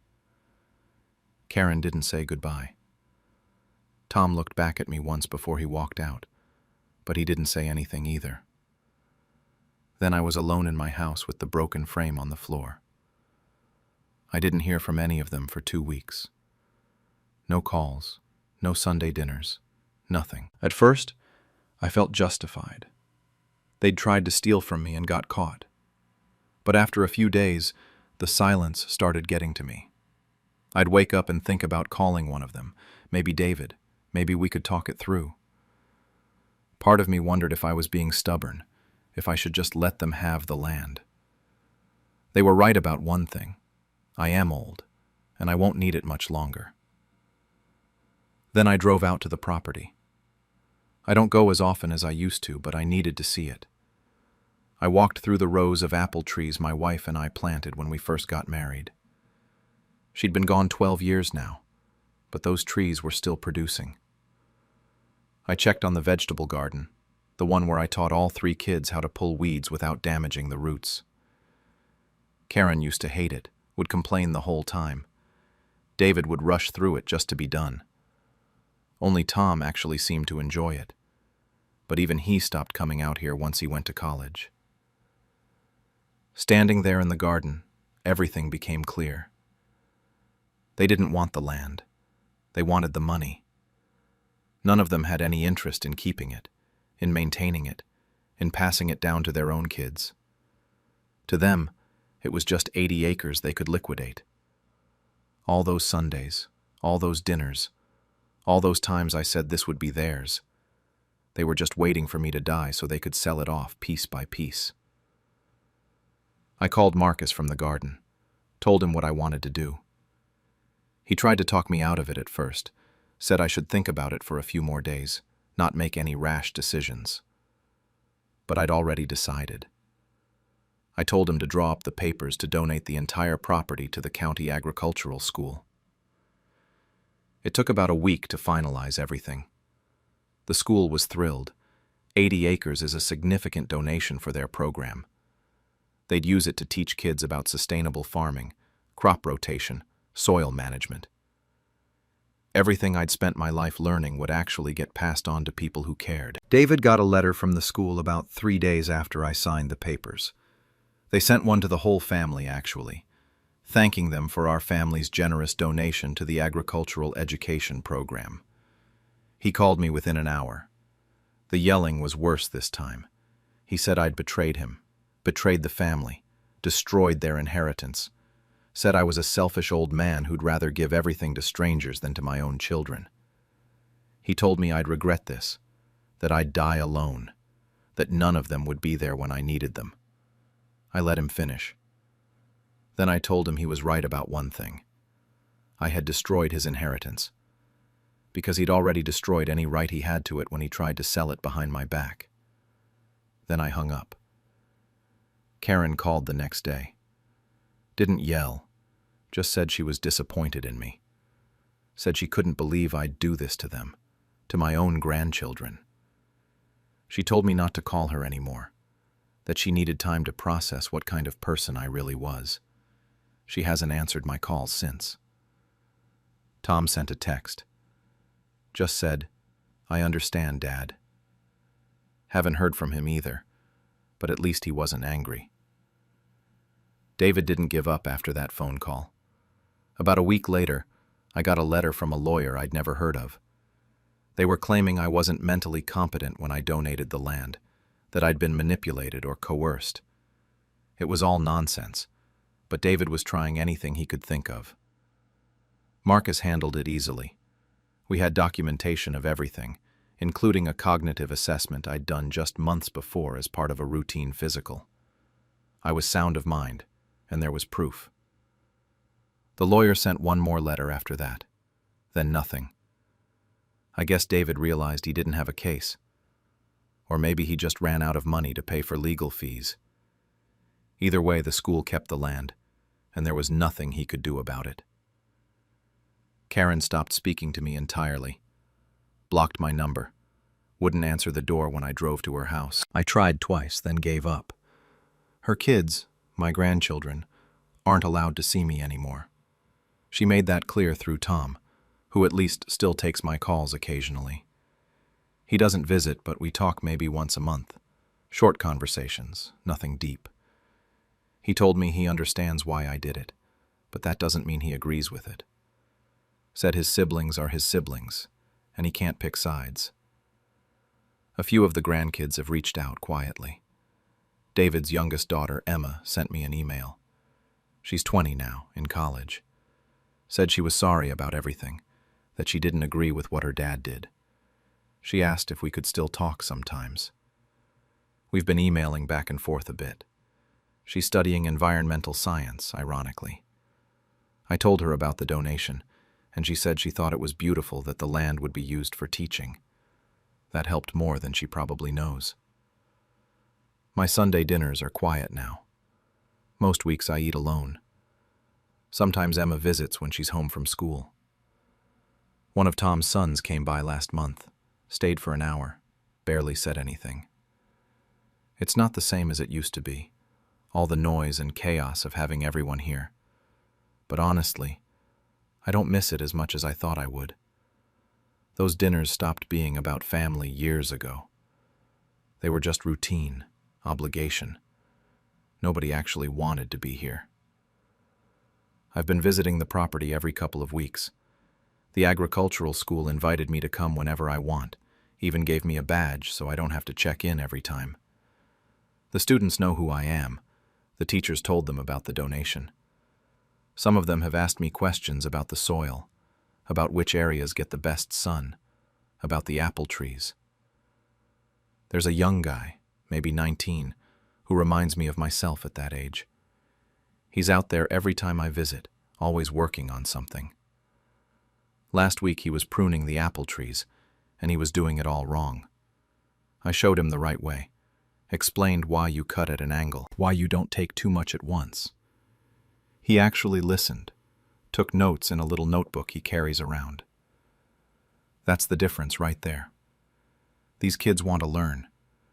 They see the land as something alive, something that needs care. The teachers asked me to give a talk to the students a few weeks ago. Just an informal thing, sharing some of my techniques and what I've learned over the years. I wasn't sure about it at first, but I did it. Talked for about an hour about crop rotation, about soil health, about patience. One girl asked me why I donated the land instead of keeping it in my family. I told her the truth, that my family saw it as property, but these students see it as potential. That seemed to answer it for her. The irony isn't lost on me. David can't even visit the land anymore without going through official channels. He'd have to contact the school, explain why he wants to be there, get permission. They ask if there's an educational purpose for the visit. I heard he tried once, a few months ago. They turned him away because he couldn't give them a good reason. He just wanted to walk around, see what he'd lost. They told him it wasn't a public park. People have asked me if I feel bad about what I did. Neighbors, old friends, even Marcus. They want to know if I regret it, if I wish I'd handled it differently. The answer is no, not even a little bit. Revenge didn't taste bitter this time. It felt like I'd finally planted something that would actually grow the way I intended. I spent 60 years teaching my kids that land provides if you respect it, that family legacy means something. They learned to just wait for the harvest without doing any of the work, without caring about what they were harvesting or why it mattered.